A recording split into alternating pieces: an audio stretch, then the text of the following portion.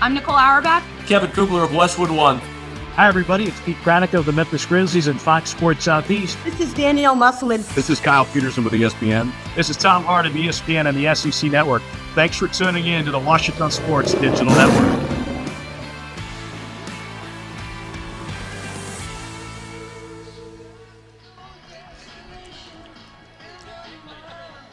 It is a beautiful sunny and 75 here at Cliff Harris Stadium in the town of Arkadelphia, Arkansas, here as the Ouachita Tigers, ranked 9th in the nation, host the number 1 ranked Harding Bisons for a Great American Conference matchup for the ages. Today, I'm Isaac Bourne, here joined by my co-host Cooper Darr, and we're just as excited as just about anyone could be for what looks to be the matchup of the year here in Division II football. And coming up, guys, we've got an exciting plethora of hosts. But before I intro that, Cooper, how are you feeling today? I'm feeling really good about this game, Isaac. This is not only a Great American huge matchup, it's also a top 10 matchup in all of Division II NCAA. So this is going to be a great game, Flexbone versus the spread offense. So it's going to be a great game of offense and defense tonight. And looking at what we've got coming for you guys, just plenty of pregame content before this game starts in about an hour and a half. I'll be back with you in just a little bit with Billy Morgan and Rex Nelson. Then I'll be recorded with GAC Commissioner Will Prewitt. But then also Cooper will be on with you with Hooten's magazine of Thomas Thrash and OSDN alum Bates Yoakum. After that, we've got the GAC Rewinds. After that, Cooper and I will be on with Chuck Bitner, director of Division II, D2Football.com. And then we'll also be on with Michael Wilson of the College Football Network. And then finally, we'll finish off with the Fish City Grill Alumni Spotlight and the Capital Technology Group Keys to the Game, as Cooper and I will be on live with you with alumni football players for Ouachita, TJ Cole and Ty Compton. So, guys, I just named a whole list, and Cooper, are you ready for this game as I am? I'm ready. Not only is it's not a 2 o'clock game, it's not a 12 o'clock game. This is prime time football. We're going to be playing the game at 7 o'clock tonight. So everyone just needs to stay around for the game, but also be watching the pregame show. It's going to be a lot of content and also a great football game tonight at prime time, 7 o'clock. Exactly what he said. And stick around for some primetime pregame content, as I will be right back with you with Billy Morgan and Rex Nelson right after this break on the Captain Henderson House pregame show. I'm Attorney Taylor King. For years, you've heard us say we'll be on your side, by your side. I'm Attorney Austin King. At Taylor King Law, we stand by that promise. And I'm Attorney Maggie King Davis. I'm proud to be a part of a team of dedicated professionals who are prepared to be on your side and by your side when you need us most. If you've been injured, contact the Taylor King Law Firm. And we, and more, will be on your side, by your side. I've heard people say Ouachita. Ouachita. Is it pronounced Ouachita? Searching for Ouachita Baptist University. Back in Texas, everybody pronounces it Wichita, but really, it's Ouachita. Ouachita. Ouachita. How would you pronounce it? Ouachita. Ouachita. It's Ouachita Baptist University. Get it right. It's Ouachita, people. It's Ouachita. Ouachita.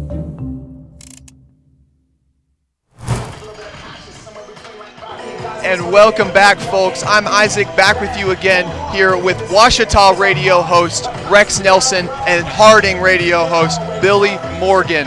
And Billy and Rex, excited to have you guys here. And first, I'll start with you, Rex. Looking at this Harding football game and looking at your entire career as a whole, what is something that, keeps you coming back year by year to commentating for Ouachita? Well, it's fun. That's the bottom line. Billy and I were sitting here talking before we went on. This is a Division I type atmosphere here with the tailgating, people here early. We both realize how lucky we are. This is not my main job, But it is something I love to do on Saturdays, and it keeps me coming back. This is my 41st year, but I'm having as much fun as I have ever had in 41 years of calling Ouachita games. Yes, sir. And Billy, in your 18th year, same thing with you. What keeps you coming back to watching Harding football? Well, I have to pay the bills because I work for the university now and stuff. But other than that, it's the fact that I just love what Rex was talking about with the fact that we get to do play-by-play for these two great universities. And I think that's what today means a lot to me because of what the universities represent. The 65th meeting between these two teams. So we, I think, both do this for days like today. I mean, these are the kind of days that you don't have any trouble getting out of bed and you're ready to come to the stadium and come to a game. And you don't take any game for granted, but obviously you live for games like today. And then I have a question for both of you. Looking into this game, Ouachita versus Harding, I'll start with Rex first. What in this game do you expect to be the biggest factor in a Ouachita win if Ouachita wants to win this one? Well, looking at what Harding has done so far this season, I think they may be better than the national championship team last year. I don't see any flaws in their first 6 games. So I think for Ouachita to have a chance, they're going to have long, sustained offensive drives to let the defense get some rest and to keep the ball out of Harding's hands, because if you let Harding keep getting the ball, you're going to get into a long night. It's going to snowball. So Ouachita's going to need some long, sustained drives that end in scores, and that's the way you stay close. If you stay close, anything can happen at the end of the game. Exactly. And then, Billy, I want to ask you the same question. Looking at this Harding team, what's the X factor for them, as they've rolled so far through the GAC, so how do they continue that against Ouachita? Well, the defense, I think, does not get talked about enough. We talk about the offense averaging 61 points, but the defense sets that up, and they've been so good, dominant up front with the defensive line. So obviously they'll have to battle against Ouachita's offensive line. The game, it's always fun for me to watch the game up front on both sides of the line of scrimmage. And this is the kind of game where these two teams, they're both well coached, and the line of scrimmage will be so important to watch tonight. Turnovers are always a big deal, and you want to protect the football tonight. And what Rex talked about with ending drives with scores, but I think and maybe touchdowns. This is the kind of game where you don't want 3, you want 6, and you want to put 7 on the board tonight. And you have to do the little things tonight because this is a rivalry that's been so much fun for so many years. And, these two teams, Rex talked about the atmosphere that we have here. It's a number 1 team, a number 9 team, 2 top 10 teams in the country playing. It wouldn't matter if both these teams are 0-6 coming in. This would be a great football game tonight. Yeah, these are old rivals. Traditionally, back in the old AIC, they were the only 2 church-related schools. The other schools football playing that played football were state schools, so there's always been that tie. But the last 22 games between these two schools, they're 11-11. They're 3-3 in the last 6 games. They've both been winning big. Only 3 schools have ever won a football championship in the GAC. Ouachita and Harding are 2 of the 3. And, an interesting stat, looking at both of these teams as well, since 2017, the home team has won this matchup. And, you see Harding last year rolling after a third quarter uprising, taking that one at home. And then back in 2022, the TJ Cole-led Ouachita team winning. So, tonight, and by that regard, you do see Ouachita kind of having a little bit of an advantage, but, obviously, stats like that are superfluous when you look at it. So I kind of want to ask to both of you guys, what trends do you expect to continue for either team? Well, obviously for Harding, they want to run the football. They want to keep the football and run it first downs. They've been very good on third down this year. And, I think for Ouachita, when you look back at for the Tigers, obviously what Rex was talking about, long drives, keep the ball away from Harding's offense. So the Bisons want to do just that. But without a doubt, the thing that we'll watch tonight, we always talk about time of possession. It's such a big deal for Harding football, and we'll keep an eye on that. And, again, I go back to Ouachita. Just keep it close, and if you can do that, something good can happen at the end, Isaac. not to bring back bad memories for Billy, but people come on, Rex. people always ask me, what is the favorite play you ever called? And they expect it to be from a Battle of the Ravine against Henderson, but actually it was Hannah Harding 10 years ago when Kyle Frazier had come back to quarterback Ouachita, or had come to Ouachita from Auburn University to quarterback. Ouachita ends up 11-0 that year. Harding only had one loss, but Frazier took them down the field at the end of the game with no timeouts, 90 yards, hit a pass, and that's my single favorite play to take it to overtime. And then Ouachita won in overtime. But I think that was, quite frankly, Billy, one of the greatest small college games ever played in the state of Arkansas. It was a great football game. I didn't go home feeling very good that night, but I know you did, and it was a great game for the fans for sure. Yeah, so that's the key. Stay close if you don't let it get out of hand, and that's what happened last year. Ouachita was within 7 late in the third quarter and then had a fumble down near the goal line. Harding makes it 14 like that, and then that snowball started rolling. So you can't have those kind of mistakes to have a chance. Yes, and just like that, they don't want to keep that rolling. We're going to keep on rolling with the pregame show. Rex, we know you have to get up to your radio box. Same with you, Billy. But thank you guys both for being on with us. Yeah, thanks for having us. And thank you guys for watching. Please stay tuned for more here on the Captain Henderson House pregame show on the Ouachita Sports Digital Network. Owned by OBU alumni, Java Primo is the official coffee house of Ouachita Tiger football. At Java Primo, amazing coffee is just the beginning. Try our great options at breakfast, lunch, and dinner, and don't forget about our amazing desserts. Also, shop Java Primo's gift selection 24/7 online at javaprimo.com. Go Tigers! Go Tigers! I'm Rex Horn, the Interim Executive Director of the Arkansas Baptist State Convention, and today I'm joined by my friend Dylan, who is an attorney with the Arkansas Baptist Foundation, with an important word for you. The foundation is here to help you support your Ouachita Tigers. If you'd like to create an estate plan that supports Ouachita and its mission, or learn about other giving opportunities, please contact us using the information below. Visit the Ouachita campus store for all your Tiger apparel, merchandise, and gifts. If you need something to wear to show your Tiger pride, stop by the Ouachita campus store on the bottom floor of the Evans Student Center to grab a t-shirt, sweatshirt, polo, or more. If you can't stop by the store on campus, visit us online at bookstore.obu.edu. Make your purchase and we'll send it to you. Support the Tigers by checking out the Ouachita campus store. Go Tigers.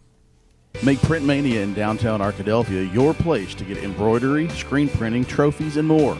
Drop by their store on Main Street in downtown Arkadelphia or visit their website at printmaniatees.com to see how they can help your business or group. Need a shirt for an event? Let Print Mania take care of that. Need promotional materials for your business or organization? You can let Print Mania take care of that too. A family-run local business in Arkadelphia, Print Mania has been serving the public since 1992. Call Print Mania today, 870-246-3803. And welcome back once again to the Captain Henderson House pregame show here on the Ouachita Sports Digital Network.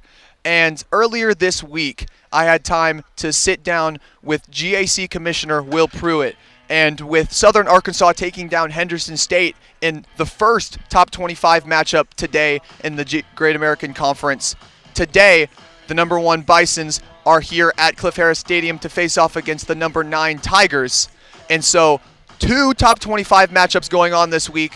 And so here's that interview with Mr. Prewitt as I talked with him about that.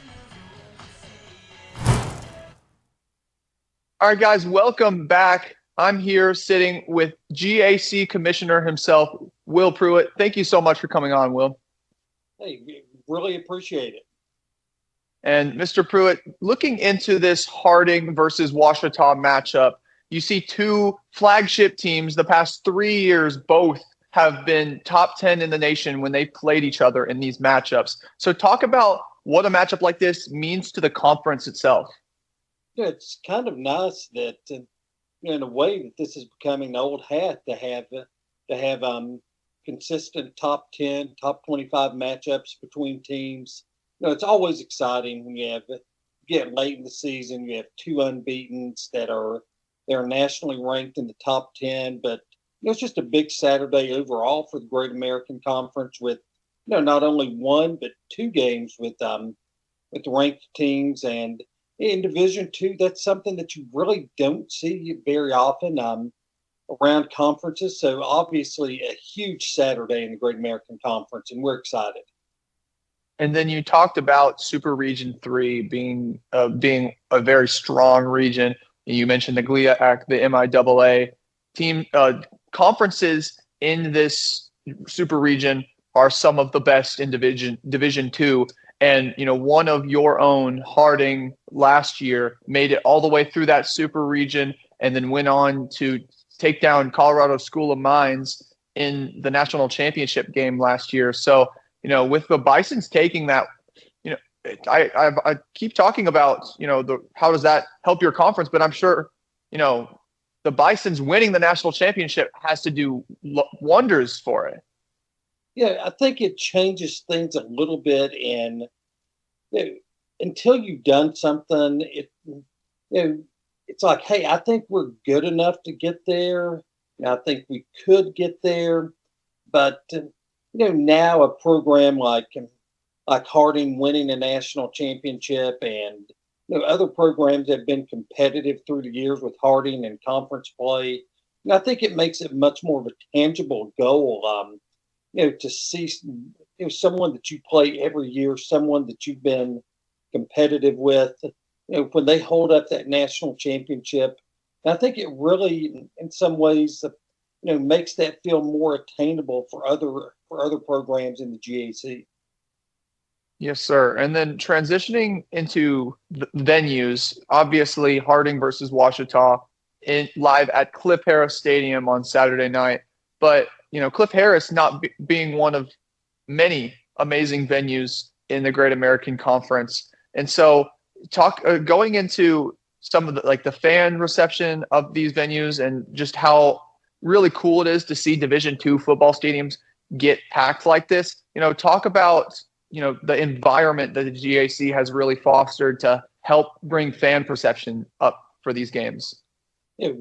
Our membership's done a lot of work with their football facilities. You look across the 12 campuses, there's been pretty significant work done on a lot of those campuses and venues over the years. And Ouachita's done a tremendous job with what they've done at Cliff Harris Stadium. And I can't imagine a better football environment than what there probably will be here for this Harding Ouachita game.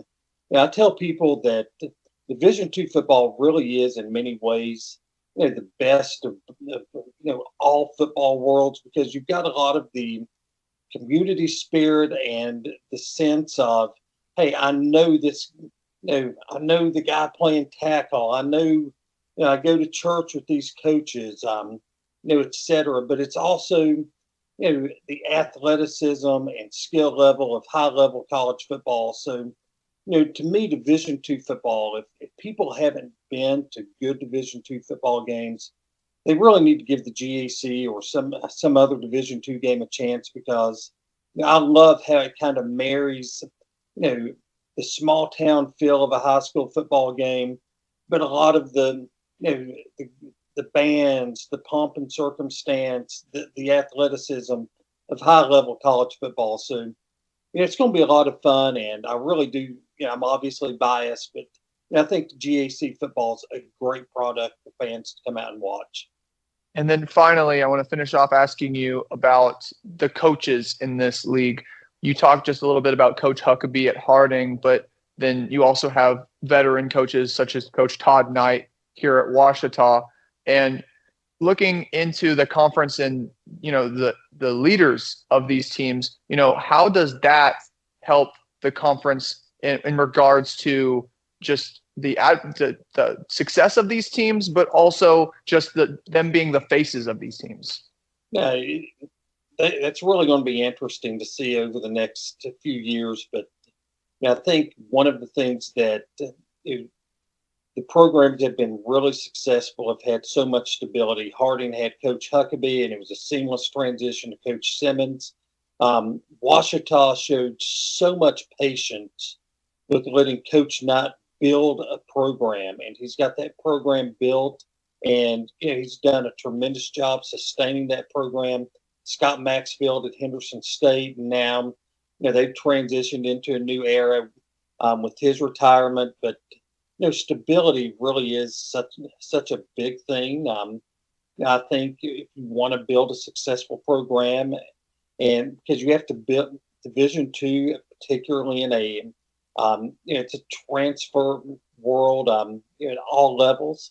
But some of these programs, you see a lot of 4-year kids. There's a really stable culture. And I think that's more important than ever in this era of college football. Yes, sir. And with that, we're going to send it back to the show. But thank you so much, Mr. Prewitt, for coming on the show with us. And thank you guys so much for watching. And stay tuned here on the Captain Henderson House pregame show on the Ouachita Sports Digital Network. I'm Sandra, this is Jorge, and we were adopted in 2019. I remember when they first came to us, Michael was already a teenager. The whole cliche of they're so lucky to have you guys, and it's the other way around. They have changed our family for the better. They chose to love us. They didn't have to. They chose us. Family. Learn about adopting a teen from foster care. You can't imagine the reward. Visit adoptuskids.org. Welcome back to the Captain Henderson House on Ouachita Sports Digital Network pregame show. I'm Cooper Darr, and joined with me, Thomas Thrash of Arkansas Hootens Football, and also Bates Yoakum of a former Ouachita Sports Digital Network alumni, now working for Hootens. I just want y'all to talk just a little bit about Hootens, kind of promote it a little bit, and then we'll talk a little bit about this game as well. Well, so this is my 4th year with Hootens, and so this group, like right here that we're about to watch, I got to see in high school.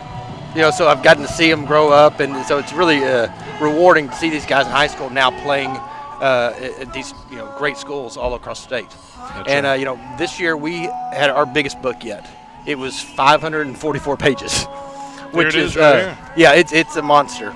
And Bates wrote half of it. That's awesome. Yeah. 2 and 3, about 80 stories. So. That is incredible. And so we're excited, and that's our whole goal is at Hootens, and we're here to promote the best of programs and players around the state, and we're kind of like a yearbook.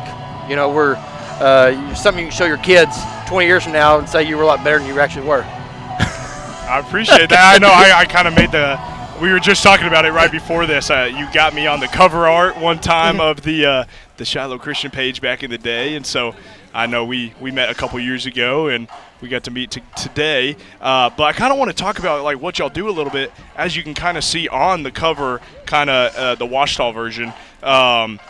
Which got a lot of. That's one of my favorites. I absolutely love. They were all in the same photo together. It's so awesome. And it's all Arkansas kids. That's right. That's what I'm getting to. So I want you to kind of talk about how Hootens kind of really does, you kind of mentioned it a little bit, promotes Arkansas football and Arkansas recruiting for colleges. How does Hootens help out with that? Well, Bates starts in January. They start interviewing coaches, and we start putting it together. All these other media companies do basketball and baseball and what other sports, but we're only football. So we take a month off after December, and then we start January and just straight football, getting ready for this year. And really, our whole goal is to make sure when you read that article that we're promoting these kids and telling everybody how good they are. And we've got to be positive, obviously. And so the more kids we can put in the names, we can put in the book, the better. That's right. And, another thing we focused on this year too was getting action shots. How many was it? 200 something? It was 180 high school action shots. I mean, we have 216, and so the goal is to get an action shot of at least one player from every team. In which we didn't have, like 2 years ago, we didn't have the spots to put them. We only had, I think it was 42 high school players' photos. Wow. So now we're trying to get more, and we're working with photographers all over the state. And so, I just remember seeing having my picture in there too. Like it's awesome. It's an awesome feeling. It means and a lot. The more kids you can have in there, the better. That's right. Bates, I kind of want you to hit on a little bit. This is the Ouachita Sports Digital Network, as they're watching right now live. Hopefully they'll watch again later. I want you to talk about how OSDN kind of prepares you for now this Hootens life and what you do after college with what you learned with the Ouachita Sports Digital Network. Yeah, so I mean, OSDN obviously you have a lot of focuses you can do. One thing I did was put together video packages for different things, whether that's a coach interview, it could be a player interview, and I do things like that now. Every week I do a weekly award show video, and it's the exact same thing. You're putting together a package of an interview and packaging together highlights from these players. And so that's something. And then writing, obviously that's a huge thing for this magazine, and not even just Osden, but Ouachita in general just prepared me really well on the writing front. Yeah, and I thank you for that. Thank y'all for that, because he has made my life so much easier. Because he's so much better than I am at editing those videos. Because we do a Scholar Athlete Week. We'll go film somewhere. We're going to Shiloh here in a couple weeks. All right, there we go. Yes, and so we'll promote their academic success. We'll make a highlight video. We'll go video, and then we've got at the end of the season, which he's about to get really, really busy, is we have the Farm Bureau Awards, where we have 58 videos that are like about a minute and 15 seconds narrating the 58 best players from the state, going from their sophomore, junior, and senior year. And so he does all that, and I get the coffee. And that is a lot of work. That is a lot of work. I know I got to see a lot of my buddies go, Eli Wisdom, all the other guys. And a lot of these guys that are on the field today for Harding and Ouachita got to be at those Farm Bureau Awards, and I'm sure Hooten's helped made those videos as well, and they won a lot of awards. Kind of just talk about Ouachita and Harding. Sorry, well, all the H's kind of messed me up a little bit. You know? So Ouachita, Harding. Let's talk about the game a little bit. Obviously, we have a little bit of articles written about them in y'all's magazine. What do y'all think this game's going to be? Just talking about college football a little bit. Well, you got to go back to the two programs that Coach Knight at Ouachita. But I played that my first year here, and then I realized I wasn't that very good, so I retired. But when he started, what he's built, and he's done it through Arkansas players. He has those coaches going to every school in the state frequently. And so you've got all these guys coming from Arkansas schools.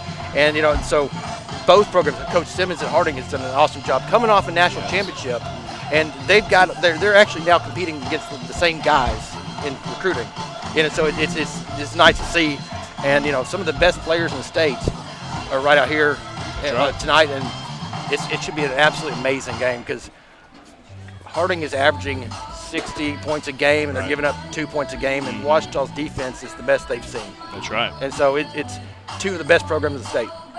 It really is two of the best programs, and they're recruiting from some of the best high schools in the nation. I know Hooten's, we've already hit it so many times, but really Hooten's is helping them out a lot. But these are always in the Walmarts at the beginning of the year. I'm sure. Are they still in Walmarts right now? If we're picking them up. We're picking them up. Yeah. Right now. So I know any area of the state, they always got a different kind of album art or cover art. So it's really cool. It's a lot of fun. I know the backside kind of premieres a little bit of the high school stuff. So that's my favorite one. We did a Champions Edition. We started last year. We had a photo shoot. We had a player from each state championship team come to War Memorial where they won it and have a big photo shoot. And that's probably one of the most unique one. That's awesome. It's a lot of fun. So Hooten's we're about to wrap up here, but I kind of just want y'all to talk a little bit more about Hooten's and Ouachita and Harding. And are there any guys specifically that you remember writing an article for that is now playing out here tonight? Anybody? Well, specifically, I remember doing 2 Scholar Athletes last year. Yeah. Isaac from Southside, and then we had Hot Springs guy that are both freshmen at Ouachita now. Oh, wow. And then obviously Braden J for Harding. And my favorite, you weren't here, I don't think, was Connor Baker. Yep. Is one of my favorite guys. I probably saw 3 games of his when he broke the record, and I missed my 20-year anniversary at high school to be there to film the record-breaking game. And then he decides to start passing the ball. He's one short, and I told him, I said, hey, Connor, I'm missing my 20-year anniversary for this. Can you please run the ball in? And he broke it the next week when I wasn't there. That's awesome. But one of my favorite players. That's awesome. Well, we appreciate everything that y'all do for the state of Arkansas, even with recruiting of Ouachita and Harding and all the other colleges in the state of Arkansas. But we really appreciate y'all's time today. And join us right back after this as we look at the Captain Henderson House in the Ouachita Sports Digital Network. Whether you realize it or not, you see the work of bats and signs all around Arkadelphia. When you see the Badger equipment trailer on the way to a Badger game, Bats and Signs did that. When you're watching the Badgers, Tigers, or Reddies and see the signage that just really makes their facilities pop, Bats and Signs did that too. You see the signage in downtown Arkadelphia, on the campuses of Ouachita and Henderson, or the sign in your neighbor's yard supporting a candidate or their favorite Badger? Yep, Bats and Sign did that too.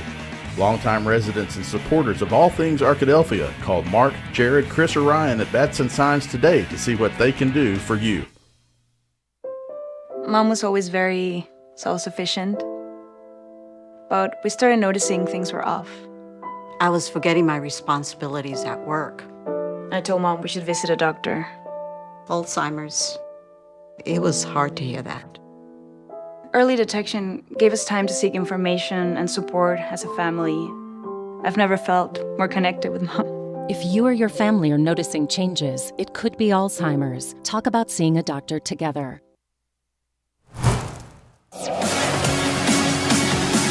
This is the Week 6 GAC Rewind. Southern Arkansas had an offensive explosion in its 65-10 victory over Oklahoma Baptist. Quarterback Judd Barton led the way with 361 total yards and 5 total touchdowns to earn GAC Offensive Player of the Week honors. Jarek Scales added 12 carries for 80 yards and 2 touchdowns of his own. The Southern Arkansas defense was led by defensive back Justin Aaron's 2 interceptions. Jaden Brown of Oklahoma Baptist was able to add 9 tackles to go along with his 2 tackles for loss and a sack. For SAU, here's the first of Barton's 3 rushing touchdowns on the night, as called by Dan Gregory of the Mule Riders Sports Network. First down 15 for the Mule Riders. And Barton's going to keep after faking the handoff. Big hole left side all the way to the end zone for Judd Barton. He just got more room to maneuver with that 5-yard penalty. 22 yards for the touchdown for Judd Barton. Henderson State beat Southern Nazarene 48-21 behind quarterback Andrew Edwards, who was 19 for 29 for 244 yards through the air and added 5 total touchdowns. Edwards' top receiver was Elijah George with 3 receptions for 91 yards and 2 touchdowns. Jeremiah Davis was the top rusher of the day with 21 carries for 94 yards and a touchdown. Bryson Evans led the way for Southern Nazarene with 151 yards of total offense to go along with 2 touchdowns. Here's one of Edwards' touchdowns for Henderson State, a 62-yard pass to George as called on the Henderson State Sports Network. An empty backfield for Andrew Edwards. Calls for the snap, looking right, throws out all the way to the boundary. It's complete for a first down and more for Elijah George. He tiptoes his way down the sideline and gets free and goes all the way to the end zone. Touchdown, Reddies!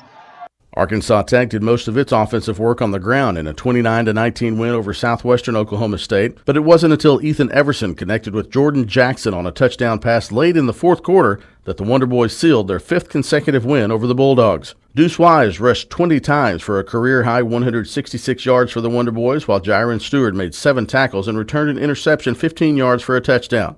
Kai Coons generated 270 yards of offense for SWASU in the loss. Here's that Everson to Jackson scoring strike as called by Sam Strachner of River Country KCJC.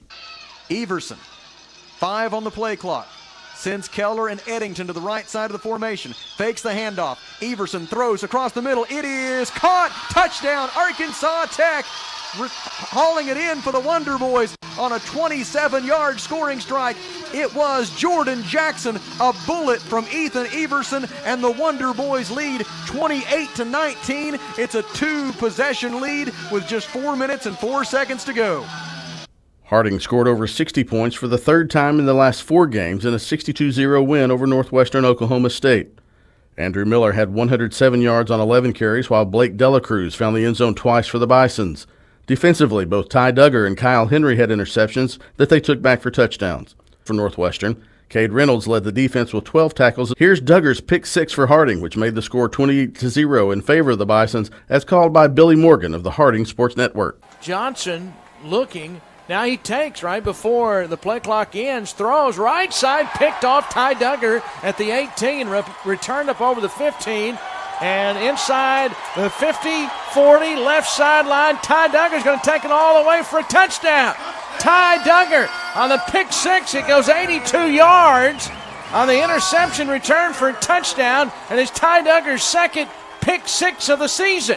And the Bison defense has scored, and now Harding leads it 20-0. Ouachita used a solid effort on offense and defense in a 40-0 shutout of East Central. Freshman quarterback Nate Tenbars finished with 261 total yards and a rushing touchdown, while Kendall Givens added 2 rushing touchdowns and a 43-yard touchdown pass. East Central's Keebler Wagner had a standout game with 9 tackles, a forced fumble, and an interception. Ouachita kicker Dax Jaggers kicked a school record 60-yard field goal just before halftime to give Ouachita a 20-0 lead. Here's that call from Rex Nelson of the Ouachita Football Network. This is going to be a 60-yard field goal attempt from the far hash mark for Dax Jaggers. Snap, hold, kick. It has got the distance. It is good.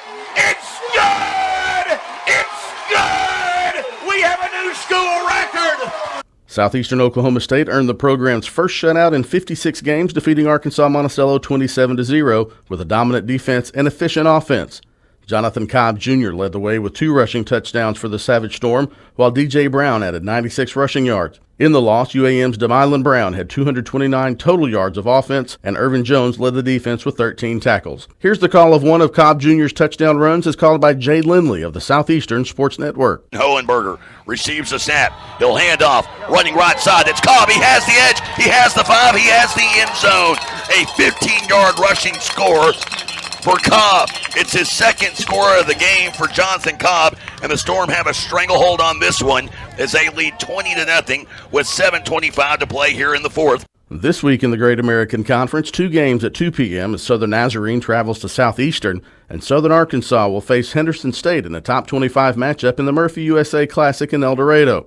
Northwestern and East Central are set for a 3 p.m. kickoff in Ada. Arkansas Tech at Arkansas Monticello will kick off at 4 o'clock p.m.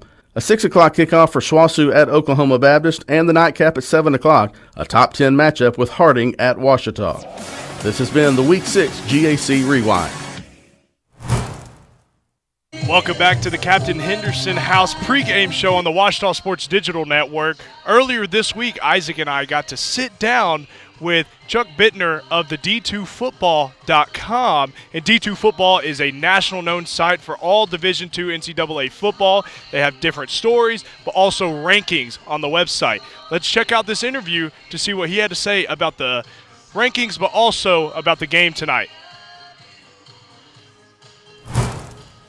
And welcome back. I'm Isaac Bourne once again with you with Cooper Darr, joined this time by Chuck Bitner from D2Football.com.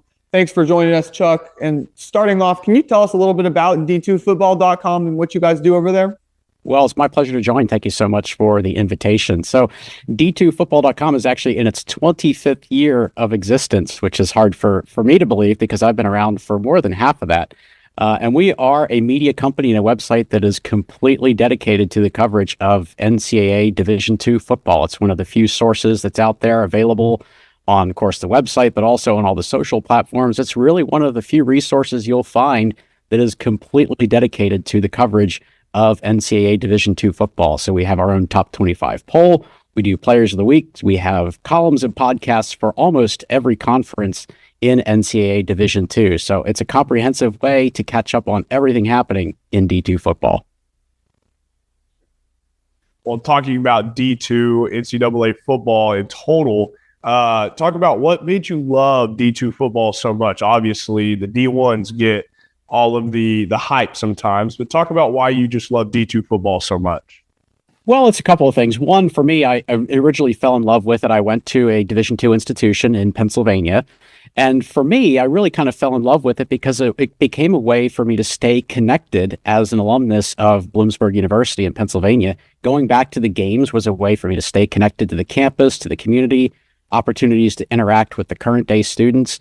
And really, one of the reasons that I enjoy it so much is because of the accessibility of it. You know, if you're a fan of an SEC school or a Big Ten school, it's a real chore to go to those games, right? You have to secure tickets. It's costly, parking, ingress, egress. Like it's a chore to go to some of those games, fellas. But when you go to a D2 game, you get on campus and you can get a big time feel just on a smaller scale and a smaller environment. So I love the accessibility of it. It's easy to go to the games. Afterwards, if you hang around, you usually have opportunities to interact with players of both teams and the coaches. great way for alumni to stay connected with each other. So it's just it's a great way to be involved in the game of football and college football specifically, without having to be so involved and so invested in just how you do it logistically. So it's something that I encourage anyone who is an alumnus or student of a Division II or even Division III or NAIA. It's definitely a way to stay involved with your community. Talking more, let's dive a little bit deeper into the Great American Conference. We're from Ouachita Baptist University. Obviously, we'll talk about the game here in a little bit. But the Great American Conference, it's a great conference. Talk about just some teams in the conference that really make a name for themselves in D2 football. Well, of course, the two that come to mind the most prominently are the two that are playing this weekend in Arkadelphia. So Harding is the defending GAC champion, but more importantly, defending national champion.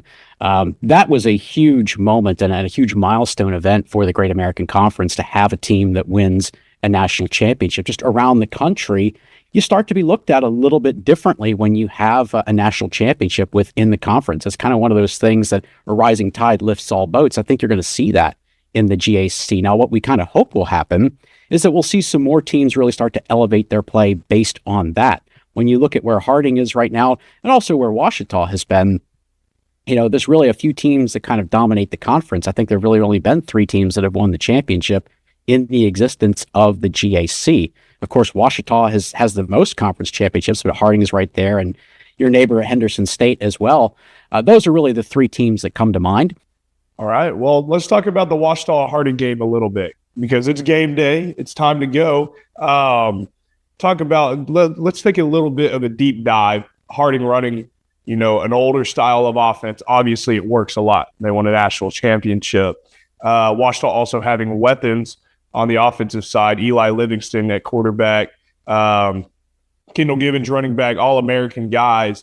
How are these two teams going to face off against each other? And it's going to be a good game. Well, the first things that kind of come to my mind, even before you start to look at how the teams match up on the field, guys, it's just the magnitude of this game and what it's going to mean.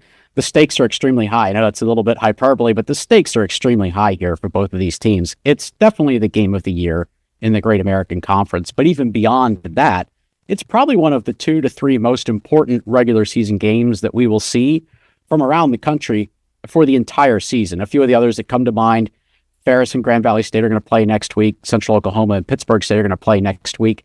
Those are kind of the other 2 games that I might look at as sort of the game of the year, so to speak, along with this one. Because, again, to kind of what we talked about a little bit earlier, the likelihood that the winner of this game is going to be the GAC champion is extremely high. Of course, there's still a month of football to play after this, but the winner of this game is clearly in prime position to win the GAC championship. So just the stakes that are in play, the fact that we have 2 undefeated 6-0 teams, and definitely the 2 teams that have really dominated this conference over the last couple of years. So that's really the first thing that comes to mind. But how they'll match up on the field, that's a really interesting thing to dive into, because you have this Harding team is potentially the most dominant team that we've ever seen in the Division II era. Now, that's hard to kind of compare teams across different eras of college football, but certainly right now they're the dominant team. But really, I don't think we've ever seen a team that has completely dominated its competition the way the Bisons have to this point. When you look at the point differentials, and it goes beyond that, just the yards per game differential, offensively, defensively, they're just a thoroughly dominant football team. But the interesting thing is, guys, if you kind of take Harding out of the equation a little bit and just look at Ouachita, they've also been an extremely dominant football team this year. They had a little bit of a challenge with Southern Arkansas, who we know is a good football team, but outside of that, they've really been nearly as dominant as Harding has been. So, I think recency bias is a real thing in sports, so we know that that's true. I think a lot of people look at Harding as just the most dominant team right now. That certainly is true. But over the course of the existence of the GAC, I think it's really been Ouachita that's kind of been the best team in the league from going back a decade through present. They have more championships. They're even with Harding head-to-head. Their records in the GAC since the existence of the league I think it's within 1 game. They're almost exactly even. So, I'm not willing to just gift this as a win to Harding just because of how dominant they have been to this point. They will absolutely have to work for it, guys. This is going to be a tough challenge for them, without a doubt. Thank you so much, Chuck, for coming on. With that, that's just about all the time we have today. Hoping to have a good one tonight. to make it to, like you said, make it one of the D2 football games of the year at Cliff Harris Stadium. But Chuck, thank you so much for coming on. My pleasure. Thank you. At Capital Technology Group, we make your technology our priority. Our team of experts can become your outsourced IT department, solving problems even before you know about them. We provide and maintain everything from servers and network infrastructure to printers and digital copiers. As a family business with over 80 years of history in Little Rock, you can trust Capital Technology Group to be your business technology partner. If you're ready to get your IT in order, visit captg.com and sign up for a free consultation. At Barry & Turnage, we specialize in bringing the law to your corner. We are dedicated to understanding what results you want and to helping you understand what actions we can take on your behalf. With over 30 years of experience and a proven track record of success, Barry & Turnage is here to lead you down a path to the results you need. We will work with you every step of the way to make sure that you understand the choices you are making and feel empowered to make them. Barry & Turnage. Serious injuries require serious attorneys.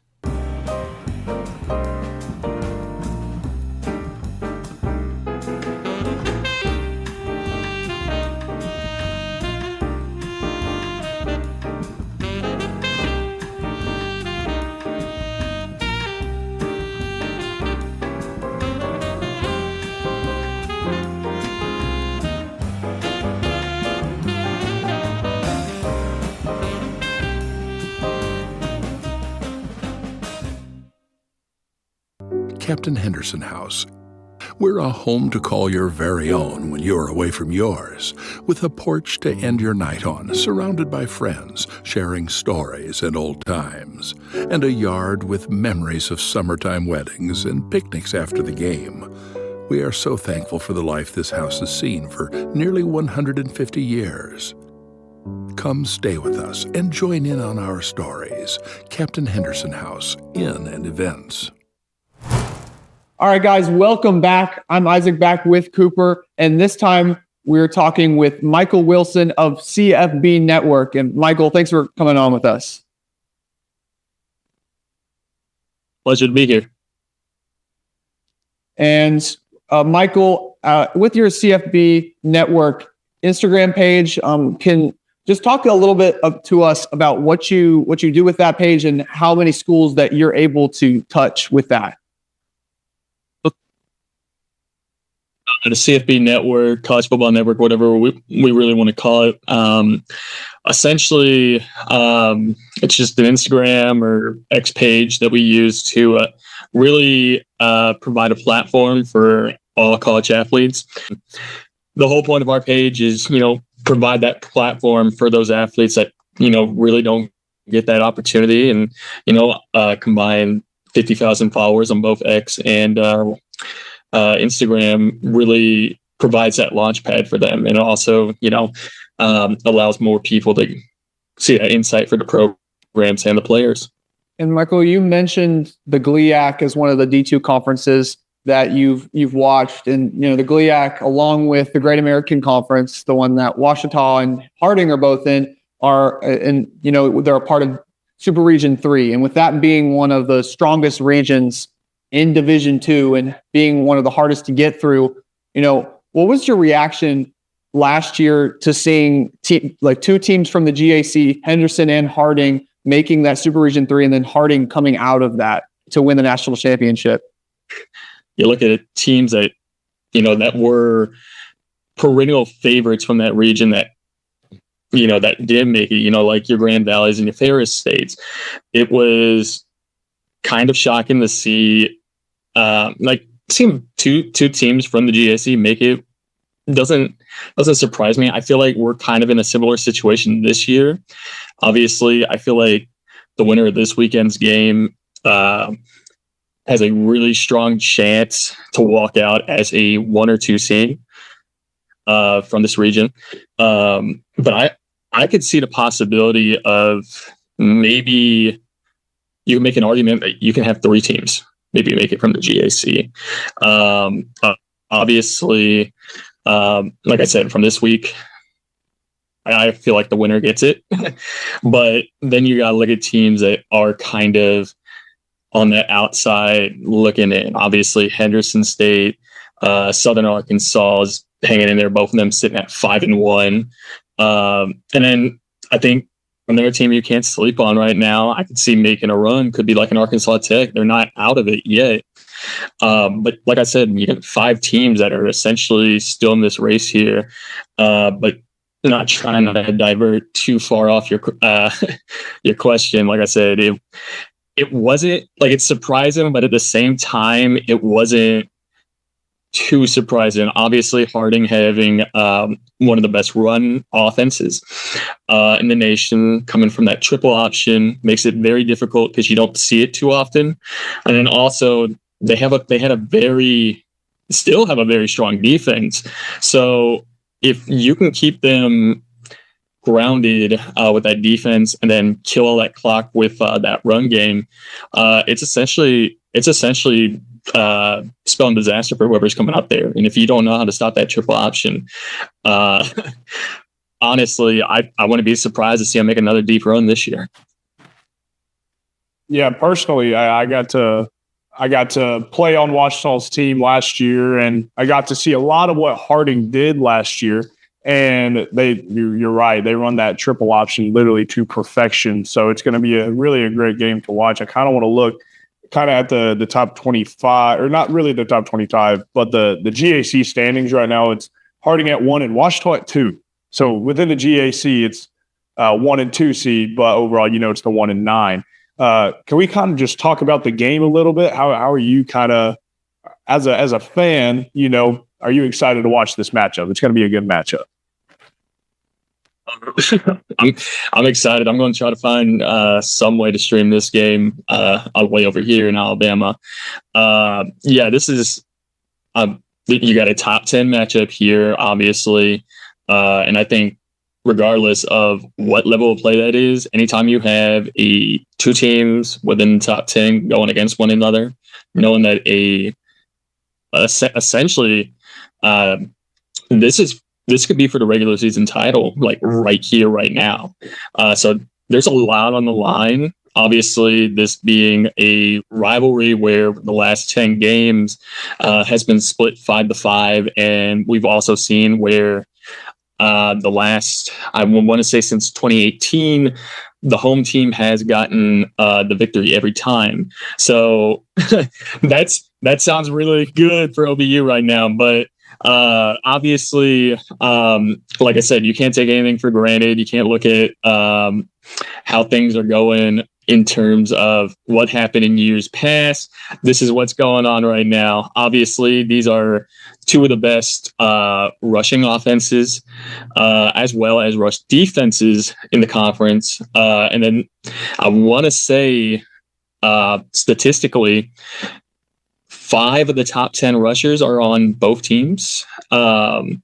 So that's something, obviously, the run game is going to be very important, but I think what's going to be an X factor here is who can get that.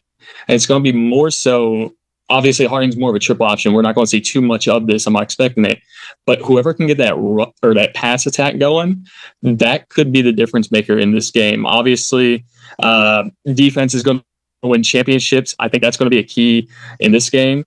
But I think whoever can get that, if you can't get that running going, whoever can get the passing attack going is going to end up winning this game. I think it's going to be a really close one, and I think it's going to be a fun one to watch. And the sun setting just a little bit more here in Arkadelphia as we near closer to one of the most anticipated games in Division II football.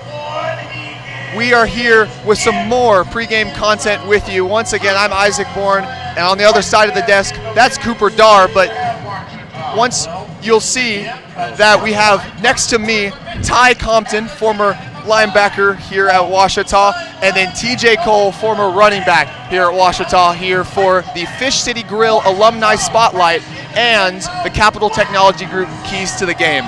And so, guys, welcome back. Nice to have you guys here. But I just want to ask you guys both, what does it mean to be back? Go first. I feel like I get the pregame jitters right now. I feel like I'm ready to go play myself. But it's the best atmosphere if you're from Arkadelphia, if you're around the neighboring area. you know how Tiger football is on Saturdays. Kind of piggyback off what he said. I love being here. I miss it. I always get kind of emotional when I come back, but it's all love at the end of the day. So, kind of talking about Ouachita football, obviously y'all were both very, very successful here. How did Ouachita football kind of prepare you for life after college, and what are y'all doing now? So currently right now I'm back in Texarkana, Texas, back in my alma mater from high school. I coach varsity running backs, but I felt like this program set me up for success with our 3 core values that we learned here. It's trust, care, commitment, and I felt like I learned those, and they were instilled in me through college with Coach Knight and in our football program, and I feel like they show up every day in my professional aspect every day. I'm currently coaching at Seven Hills Middle School, my alma mater. Being at Ouachita helped me out a lot, got me ready for the real world, and the coaches, I got to give a big shout out to the coaches. They helped me a lot with coaching and teaching the students and athletes how the game is really supposed to be played. And then looking into this football game, you know, it doesn't get bigger than this here at Cliff Harris Stadium. And one patented offensive scheme. First I'll go to Utah that Harding has always really has instated for the longest time, first with Coach Huckabee, and now where they are now is that flex bone offense. You know, starting with quarterback, all running behind quarterback Cole Keelan with A-backs and with Braden Jay and also Andrew Miller, but also Jalen Spicer. And then at that B-back, obviously, is the fullback Blake Dela Cruz. So talk about that offensive scheme and, you know, how in the past you've defended against it and how what the scheme is trying to go against that. Well, first of all, it's always a hassle to play hard, but we know we're going to get their best game at all times. Basically, it just comes down to discipline. You know, everyone has to do their job on the field and their assignments. That's all it comes down to. If one missed assignment, it could be a 60-yard touchdown. It comes down to discipline. Right, so going from defense now to offense, I want to talk a little bit to TJ. We have guys on the field now, Eli Livingston, Kendall Givens, guys that y'all got an opportunity to play with while y'all were here at Ouachita. Kind of y'all got to instill some wisdom into these guys. Oh, yeah. Talk about what Ouachita is thinking offensively for a Harding game.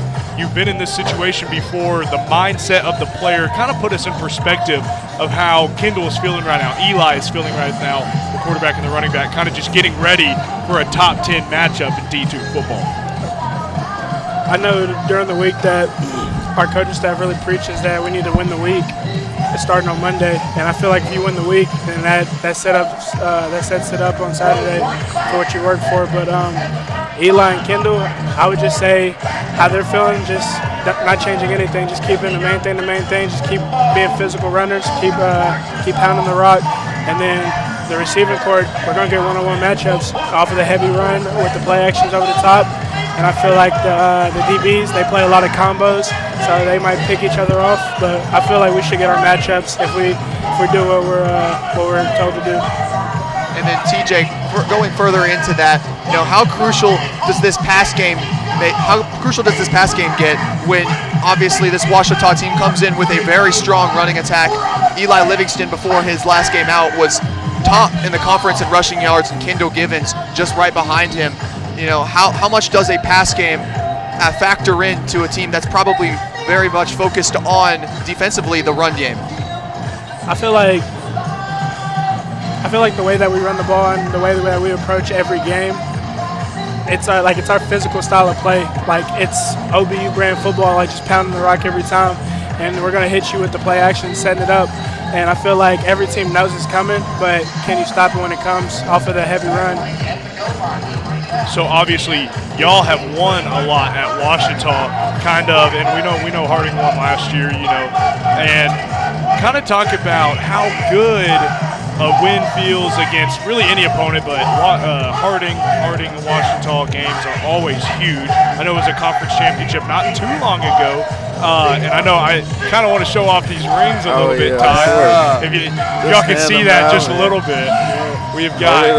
We got some championship rings. So Ouachita knows how to win football games. Obviously, we can see with these rings. But Ty, I want to talk a little bit more on the defensive side. How important going against a flex bone offense? How important is it for you to be reading your key? Obviously, you know where the ball is going to be going if you're reading your key.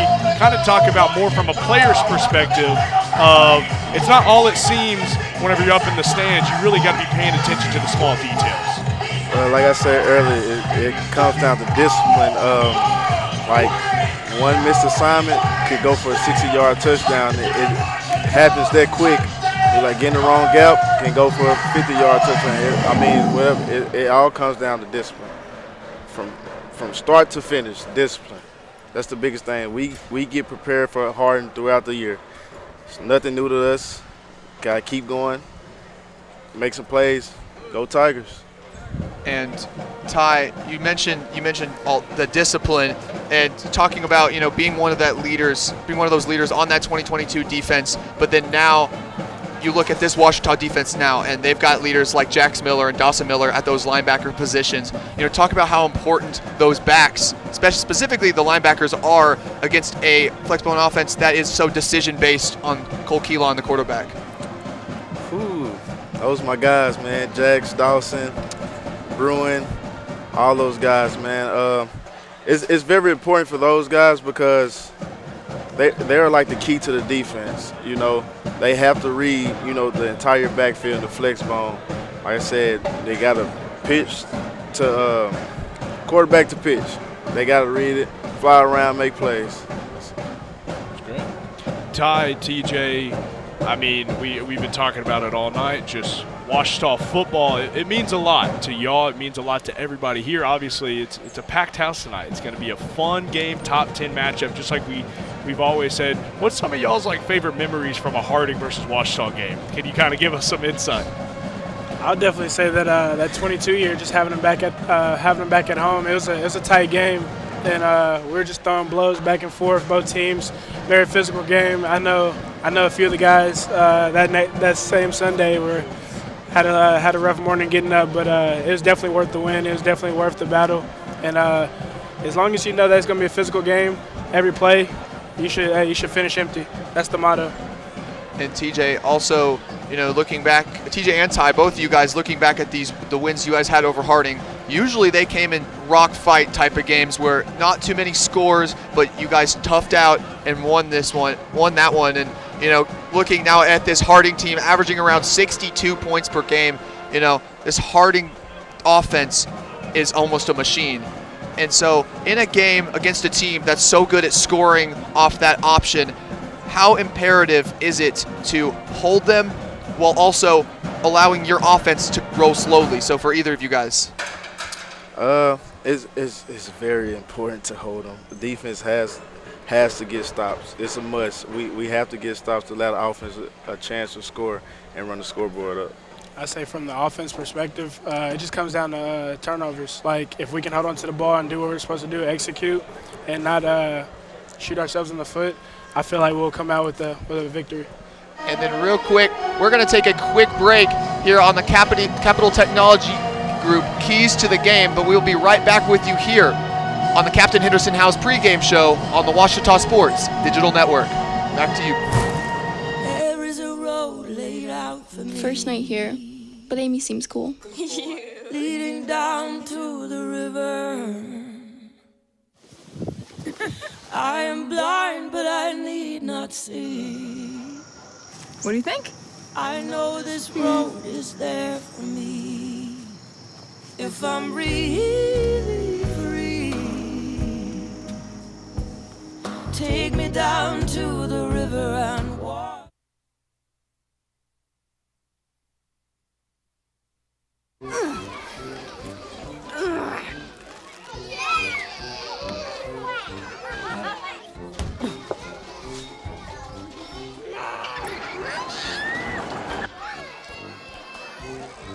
If you love them enough to crawl into a play place to get them to come down,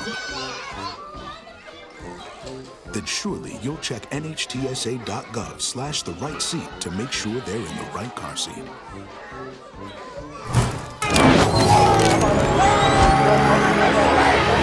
Oh! Ain't nothing like it, baby!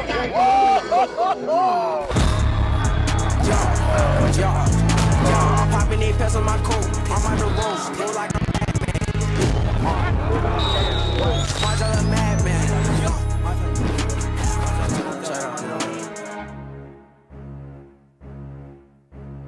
Y'all in my rollie, y'all in my paddock. This an AP and a hat automatic. Whipping that white in the kitchen, box at it. Whipping it slowly, the whipping them fast. I got this swag on fashion, I'm a bastard. Rock out my jean, they tell like a big jagger. You think you fly, but your swag a track max. They want my sauce because I'm a chick man. And I'm full out of rap. I'm trying to capture. All of my weapons is automatic. Got on that phone with no city. At Capital Technology Group, we make your technology our priority. There are so many threats to IT these days, and we're here to help protect your data and devices.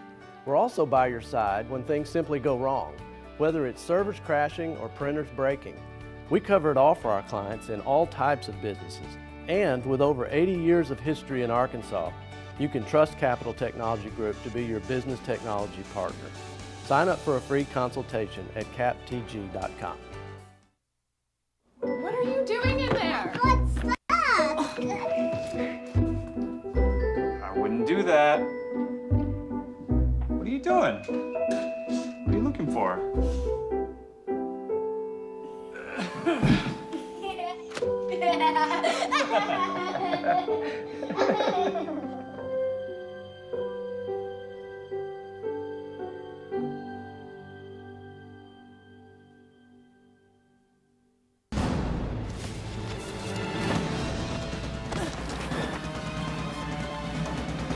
Even the mighty might not see it coming. It's prediabetes, and it captures 1 in 3 adults. But you can escape. Take the 1-minute prediabetes risk test to know where you stand and prevent or delay type 2 diabetes. Be your own hero on smartphones everywhere at doihaveprediabetes.org. For years, we've said we'll be on your side, by your side. We all stand by that promise. And I'm proud to be a part of a team of attorneys who are prepared to be on your side and by your side. So if you've been injured, we'll be on your side, by your side. In NCAA Division II, community engagement is an initiative at all 25 national championships because student athletes want to give back while competing for a national title. Over the course of the year, Division II student athletes have an opportunity to leave a lasting impression in local communities throughout the country. Whether Division II student athletes are volunteering at hospitals, schools, after-school care programs, foster homes, or retirement villages, they make a difference in the lives of others. In Division II, we rise to the opportunity and make community engagement ours. Come on, man. And with the rest of DBC News, Aaron Kuj with the 23 comeback. Gibbons gonna pass the football. Don't call it a comeback. I've been here for years. I'm rocking my pants, putting suckers in fear, making the tears rain down like a. Listen to the bass go boom. Overpowering over the competition. I'm towering, Rick is shot. When I drop these lyrics that'll make you call the cops. I'm gonna knock you out. Mama said knock you out. I'm gonna knock you out. Mama said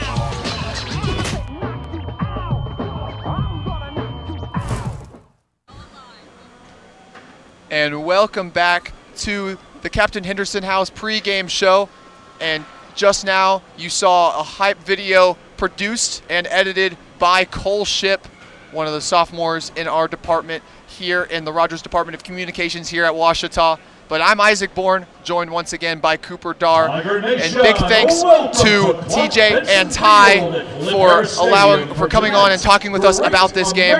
But Cooper, you can almost feel the energy build as this game gets closer and closer to kickoff. That stadium pulse just growing here. That's right. Kind of even watching that video, it just gets you excited. It's game day. It's game time. We're getting about 22 minutes-ish to game time, prime time, 7 o'clock. It's about to be electric. This is going to be an electric atmosphere. If you can't be here, we're hoping that you get to watch it the entire time on the Ouachita Sports Digital Network. So it's going to be an awesome game. You can already feel the energy, and we're outside the stadium. Exactly. And, big thanks to Reese Davis and College Game Day for giving us that shout-out. Not us, but giving this game that shout-out. Just a bit of a, critique, Reese. It's Ouachita, but, with that, we're going to send it really quickly to the pregame prayer. So thank you so much for tuning in.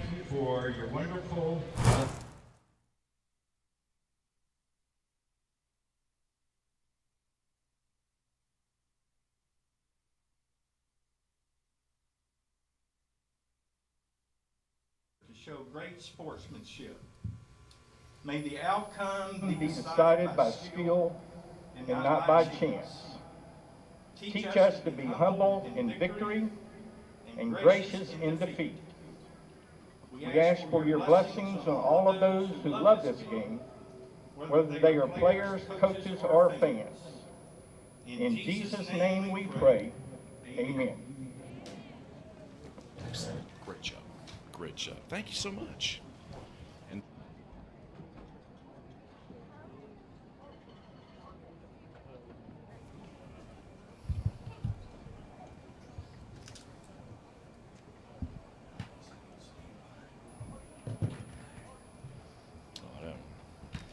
surely can.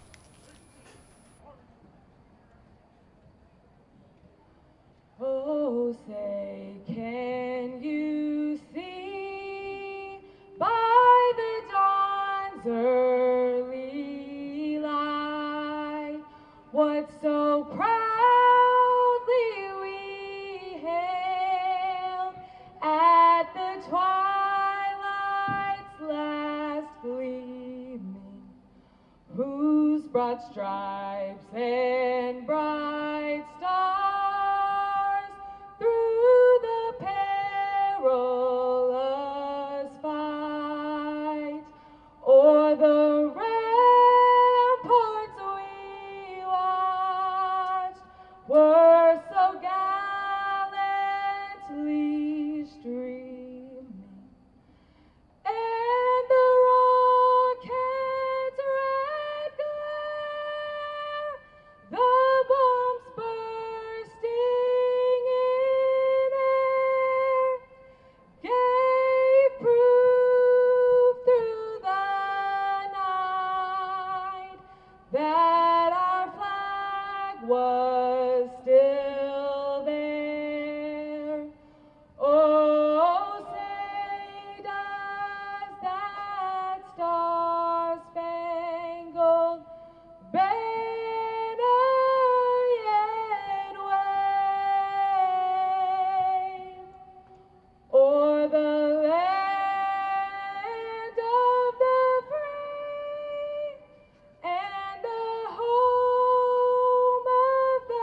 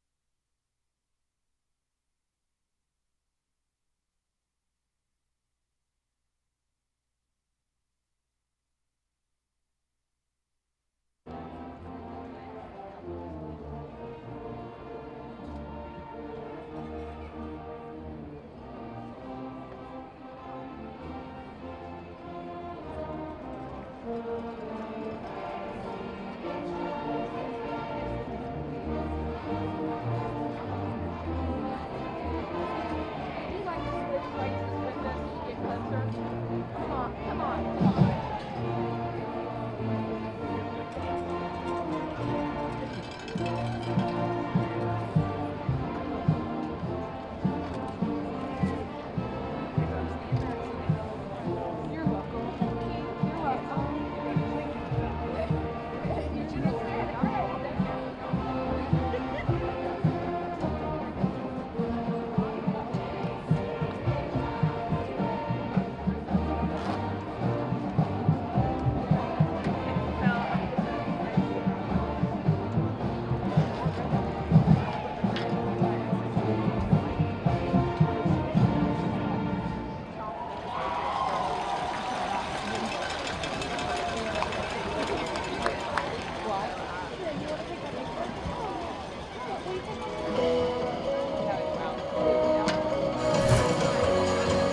And guys, it's almost dark here at Cliff Harris Stadium as we near prime time, as Cooper and I have talked about all night. And with that, we just want to thank you so much for tuning in to the Captain Henderson House pregame show. We've had a lot of fun, had some guests, TJ and Ty finishing up with the alumni spotlight. But with that, I've been Isaac Bourne and this has been Cooper Darr. And thank you for tuning in to the Captain Henderson House pregame show on the Ouachita Sports Digital Network. Have a good night and God bless.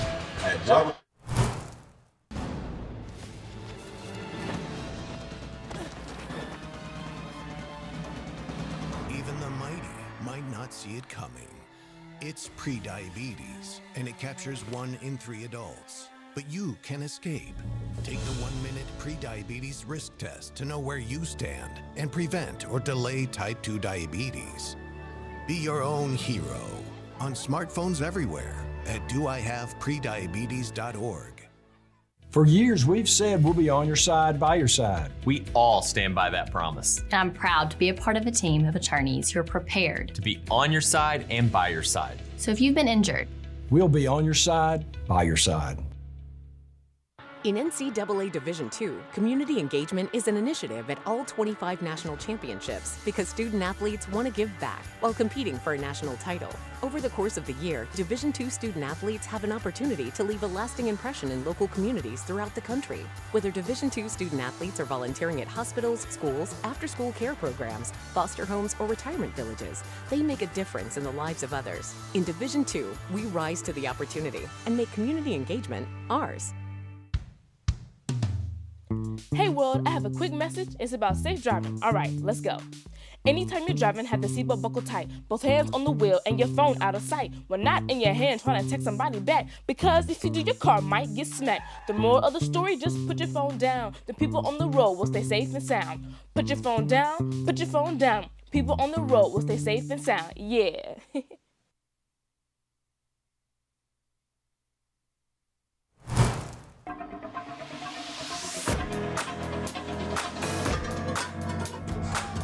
Eli Livingston, Batesville, Arkansas. Kendall Gibbons, Little Rock, Arkansas. Connor Flanagan, Fayetteville, Arkansas. Keith McKnight, front of Dub. Carter McElhaney, Greenbrier, Arkansas. Garrison Jackson, Gentry, Arkansas. Dylan Horton, Royal, Arkansas. Isaiah Simpson, Denton, Texas. Galen Williams, Texarkana, Arkansas. Eli Wilson, Searcy, Arkansas. Jake Loganville, Van Alstyne, Texas. Mikey Gonzalez, Tampa, Florida. Grovell Carter, Cooperole, Louisiana. Braylon Butler, D Block, Texas. Joey Ortego, Spring, Texas. Dawson Miller, Heath, Texas. Jax Miller, Keithfield, Louisiana. Jabari Farms, Stockton, California. Mario Ganti Jr., Federer, Arkansas. Stephen Weston, Palm Bluff, Arkansas. Josiah Johnson, Little Rock, Arkansas. Kenta Jones, West Memphis, Arkansas. Dax Shaggers, Bethany, Oklahoma. Tom Weston, Fremantle, Western Australia. Drew Scartveet, Hazel, Texas.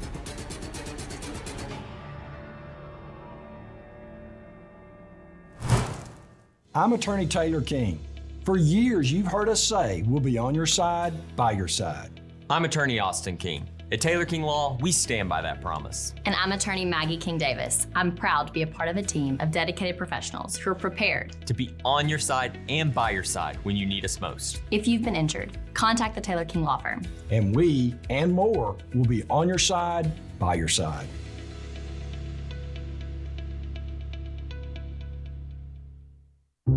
I've heard people say Ouachita. Ouachita. Ouachita. Is it pronounced Ouachita? Searching for Ouachita Baptist University. Back in Texas, everybody pronounces it Wichita, but really, it's Ouachita. Ouachita. Ouachita. How would you pronounce it? Ouachita. Ouachita. It's Ouachita Baptist University. Get it right. It's Ouachita, people. It's Ouachita. Ouachita. Owned by OBU alumni, Java Primo is the official coffee house of Ouachita Tiger football. At Java Primo, amazing coffee is just the beginning. Try our great options at breakfast, lunch, and dinner, and don't forget about our amazing desserts. Also, shop Java Primo's gift selection 24/7 online at javaprimo.com. Go Tigers! Go Tigers!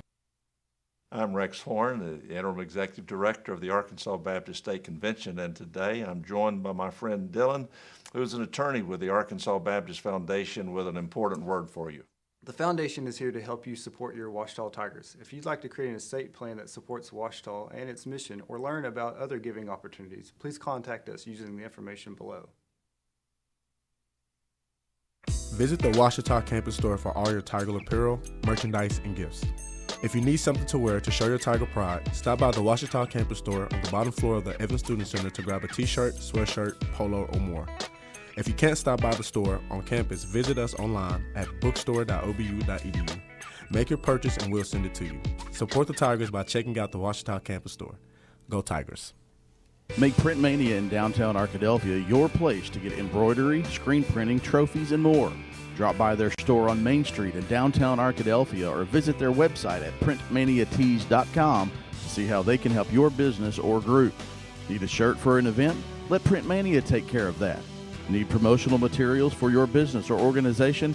You can let Print Mania take care of that too. A family-run local business in Arkadelphia, Print Mania has been serving the public since 1992. Call Print Mania today, 870-246-3803.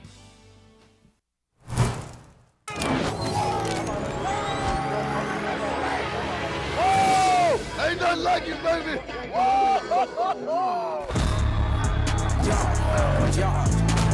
Popping in pets on my coat. On my roast. Go like a madman.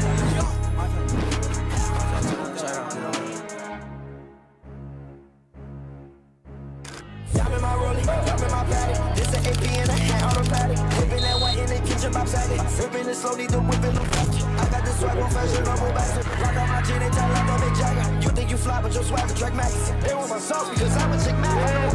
And I'm full out of rap. Come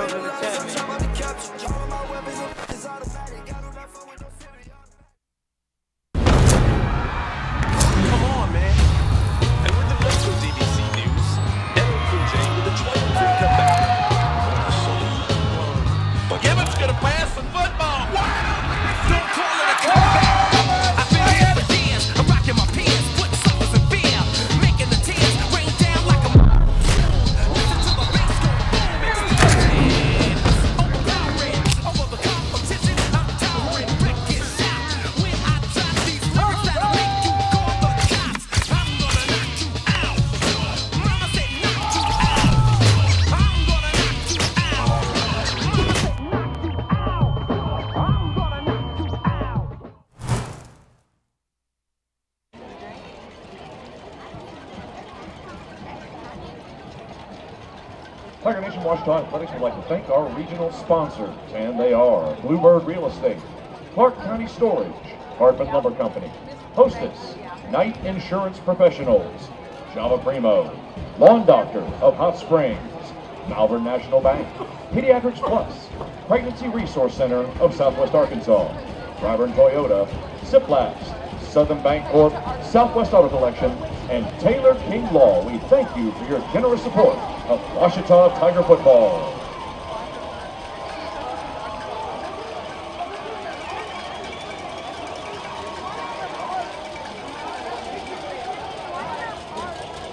The Great American Conference promotes good sportsmanship by student athletes, coaches, and spectators. We request your cooperation by supporting the participants and officials in really the help game in a academics. positive They profanity, racial comments, or other intimidating actions directed at officials, student athletes, coaches. Into football team, he's got to be a leader. He's got to be physically talented, and he's got to know the playbook backwards and forwards. He's got to be a leader in every respect, and Eli is certainly that. Such a pleasure to visit with him. I tell you what, this is going to be a fantastic game, and we're just a little less than 6 minutes away from kickoff. For the third straight season, the regular season battle between Ouachita and Harding is going to feature two teams that are both nationally ranked in the top 10. As you know, Ouachita comes in at number 9 in the nation in the football coaches poll. and Harding comes in at number 1 in the nation. Today's game here in Arkadelphia is going to be a classic. Last year, number 9 Harding beat number 5 Ouachita, and that was a 41-10 score, surprising spread. In 2022, it was number 9 Ouachita that beat number 7 Harding 21-13. Unofficially, this is just the 4th time ever that Ouachita has competed in a matchup of top 10 in-state teams. The first was in 1975 when the then NAIA ranked number 6 Ouachita snapped number 2 Henderson State's 17-game conference winning streak with a 21-20 win to earn a share of the AIC title. I will never forget that day. I was in the stands. Our own Rex Nelson was on the field as he was watching from the sideline. What a day that was, 21-20. Regarding the Ouachita-Harding matchup now, today's game is going to mark the 7th time that the two teams have held national rankings when they faced off against each other since the two squads joined the Great American Conference in 2011. 2021, Ouachita held number 8 national rank when it lost to Harding 38-21 in Searcy. The Bisons were just receiving votes in the AFCA poll and were ranked number 22 by D2Football.com. In 2019, then ranked number 5 Ouachita beat number 18 Harding at home 16-14 in the NCAA Division II Showcase Game of the Week on ESPN3. In 2018, then number 6 Ouachita beat number 19 Harding 7-3 in Searcy, and in 2014, then ranked Ouachita number 22 won by a field goal in overtime in Searcy against number 13 ranked Harding, a final score of 31-28. That concludes the Baptist Health Tiger Countdown to Kickoff. Football is coming your way next here on the Ouachita Football Network, presented by Visit Hot Springs.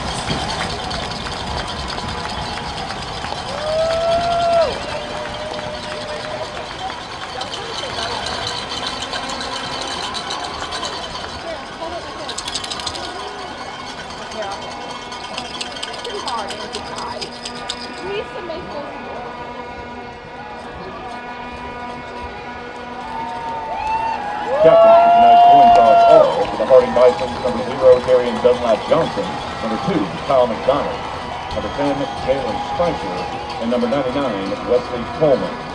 For the Ouachita Tigers, number 6, Connor Flanagan, number 13, Dawson Miller, number 30, Jax Miller, and number 34, Kendall Gibbons.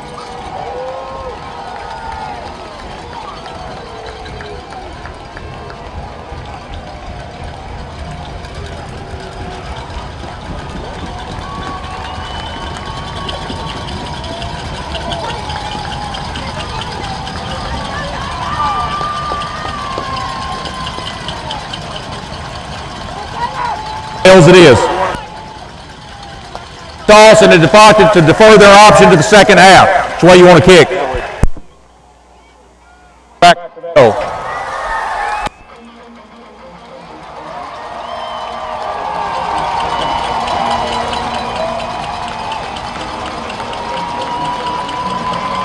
And now, combination, let's be here.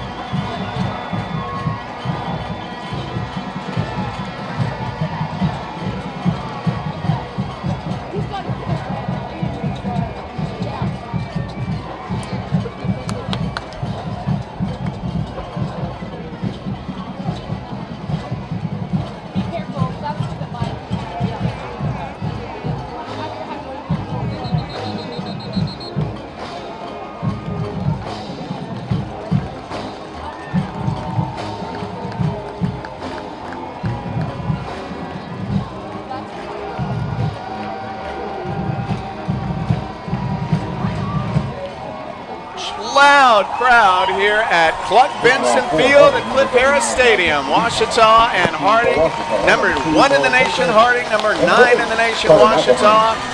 This is Jeff Root, along with me, Richard Atkinson. It is an atmosphere I don't think I've seen since the last Ouachita Henderson contest. A really electric atmosphere here.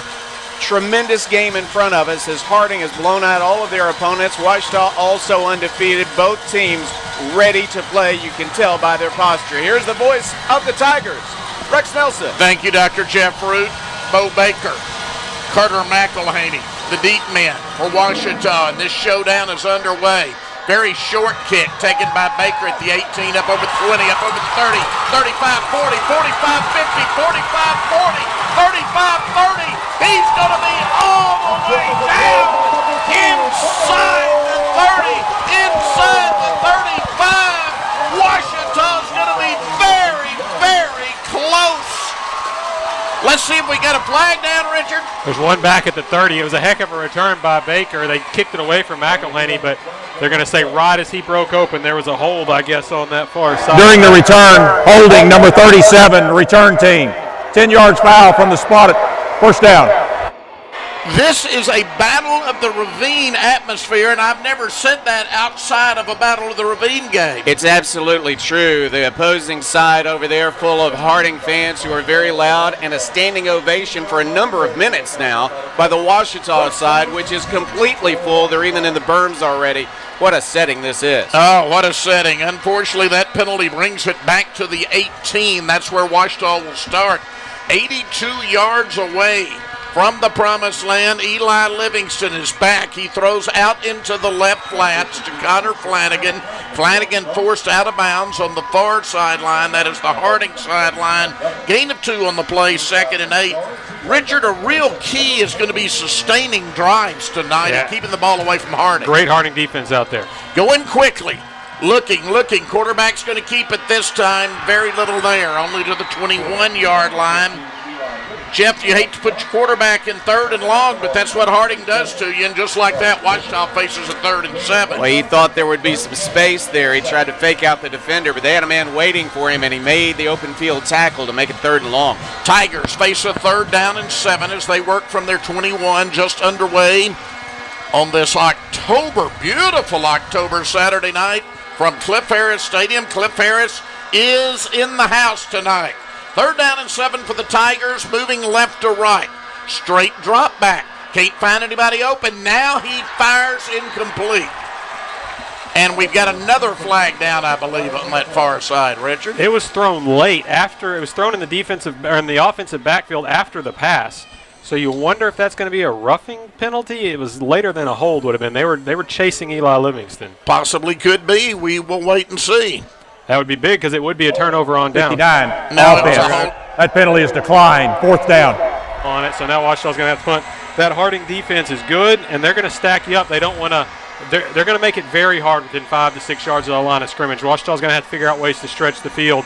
It's a very, very good Harding defense. They've only allowed 1 touchdown on the year. And they have they haven't allowed any rushing touchdowns. Ouachita has only allowed 1 rushing touchdown this year. So 2 great defenses playing against each other here tonight as Weston will come on and punt for Ouachita. Low snap, he pulls it up, gets off a beauty as he usually does. It will be fair caught back at the 32-yard line, and that's where Harding will go to work. Now the Bisons run that double slot option offense. You don't ever see it anywhere else. Ouachita, in fact, since this game has been so important, Jeff, through the years, spends much of their spring practice working against this option offense. It's a variation of the old-fashioned offense that we used to see with the option years ago. So they do it a little bit differently. The quarterback will count the players on defense in the box. He'll figure out where everybody's lined up, and then he'll tell his teammates what they're going to do on every single play. So Cole Keelan is the quarterback. He'll have a running back set behind him, then he'll have slots on either side. So he has 3 different running backs he can choose from. On first down, he's going to keep it himself. Huge hole. 45, 50, 45, 35.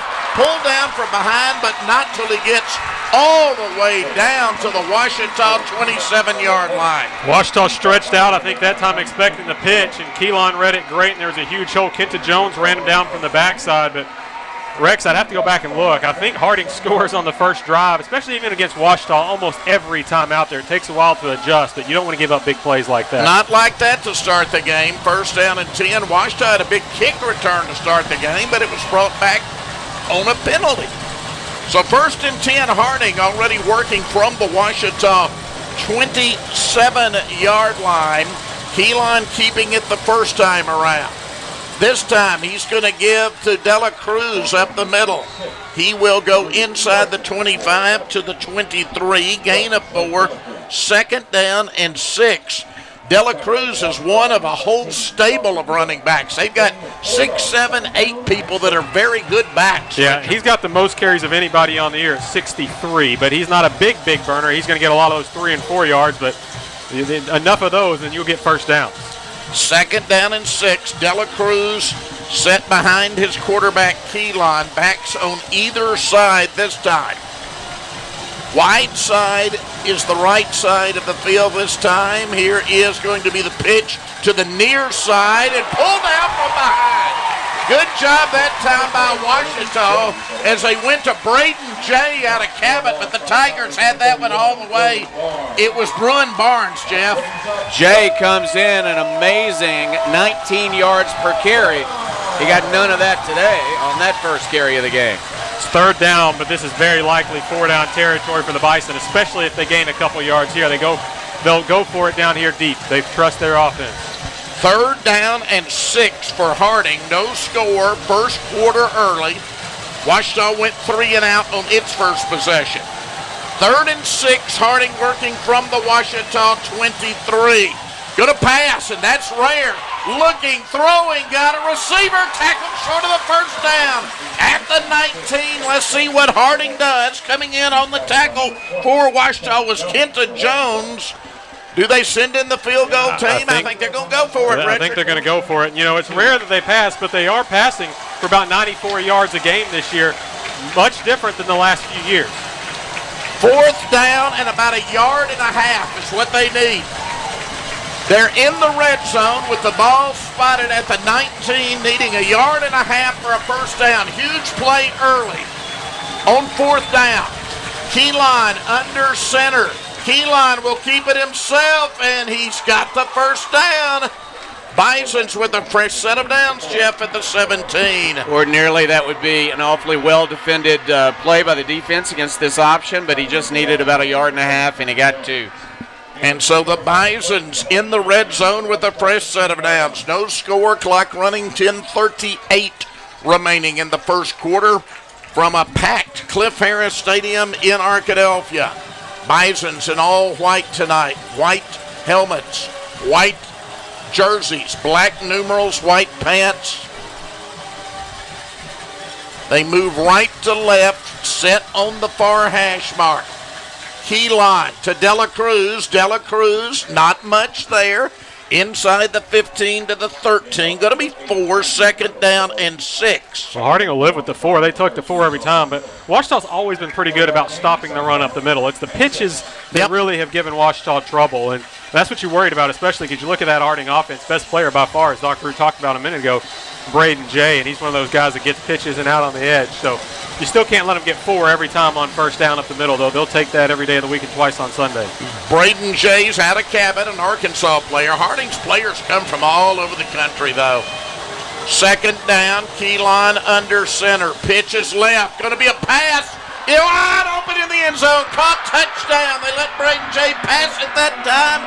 And coming up with the touchdown catch, Dan Rumberger, the senior out of Chicago, and the Bison strike first.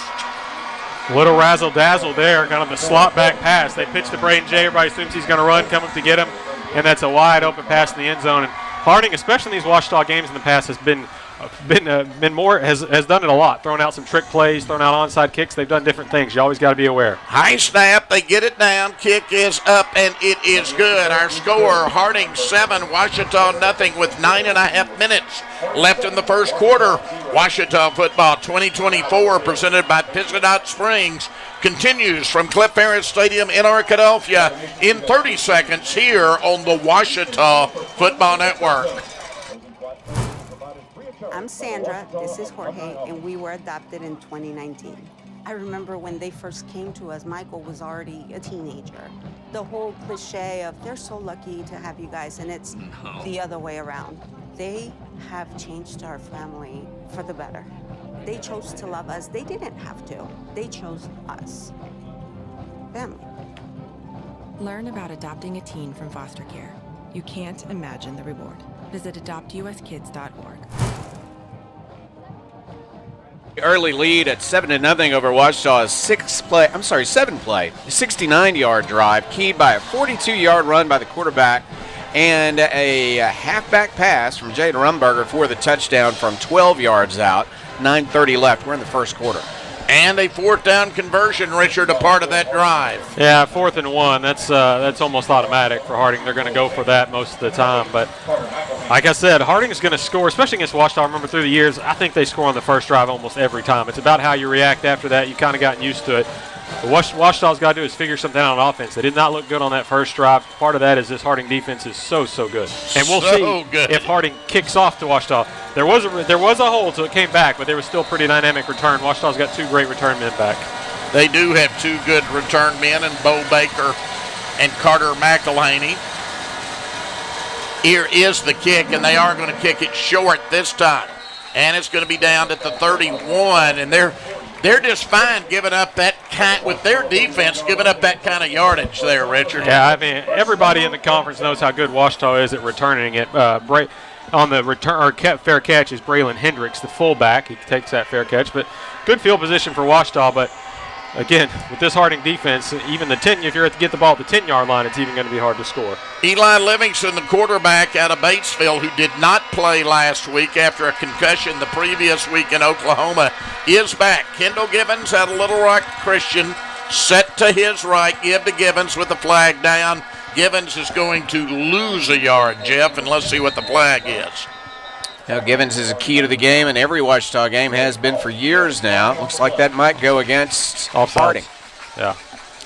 All right, so it'll be 1st and 5 now from the 36. Looking at that play down there, Rex, everybody offside. 5 yards. Defense lined up in the neutral zone at the snap. 5-yard penalty, still first down.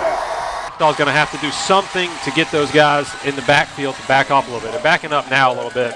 Yeah. I think they will scoot up, but it's going to be tough sledding running the football against this Harding team. They're definitely loading the box. Ouachita's going to have its passing game working tonight. There is no doubt in my mind.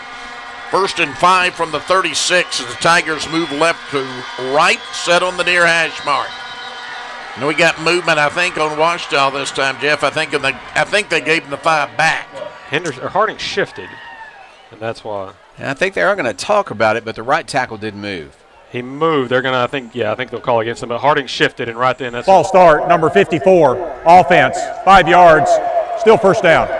10. They didn't go across the line of scrimmage. I was going to be interested to see what Ouachita did on a 1st and 5, if you might take a shot on a 1st and 5 situation. But now 1st and 10, you don't do that. So much to do about nothing as we start back at 1st and 10. 1st down and 10 from the 31. Tigers set near hash mark. Give to Givens. Givens got a little running room this time. Over the 35, over the 40. Kendall Givens out over the 45-yard line to the 47. That was vintage Kendall Givens there. Yeah, he's ready to play. If he can get a hole, he's going to have a big night because Kendall wants this game as badly as anybody. He's ready to play. He's going to stay in this game and try to get the ball again and keep it moving. Ouachita looking good on that drive. That was a 16-yard gain. It was a good cutback, too. Ouachita kind of cut blocked on the backside. He saw that and just was able to cut back because everything was moving to the far side of the field, cut back against the grain, and was able to get that 1st down. Tigers trailing Harding 7-0, working 1st and 10 from their 47-yard line. Out of the shotgun, bring a man in motion. Fake to Givens, looking to go deep.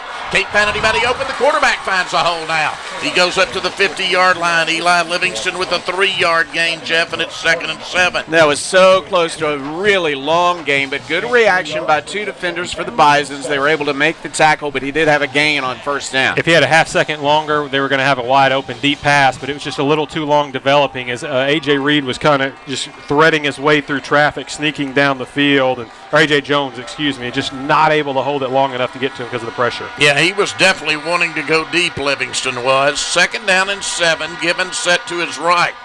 Fakes to Givens, looking to pass. Can't find anybody open. Runs it again.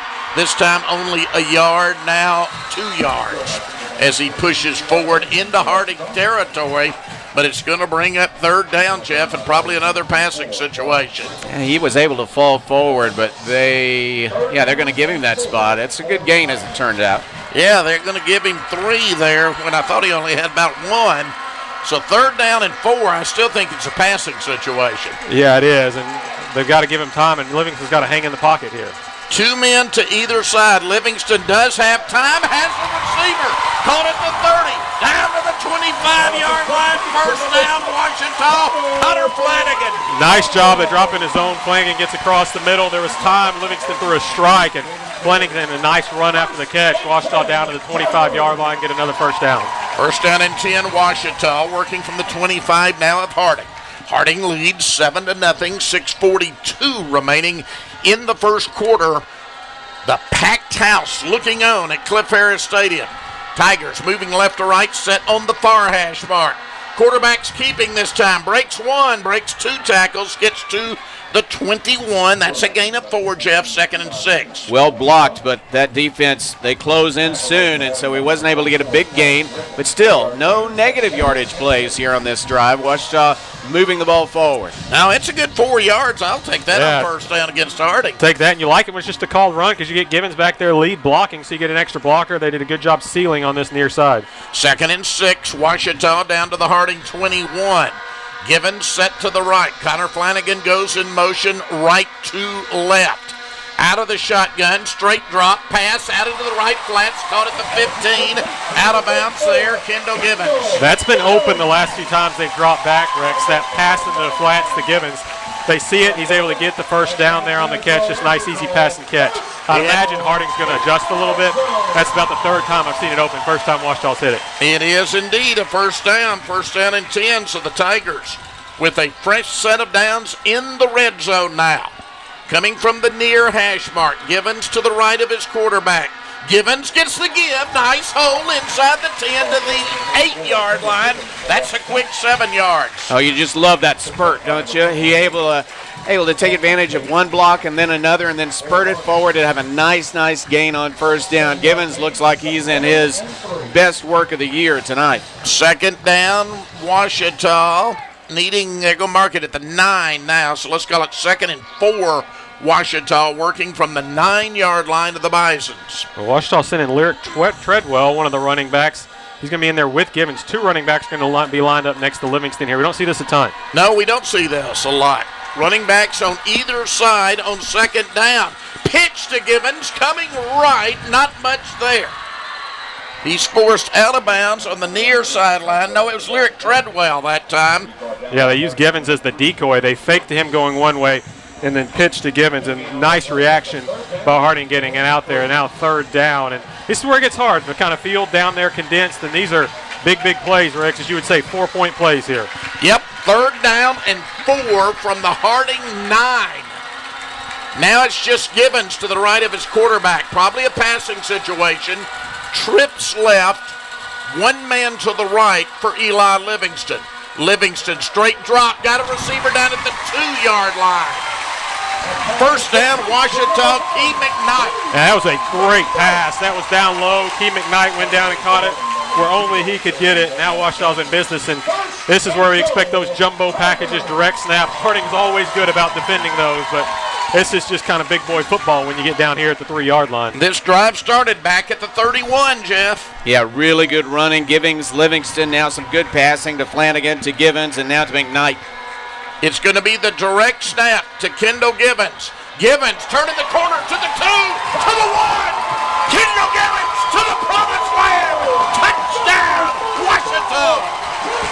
The middle was bottled up. He just outran him to the edge. Remember, Harding's only given up 1 touchdown on the year. Now that's the second one, and Gibbons did some good running on that drive. And it's the first rushing touchdown they've given up all year. And you had to figure that's going to come against Ouachita. Dax Jaggers on to try to tie this one up. Every point matters in a heavyweight fight like this. Snap, hold, kick. Good. We are tied. 3:42 left, first quarter. Ouachita 7, Harding 7. Ouachita football 2024, presented by Bisonot Springs, continues from Cliff Harris Stadium in Arkadelphia in 30 seconds here on the Ouachita Football Network. Whether you realize it or not, you see the work of bats and signs all around Arkadelphia. When you see the Badger equipment trailer on the way to a Badger game, Bats and Signs did that.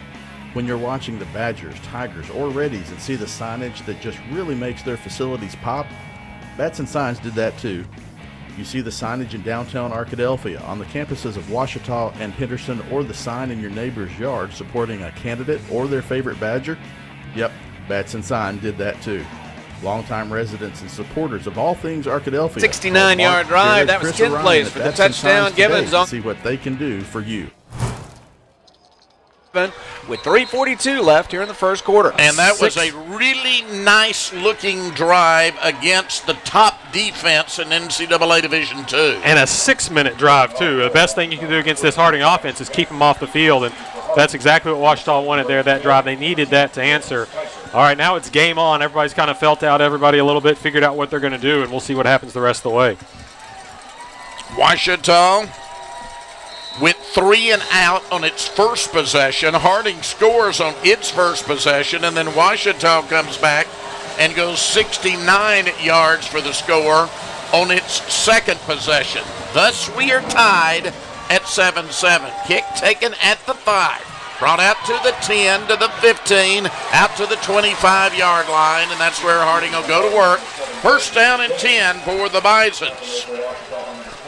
Again, Ouachita practices against this offense basically all year long. Richard. Yeah, they do, and it's going to take some feeling out when you haven't seen it. So the first couple of drives are always kind of crucial to kind of figure it out. We'll see what the defense was able to talk about on the sideline and figure out there. They gave up the one big run on the first drive to Keyline. Keyline with 3 backs. Dela Cruz set behind him. Jay's over to his right. Those are his top 2 running backs. Keyline looking at those plays that are on his wrist. Comes under center now. He is going to keep this time, and not nearly what he did the last time on the first play, Jeff. It is a gain of 4, but not that big gain he had the last time. That was a 42-yard run on the first play from scrimmage for Harding tonight. This time, not as much, as he'll just make 4 yards. Second down and 6, Bisons in a 7-7 game. They set on the right hash mark, moving right to left. Ouachita in its purple jerseys, black pants tonight, purple and white striped helmets. Give to Dela Cruz. Dela Cruz right up the middle this time, out to the 33, and that puts them in a 3rd and 2 situation. Yeah, and sometimes you think, oh, great, you got them in 3rd down, but this is exactly what they want. 3rd and 2, very, very difficult to stop them here. The entire playbook's open. Good run by Dela Cruz, and Ouachita's got to do a little bit better job of stopping that dive. They really need to stop that for about 1 or 2 yards every time. 3rd down and 2, 7-7 our score. 33-yard line, the line of scrimmage. Harding taking its time as Keyline looks over to his sideline. Now he speaks to his wide receiver to his left, takes the ball back, pitches to Dela Cruz. Coming right, he's bowled under. He is bowled under, and it's going to be 4th down. It was Josiah Johnson in on the tackle. Josiah Johnson on the tackle. Yeah, Josiah Johnson coming up from that safety spot just hit him and pushed him back. Not a chance. Wow! And Harding can't go for it here. They're going to have to punt the football. Well, you think. You never know with them. What a defensive play, Jeff. It was such a hard hit, he just knocked him backwards. He had no chance to fall forward, and they did not run up the middle when they needed that short yardage. They went wide. That turned out to be a mistake. Jake Mumama is the punter. He sets up back at the 20. Got a short one off, but we got whistles. Let's see what this is. I think we may have a timeout. Snap. Delay of game, number 38, kicking team. 5 yards, still 4th down. I think that was a fluttering punt because of the whistles, but that was not a good-looking punt. I think it was. Not at all. I think he heard the whistles and just kind of short-legged it there. He is a junior out of Fullerton College in California, native of Culver City, California. So they move the line of scrimmage back now to the 29-yard line, where it'll be 4th and 6. On 4th and 6, punter sets up. Timeout. Ouachita was late getting somebody on the field. They did end up calling a timeout. We will pause. 1:24 left, first quarter. Ouachita 7, Harding 7. Ouachita football 2024 continues in 30 seconds here on the Ouachita Football Network. Mom was always very self-sufficient, but we started noticing things were off. I was forgetting my responsibilities at work. I told Mom we should visit a doctor. Alzheimer's. It was hard to hear that. Early detection gave us time to seek information and support as a family. I've never felt more connected with Mom. If you or your family are noticing changes, it could be Alzheimer's. Talk about seeing a doctor together.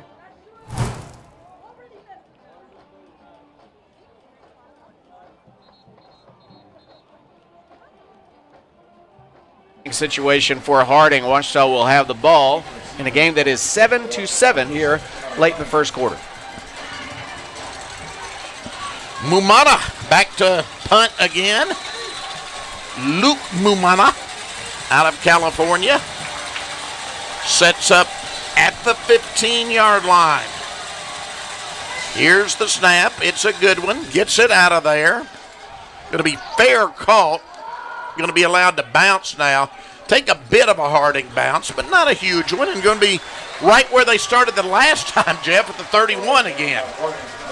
Well, that number worked well last time. We'll see. This offense has a lot of confidence, and we'll see Chris Henley for the first time tonight check in at running back. Yeah, Henley's a talented back. They're going to be using everybody tonight. This is going to be a hard-hitting game. And Ouachita is going to need to call on every resource it has. We're tied at 7, first down and 10 Ouachita as they set up on the 31, 69 yards away from the promised land. Pass out into the flats, caught by Carter McElhaney. McElhaney is ridden out of bounds at the 33-yard line. Ouachita's quickly back to the line of scrimmage. We want to see them get the ball in his hands somehow in the open field and see what he can do with his speed. 2nd and 6, quickly back to the line of scrimmage. Passing again, looking deep, got a receiver right side, incomplete. How is that not defensive holding? You hear the crowd down there. McKnight's jersey was pulled off. That's as they faked it. That's what Ouachita coaches are saying. How do you miss that? How do you miss that? I'm not going to be hard on the officials generally, but that's one you got to see. All right, 3rd and 6. Tigers don't want to go 3 and out. Let's see what they can do. 3rd down and 6, set on the near hash mark. Livingston looking over to his sideline, changing the play now. 2 men to either side. He's got 1 running back to his left on 3rd and 6. Sets up, looks, comes near side, incomplete. Going to be 3 and out for the Tigers. Intended receiver on the play was Carter McElhaney. He couldn't come up with it, though, Jeff. Yeah, he was very well covered, and so he had to throw the pass just where only McElhaney would have a chance, and that kept the interception from occurring, but he could not get to the ball and keep a foot in bounds. I think it may have been short had he been able to make that catch anyway. It was just a quick out. I don't think it was deep enough. You know, the punters are liable to be a key weapon in this game tonight, Jeff. Well, and if that's the case, you got confidence in Mr. Weston. He's the best punter in the conference. Yeah, and one of the best in the country. Weston allowed to bounce. Going to take a Ouachita bounce inside the 25 and be rolled dead at about the 20 to 21 in between there. We'll call it officially the 21, and that's where Harding will come out for its third possession of the game. Yeah, I hate that Ouachita's not able to do anything with it there, but both defenses settling in a little bit, Rex. And so Ouachita goes 3 and out on its first possession, 69 yards for a touchdown on its second possession, and 3 and out on its third possession. First down and 10 for the Bisons. They work from the 21-yard line in a 7-7 game. We're in the final minute of the first quarter. Keyline gives right. Short yardage that time for Andrew Miller. He's a sophomore out of Harding Academy, right there in Searcy. Miller, a load, comes in at 220 at that fullback position. A little bit different look than De La Cruz. 2nd and 8 from the 23 after the 2-yard gain. Keyline again looking over to his sideline. Harding takes its time. This is going to be a fast game as much as they run the football. Into the and quarter. That is the end of the quarter. Well, it's the heavyweight fight we were expecting. At the end of one quarter, our score, Ouachita 7, Harding 7, Ouachita football 2024, presented by Visit Hot Springs, continues from Cliff Harris Stadium in Arkadelphia in 60 seconds here on the Ouachita Football Network. At Capital Technology Group, we make your technology our priority. Our team of experts can become your outsourced IT department, solving problems even before you know about them. We provide and maintain everything from servers and network infrastructure, printers and digital copiers. As a family business with over 80 years of history in Little Rock, you can trust Capital Technology Group to be your business technology partner. If you're ready to get your IT in order, visit captg.com and sign up for a free consultation.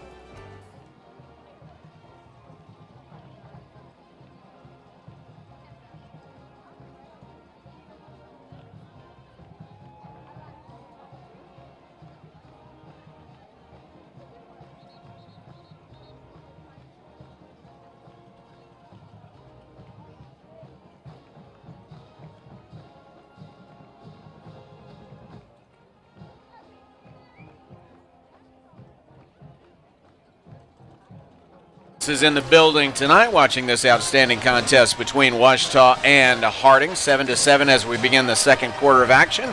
Big crowd here, and they cheered on Cliff Harris as he was introduced to the crowd just moments ago. 2nd and 8, Harding working from its 23. Bison's work left to right now here in the second quarter. Cole Keyline, the man who runs that option offense to perfection for the defending national champions out of Searcy.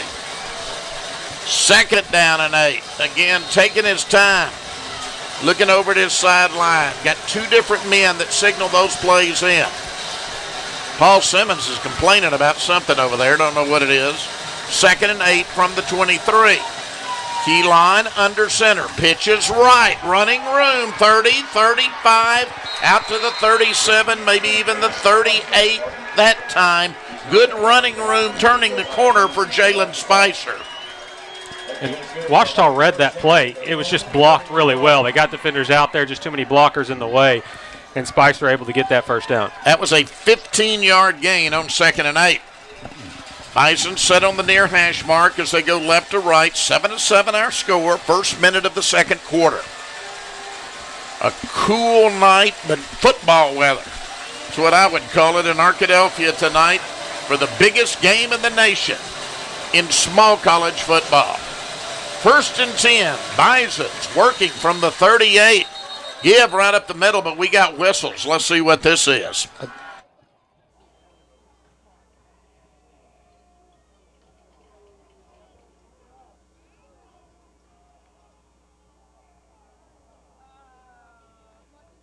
we have an official timeout. You know, he talked to the quarterback. There may have been an equipment issue or something. 1st down and 10. That's what Todd Knight's asking. Why? Getting an explanation. Dawson Miller was in position to make that tackle. Yeah, it was pretty late to stop it, but now we're going to get an explanation. No. Thought he might turn his mic on and tell us what he was dealing with, but we don't know. Everybody should say, I don't know, at least once a day. So I have taken care of that for the day. First down and 10. Ball from the 38-yard line. Bison's dressed in all white with black numerals tonight as they play this big road game in Arkadelphia. Keyline pitches left. Braden J. Can't find anybody to go. Got anywhere to go, and he's bowed down for a loss. Thrown down rudely by Cortavian McMillan. Yeah, Braden Jay's so good in the open field, but when a defensive lineman gets him around the waist to McMillan, he was able to pull him down and throw him backwards. So Braden Jay's had 2 rushes for negative yards. He does have a passing touchdown, though. 2nd and 13 after the loss of 3, back to the 35. Now they move from the far hash mark on 2nd down and 13. Tiger defense playing well thus far. Let's see if they can keep it up. Gonna pass, got a receiver across the middle, over the 45, over the 50 into Ouachita territory to the 49. Man, those passes are just so rare for Harding. They can catch you off guard, Jeff, and coming up with at that time was Darius Brown. He got some yardage after the catch as well. Keelan has just thrown a nice pass. They needed one, and they got one. They have a way of fighting back no matter what you do to them. This is an awfully skilled offense, a veteran offense. They've played together for quite some time. That was a 16-yard gain, so they're into Ouachita territory now at the 49. Keeline under center. He gives right up the middle and great yardage this time down to the 41, a quick 8 yards on first down. Yeah, Ouachita looked like they got hands on him, and De La Cruz is right at the line of scrimmage, able to run straight through that and get that 2nd down. That pass just really deflates you after you had that big stop for negative yardage before that. And Harding in the past has not been very good at throwing the football, so they haven't thrown this much. This year, with those passes, he's 18 of 26 so far, Cole Keelan, so pretty efficient passing. 2nd down and 2 from the 41. Running the option, quarterback will keep for the first down as Keeline dives forward to the 37 after the gain of 4, and it'll be first down and 10 for Harding.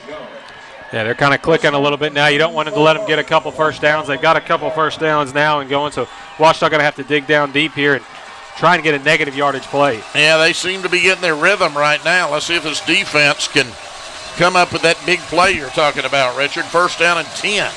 Bison's working from the 37. Score is tied at 7-7 with 11:40 remaining in the first half. Keeline pitches to Braden J. J. being strung out. Going to be only short yardage before he is forced out of bounds. Very good job by the Ouachita defense that time. I'm reading it over there, Jeff, as it's a gain of only 1. Jay comes in averaging 19 yards per rush, but Josiah Johnson got there. He has not seen open ground after taking that pitch so far tonight. 2nd down and 9. Harding working from the Ouachita 36 in a tie ball game. Bisons once more taking their time. Under center. Keeline. Keeline gives De La Cruz. De La Cruz only to the 33. Jackson. Now it's 3rd down and 6. Looks like there was a bit of a hole. Jax Miller is able to just reach out and just get enough of them and get that tackle. 3rd and 6. And this is kind of earlier we talked about, Rex. Right here, what happens on this play kind of decides whether it's 4-down territory or not. Absolutely. 3rd down and 6 from the 33 of Ouachita. I suspect this is 4-down territory regardless. I think unless they lose yards, yes. 3rd and 6 from the 33. Under center comes Keeline. He pitches to Jay, and he does lose yardage. He's down back at the 36-yard line. That was a loss of 3 that time as Kenta Jones was there. Yeah, Kenta Jones just met him as he got the pitch and just leveled him. And Jay's a little slow to get up. He's able to get off on his own. Hopefully he's going to be okay. Hopefully that was just the wind knocked out of him there. And we've got a timeout on the field, so we will pause. Ouachita football 2024 continues in 30 seconds here on the Ouachita Football Network.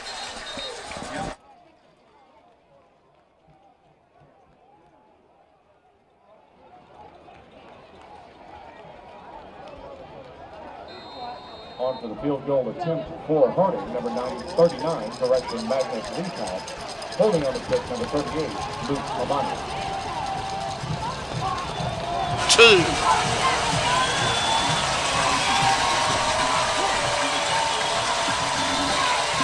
Harding attempting a 52-yard field goal. Kick has got the distance, and it is good!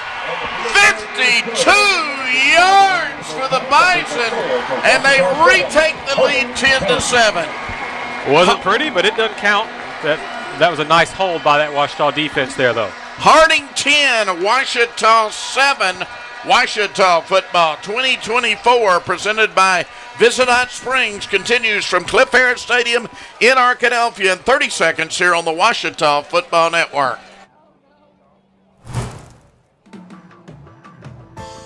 At Barry & Turnage, we specialize in bringing the law to your corner.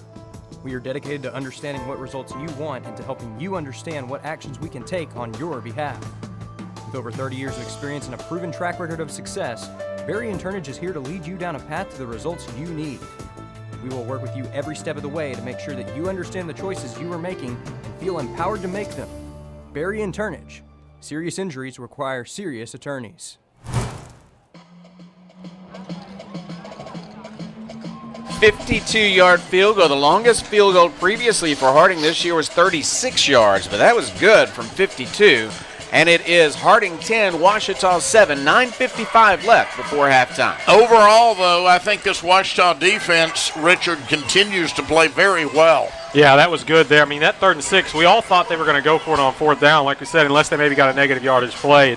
And they did, so they settled for the field goal. And, you know, that's the longest one of the year. It's not like they've had to attempt many because that offense has been clicking all year. And so what's got to happen, though, is this Ouachita offense got to figure some things out. They had that one good drive. The other ones they've had to punt the ball away. And so see if they can go out and get a nice drive here and at least put 3 or 7 on the board. Their kicker is just a sophomore, Magnus Lepak. I like that name. If I ever write a novel, I may have a Magnus Lepak character in it, Dr. Rude. He's out of Tulsa. Well, he's not attempted that many field goals because they usually score touchdowns, but he had a 36-yarder was the longest until he hit that one from 52. He's got quite a leg. Good special teams on both of these squads, just like you would expect for 2 top 10 teams. Well, it's the heavyweight fight at this point we were expecting, Jeff. Very much so, and deep goes Baker and McElhaney for the kick return. So Lepak will kick it off now for Harding with the Bisons back on top by a score of 10-7 with 9:55 left in the first half tonight here at Cliff Harris Stadium in Arkadelphia. See if Baker or McElhaney can get a return. They may be just kicking it short again, however. And that is what they do, where Ouachita will just have to fair catch it. Again at the 31, Jeff. That's 3 drives they have started at the 31. Well, 2 fair catches and a punt from the 31, and now they've got an opportunity, or maybe a kick return from the 31. They've got now a really fine work by the offensive line. There have been times we've been a little worried about the offensive line, but not tonight. They performed well, and yet they've got to turn this one into points to regain good position down by 3. The official just moved it up to the 32 and killed my storyline there 3 straight times. Give to Kendall Givens, and Givens only gets a yard. 2nd down and 9, Ouachita from the 33. And Ouachita's got an offensive lineman that's hobbling a little bit, Dylan Horton, the junior from Lake Hamilton. He's going to stay in there. Hopefully he's going to be okay. He's that left tackle. Tigers move right to left, trailing by 3, 10-7. Eli Livingston out of the shotgun. Kendall Givens set to his left. Livingston passes right side. Got a receiver. Gets to the 44-yard line. That's a 39-yard line, excuse me. That's a 6-yard gain. So he is going to bring up 3rd down, Richard, 3rd and 3. Yeah, Connor Flanagan on the catch that time. So many times, Rex, we see him break tackles and get loose. It's hard to break tackles against Harding. There were 2 guys right there on him. Big 3rd down play here. Ouachita kind of sends in a line shift. A lot of guys, some more big tight ends. It makes you think Ouachita may keep it on the ground here. I would not be surprised at all if Livingston keeps it. Yeah, it's set between the 39 and 40, so it's actually 2.5 yards is what they need here. And Flanagan lined up at running back. Yep, 2.5 yards needed for a 1st down. Quarterback rolling, passing, got a receiver at the 45. Connor Flanagan He's past the 50-yard line. He's to the 47 of Harding for a first down. Well, the Bisons were sold on a run that time. They really lined up in the box. They were waiting for the run. They got the pass instead, and Flanagan made good yardage after the catch. Tigers trailing 10-7, now in Harding territory, moving right to left, set on the near hash mark. Wholesale substitutions now for this Harding defense as the Tigers have a fresh set of downs. They send two wide receivers to the right, one to the left, one running back, Kendall Givens, who gets the call. No, they fake to him. It's the quarterback. Fake me out, fake Harding out as he gets all the way down to the 36-yard line. Yeah, and Dre Hall at defensive end ended up on the ground. I think he got blocked out there and just kind of fell, and that opened it all up. And Livingston had a nice wide open field, able to run down and get the first down and get out of bounds and not get a hit. So Ouachita's clicking a little bit now as they move out to around the 36, 37-yard line. Gain of 11 yards on the play. Tigers work with another fresh set of downs. First down and 10 from the 36. Set on the near hash mark. Livingston out of the shotgun will pass. Has time. Goes left side. Oh! Down at the 15-yard line. It's Key McKnight. They'll mark him at the 16 in the red zone. Oh, the veteran from Warren is really coming through his senior year, and he's making it one to remember. That was a wonderful catch as he went up for it. Yeah, not an easy catch. Heck of a job by McKnight. Tigers in the red zone with a chance to take their first lead of the evening now. Trailing 10-7, a fast first half. Clock is moving, 7:07 left. Good running room this time, down just about to the 9-yard line. Yeah, Livingston kept it. He got popped there, but he's able to pick up 6, 7, 8 yards. Can't tell for sure where they're spotting it, but a good first down run there. 9-yard line. The 10. And so it is 2nd and 3 now for Ouachita. Working from the 9-yard line of Harding, trailing by 3, but knocking on that door. Kendall Givens is the running back, set to the right of Livingston. Livingston going to pass, got a man out in the flats, dropped. Just absolutely dropped the football, the tight end, Jeff Garrison Jackson. He scored 2 touchdowns. He was open for a gain that time. The pass was behind him. He got both hands on it, couldn't pull it in. Yeah, it wouldn't have been a touchdown, but would have been the first down. Now you got this third down here, and you got to get the first down. 4-point play, Richard, as you like to say. It is. I mean, you're in field goal range, obviously, but you want the first down here. Now, they had this last time, about the same spot last time on their scoring drive. Rex were able to get a first down. 3rd and 3 from the 9, set on the far hash mark. Livingston with one back, Givens to his right is going to pass. Sets up, going to run for it, and he's short, I think. I think he's going to be about a half yard short. He wasn't able to fall forward. Yep, needed to get to the 6, and I think they're going to mark him, you're right, between the 6 and the 7. And he comes out limping. That's not what you want to see. Ouachita's going to send out the field goal unit. Yep. You got to get points in a game like this, Jeff. Yeah, you really do, and you've got a good kicker in Jaggers. Half yard away. Yeah, hope so Livingston's close. okay because he's really limping coming off the field. So Jaggers will try a 24-yarder to tie the score from the far hash mark. Snap, hold, kick. It is good, and we are tied at 10. Ouachita 10, Harding 10. Ouachita football 2024, presented by Visit Hot Springs, continues from Cliff Harris Stadium in Arkadelphia in 30 seconds here on the Ouachita Football Network.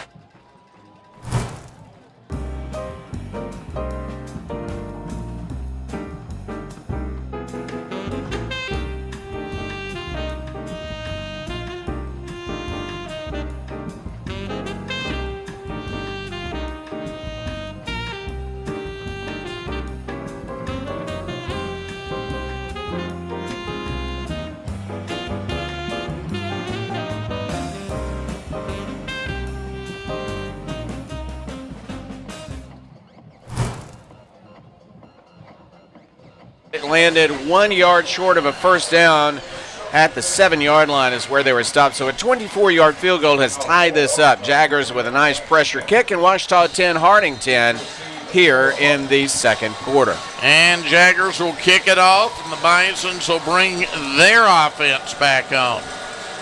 Man, what a game. What an atmosphere. Here's the kick. Going to be taken at the goal line and returned to the 5, to the 10, to the 15. And the ball came out. The ball is out at the 25. I think Ouachita's got it. There's the signal. It is going to belong, I think, to the Tigers. They are unpiling them down there. And Ouachita comes out of there with it. Coming out with it for Ouachita, Stephen Weston. That Ouachita special teams unit coming up big. We talked about that kickoff coverage unit all year, Rex. They forced the fumble that time, and they've got the ball now. They're going to spot it right at the 25. Wow! Now you got to take advantage of this, Jeff. Yeah, and you want 7 here. The field goal is nice to tie it, but you want to be up by 7 at the end of this drive. And Livingston is out there. First down and 10, Ouachita working from the 25 of Harding. Eli Livingston fakes to Givens, looking to go deep. Can't find anybody open. He's going to be run down from behind and dropped for a 5-yard loss. Livingston never saw the man coming behind him. That was Harding's Dre Hall, and suddenly it's 2nd and 15. And he's hurting. You can tell. They're actually going to bring in the freshman now, Nate Tinbars. As he started to try and scramble, there was just nothing there to scramble with, and that's why they were able to run him down. So hope he can get back in there. Nate Tinbars, you don't want to have to throw the freshman out there, but good that he had some playing time last week. Oh, he played the whole game last week. You don't mind this at all, I don't think. He's quite the athlete. In fact, I bet he comes out passing right here. I think Ouachita's going to smartly take a timeout, give him a chance to take a deep breath. Good idea. Yeah.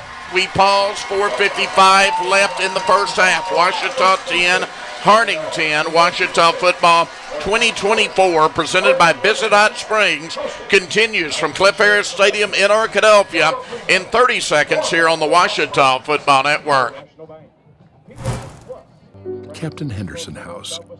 We're a home to call your very own when you're away from yours, with a porch to end your night on, surrounded by friends, sharing stories and old times, and a yard with memories of summertime weddings and picnics after the game. We are so thankful for the life this house has seen for nearly 150 years. Come stay with us and join in on our stories. Captain Henderson House, Inn and Events. 55 left, second quarter. Ouachita 10, Harding 10. And the Tigers have great field position after a turnover, but their quarterback is injured, and so Nate Tinbarge, the backup, is in the game. Tinbarge out of Prosper High School in Texas, a true freshman. Played very well last week as the starter in the homecoming game, a 40-0 victory. Tinbarge in trouble, being chased down, gets the pass off a little bit high. Bo Baker went high in the air and just couldn't hang on to it. Yeah, I think Tinbarge was a little juiced up that time and just overthrew it. He felt the pressure coming from the backside, did a good job feeling it and running and rushing out because Harding knows they got a freshman in there. They're going to bring the pressure. Maybe, 3rd down and 15 now. Maybe just run him here, let him get hit and kind of get into the rhythm of the game, and then you're in pretty good field goal range. Yeah. I bet he's passing, though. They've got confidence in this young man. Trips to the right, one man to the left. Straight drop back, being forced out of the pocket. Got to get rid of it. Yeah, he does. And let's see if they're going to throw the flag. Harding's asking for it. Yeah, there it is. It is. Oh, my. Yeah, that's intentional grounding there. He was outside the pocket, but he didn't throw it anywhere near the line of scrimmage. He rolled into the pressure out there, and now they're out of field goal range. Yeah, unfortunately. Oh, that is tough. They knew they couldn't take the sack.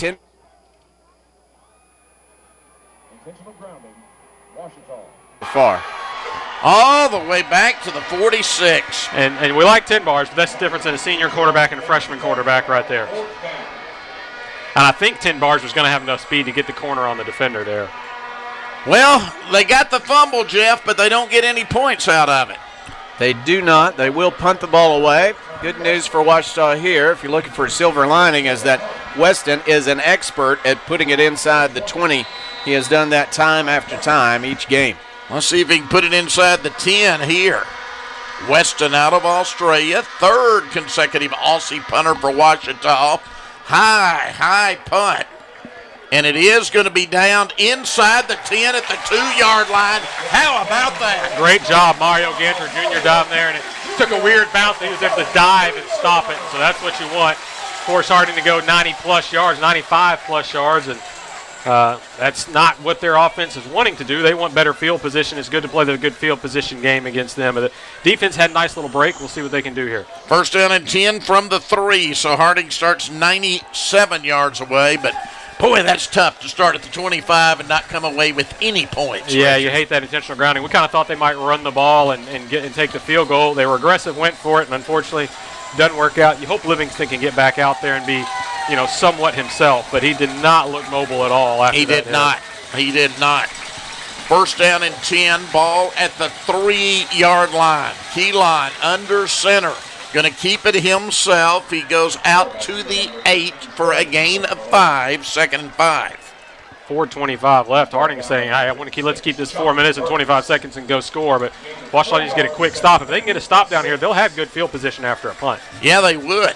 You just don't want to let Harding go 97 yards, which they are very capable of doing. And they're capable of doing it in one play. Oh, you missed one assignment, Jeff. They can take it the distance. It absolutely could happen, and now that they're not playing out of their own end zone, they can pitch it. They are going to give over left tackle. There is a broken tackle and a big game. They're out of the hole now, all the way over the 20, out to the 25. Yeah, Ouachita had that one stopped. That was just bad tackling. De La Cruz bounced off 2 tackles and gets a big gain out to the 25. That's a 17-yard gain for Harding. 10-10 our score.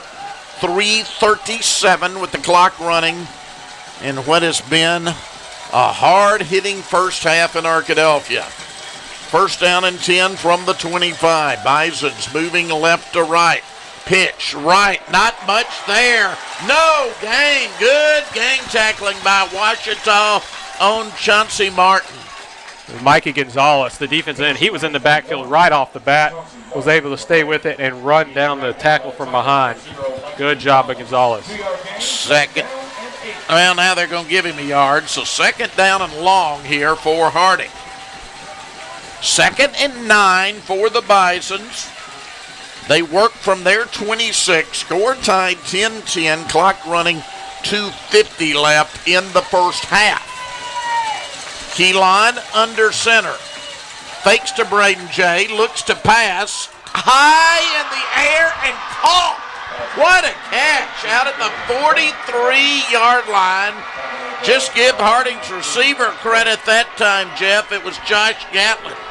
You just don't expect a great catch from somebody who has rarely thrown the ball, but he came down with a beautiful catch. Kempton Jones all over him, but couldn't tackle him. Dane Romberger, actually. They got double numbers. Dane Romberger. He used his height that time, got up. First down and 10. Bisons with room to work now. There's the pitch to Jay. Jay over the 50 and quickly Harding into Ouachita territory now at the 48, and they come to the line quickly. Yeah, they did, but Jay, that's the first time he had room to run. So we've got the 2-minute timeout here. 2 minutes remaining in the first half. Our score, Ouachita 10. The number 1 team in the nation, Harding 10. Ouachita football 2024 presented by Bissonnet Springs continues from Cliff Harris Stadium in 30 seconds here on the Ouachita Football Network. First night here, but Amy seems cool. Leading down to the river. I am blind, but I need not see. What do you think? I know this road is there for me. If I'm really free, take me down to the river and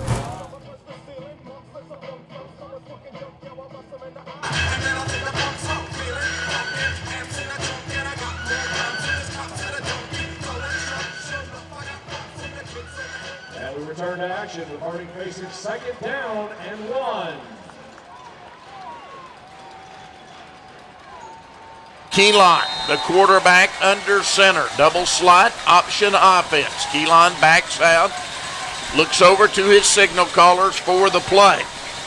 Running back directly behind him now is Andrew Miller. Spicer to one side. Jay to the other side is the slot backs.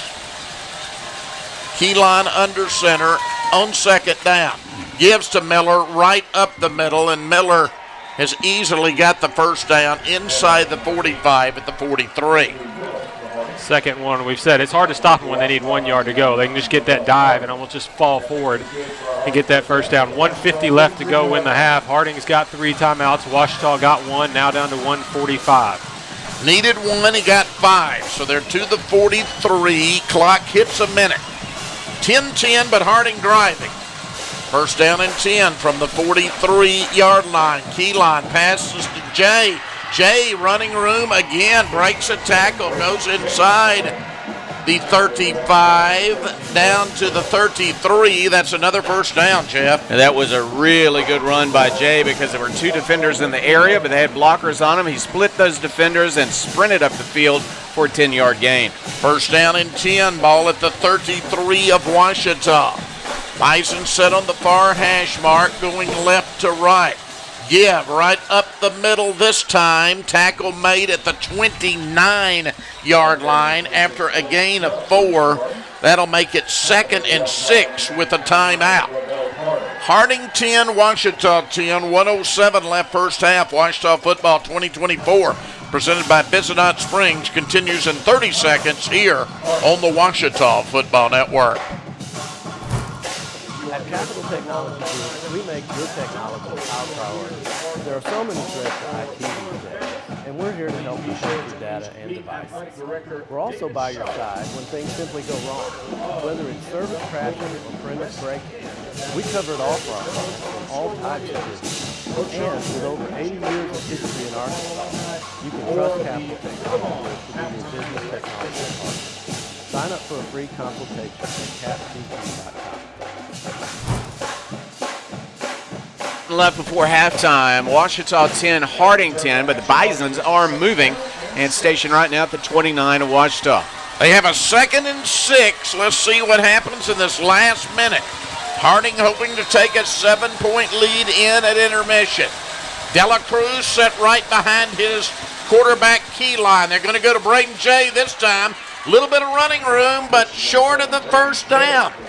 24-yard line. I think they're going to spot him a yard short, Richard. I agree, about a yard short. They figured out something on that pitch, and they're doing a different type. They've got more guys out there blocking and getting Jay some more running room. So Ouachita's going to have to adjust a little bit to that. 46 seconds left to go and counting. If Harding's going to let it roll, if they get this first down, they'll probably call timeout. 3rd and 1 from the 24.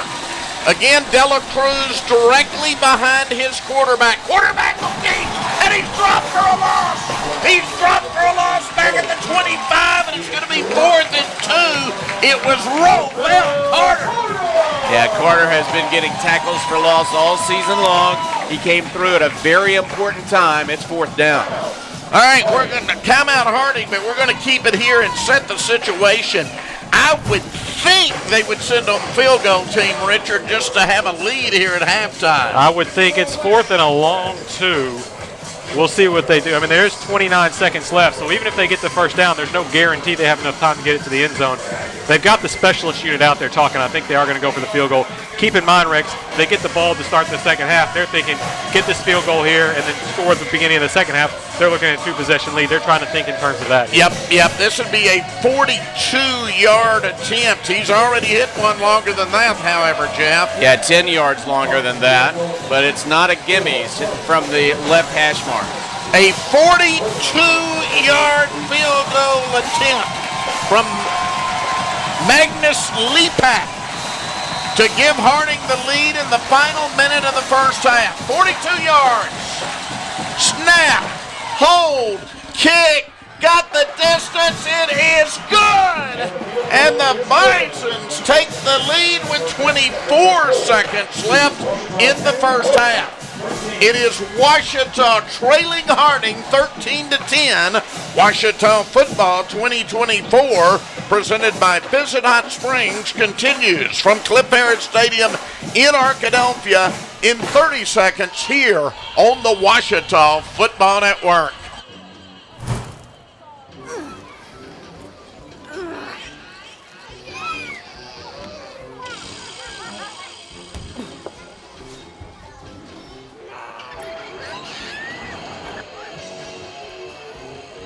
If you love them enough to crawl into a play place to get them to come down, then surely you'll check nhtsa.gov/the right seat to make sure they're in the right car seat.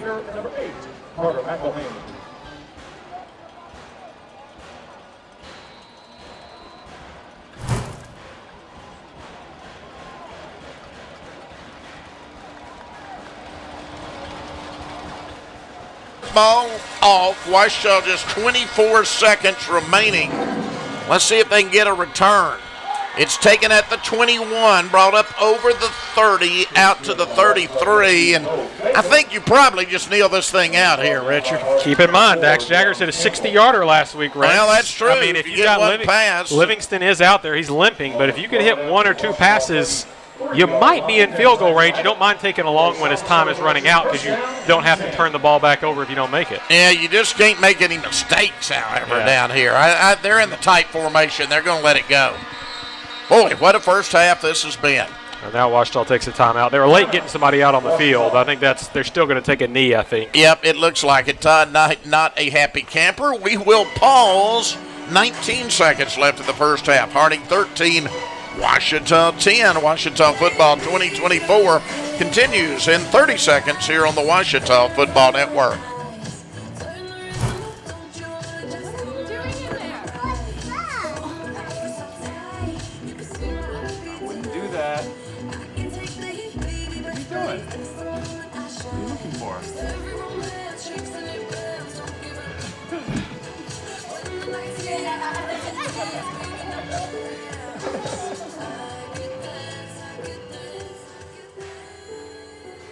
As we return to action, Ouachita faces first down and 10 at their own 33-yard line.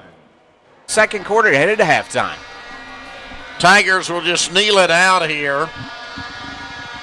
And we'll head to halftime with Harding holding a 3-point lead. Number 1 in the nation against number 9 in the nation. And this first half was everything we thought it would be, Richard. It's always a hard-hitting back-and-forth game, and this year is no exception. And there's a lot still to happen in the second half. Looking forward to it. Jeff, I knew it needed to be a lower-scoring game for Ouachita to have a chance, and that's what they've got. Ouachita's defense is just playing its tail off right now. It really is. I mean, first of all, they've held them to 2 field goals instead of 2 more touchdowns. So we're talking about a defense that's played extremely well. The offense has played well enough to be right there in it. Special teams have played well. And what an amazing crowd and great atmosphere tonight. Number 1, Harding 13. And number 9, Ouachita 10. That concludes the first half. Stay tuned for the Electric Cooperatives of Arkansas halftime report. It's coming up next here on the Ouachita Football Network, presented by Visit Hot Springs. Tiger Nation, earlier today, a ceremony was held at All Care Fieldhouse to recognize and honor 3 distinguished Ouachita Tiger football alumni. Ouachita Athletics extends its profound gratitude to alumnus Tab Turner for making these recognitions possible this evening. Along with Mr. Turner, tonight we recognize William Miller and posthumously Ezekiel Vaughn, both of whom were Tab Turner's teammates. The locker room in the field house will now be known as the Miller-Turner Locker Room. Joining us today on the field are Vicky Bunn and members of the Miller family. William was a 3-time All-AIC standout and first-team NAIA All-American. The Rising native was signed by the Atlanta Falcons and later played for the Winnipeg Blue Bombers in the Canadian Football League, where he was Rookie of the Year in 1980 and had a 10-year career. Tab Turner was an All-AIC offensive lineman from Arkadelphia and now serves as a trial lawyer with offices in Arkansas, Texas, San Diego, and New York. He graduated with high honors from the University of Arkansas School of Law in Fayetteville. He is the sole shareholder in Turner & Associates, PA, a law firm devoted to serving consumers and victims of human rights violations. Mr. Turner is a trial attorney who specializes in representing consumers injured by defective automotive products, environmental litigation, anti-terrorism litigation, and commercial litigation. Additionally, the Nutrition Center in the Fieldhouse will now bear the name of Miller and Turner's teammate, Ezekiel Vaughn. Vaughn was an All-AIC linebacker from Little Rock, where he starred for the Little Rock Central Tigers. Vaughn worked for Southwestern Bell and AT&T for 28 years. During his tenure there, he also served as an officer in the United States Army Reserve for 22 years. Joining us today is his wife, Vicki. We are honored to have these distinguished alumni and guests here today as we recognize and honor our former players. Please join us now in thanking them for their generosity in supporting Ouachita Athletics.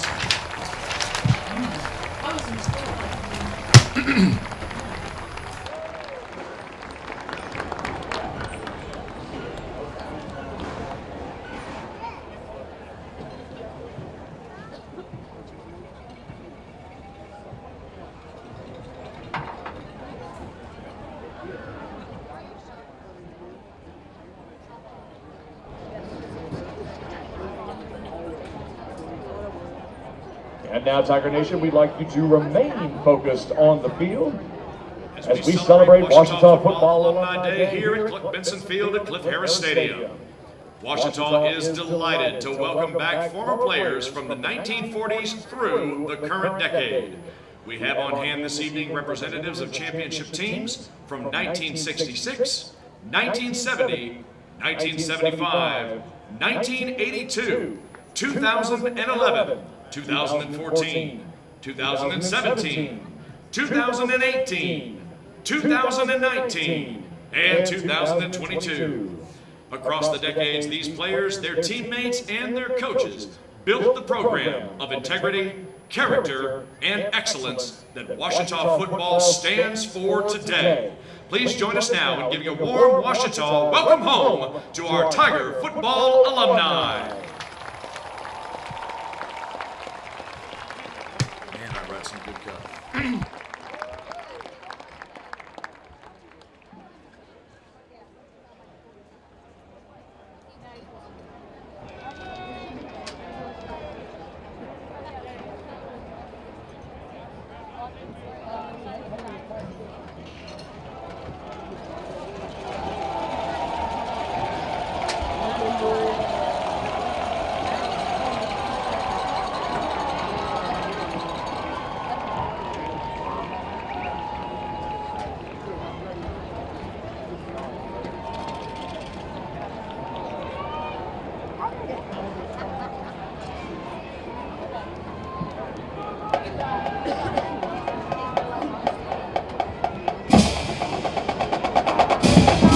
And now, Tiger Nation, put your paws together for your 2024 Ouachita Tiger Marching Band! Under the direction of Dr. Austin Motley and assisted by Dr. Ryan Lewis. Marching Band will start off their halftime show performance with a sneak peek of their Halloween show. Up first is the spine-chilling theme from the Halloween movie franchise, Blue.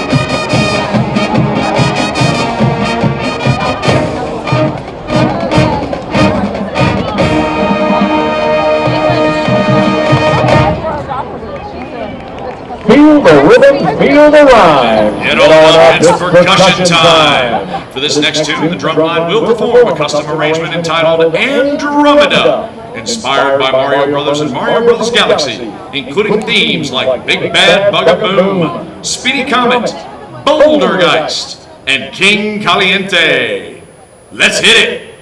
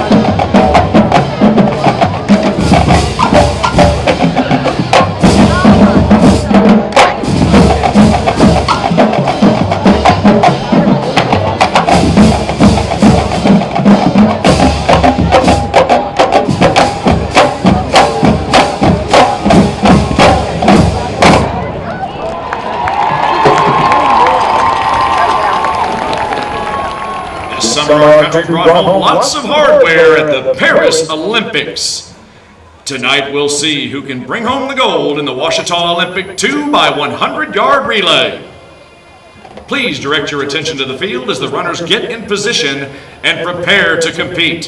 From Beta Beta, we have Will Ross and Jonah Lane. From the women of Tri Chi, Alicia Colburn and Ellie Davis. From Kappa Chi, Caleb Conradi and Brendan Watson. From Chi Delta, Nadia Denman and Adrian Brown.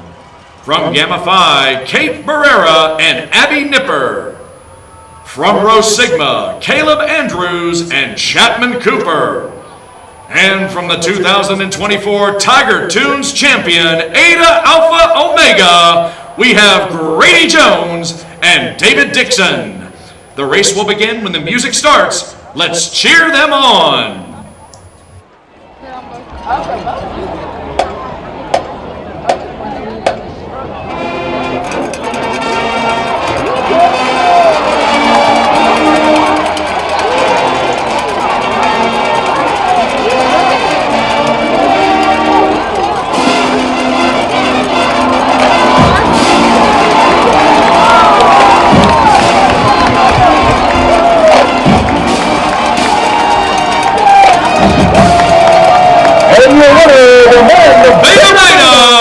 Let's give all our competitors a hand.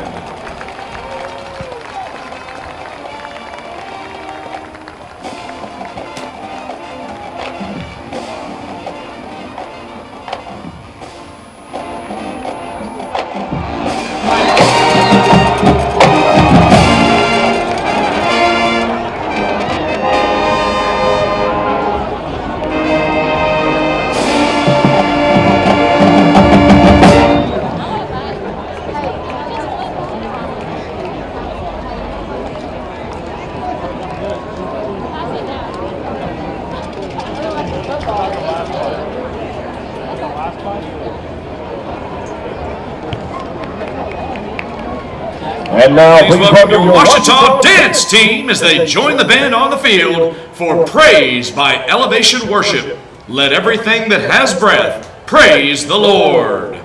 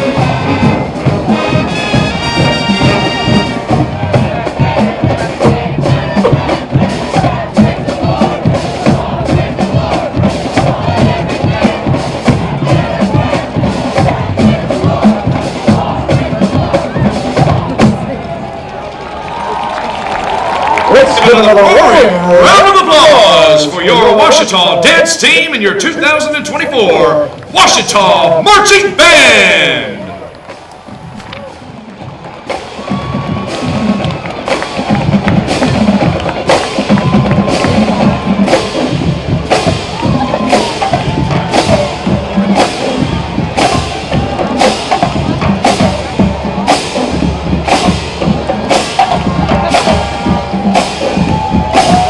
And now please welcome to the field, Ouachita Cheer!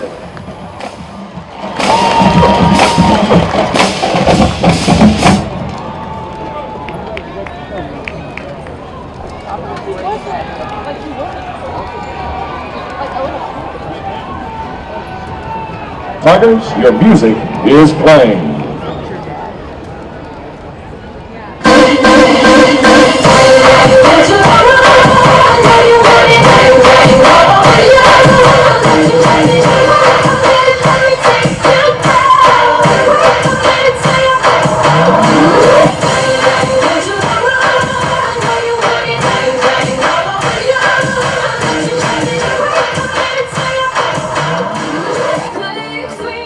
Cause I can't resist it.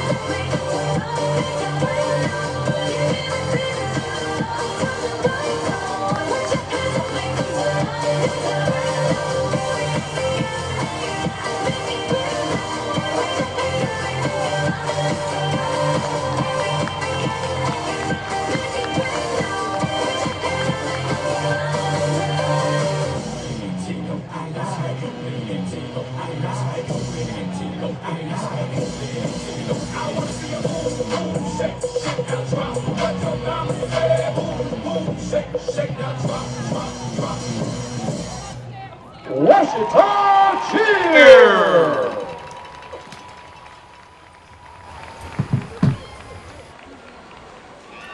Get into the fan zone and bring your roar. Picture your journey with Malvern National Bank and let us help guide your unstoppable path to success. You know sports, and we know banking. Stop by for a visit at any...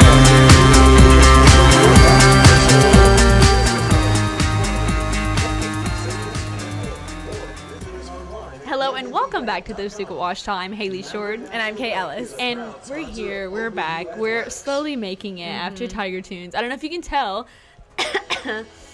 we both have a bit of a Tunes cough that has been going around. I mean, probably over hundreds of students on campus have it. It's just that you've been using your voice all week, getting so excited. Yes. And speaking of excitement, we had winners of Tiger Tunes 2024. It was the men of Eta Alpha Omega Penguins. Oh, so good. Oh my gosh, their show was amazing. It was great. That's the second time I think they've won since they were founded. Yes. I mean, it was just a big deal because they always put on a great show. But like to be able to take home that title is really exciting for them. So cool. And of course, they hosted Muggin after that on Saturday night. Everyone drank a bunch of root fun. beer and danced around. I know I did. It was a great time.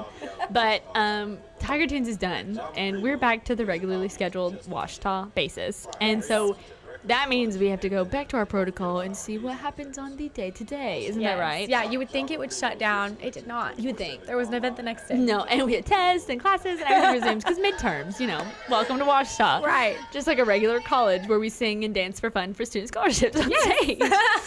But kicking back off on the Sunday after Tunes, on Cone Bottom's lawn, we saw the kickoff of the Campus Ministries Life Group Party. So this means that all the life groups that students have signed up for were kicking off and getting started, and you met your leaders and you were able to eat. I think they ate ice cream, played games and things. Looked fun. And the life group leaders, anyone can sign up for those, right? Yes, it's usually upperclassmen, sometimes sophomores, and it's mostly freshmen that sign up, but there's just kind of a mixed bag among the groups because some life groups stay for all 4 of people's years, which is really cool. So people develop really deep friendships with these Campus Ministries life groups, and you meet a ton of people through them. So it's a really cool deal. It's nice to see. And that was on Sunday after Tunes, so it's like, welcome back to it. And then leading into Monday, once we were slowly still recovering from Tubes, clubs went back to their regularly scheduled meetings, and that's about it. Everyone's still coughing it up, still trying to get their head on straight, getting ready for those tests and all the things geared up as we approach fall break. But that did not carry on. We had something typically every day this week, I think. Yes. Yeah. And on Tuesday, there was a salsa and bachata dance event in Walker. And there was dancing and there was food and lessons. And then I think after a while they cut the lessons off and they just played music and people danced. And it literally seemed so fun. So that was super cool on Tuesday night. Also on Tuesday, there was a history club meeting at 6:30. This That's about where my Tunes brain is at. Yeah. So I'm like, oh, history, yeah. But the History Club was just recently refounded last year. It was brought back and they elected new officers. They are back on campus and they're thriving. They meet very often. You don't have to be a history major to be in it. I've heard it's just a really cool community of people that come together and talk about things that they're passionate about. So. And if you're a history fanatic, that's the place for you to go. That is the place to go. And the go. professors are involved in that as well, I believe. Yes, So they're they get very to involved. Talk with the students and everything. Just because if you have a general intrigue about it, absolutely join it. Same with chess club. Join chess club. Yes, join Intrigue about chess club. I actually don't understand chess. I don't either. It's really hard. That's a fun fact. Everyone at home is probably like, I play chess on the daily. But we'll get into chess sometime. Maybe that's next week's episode is us learning how to play chess.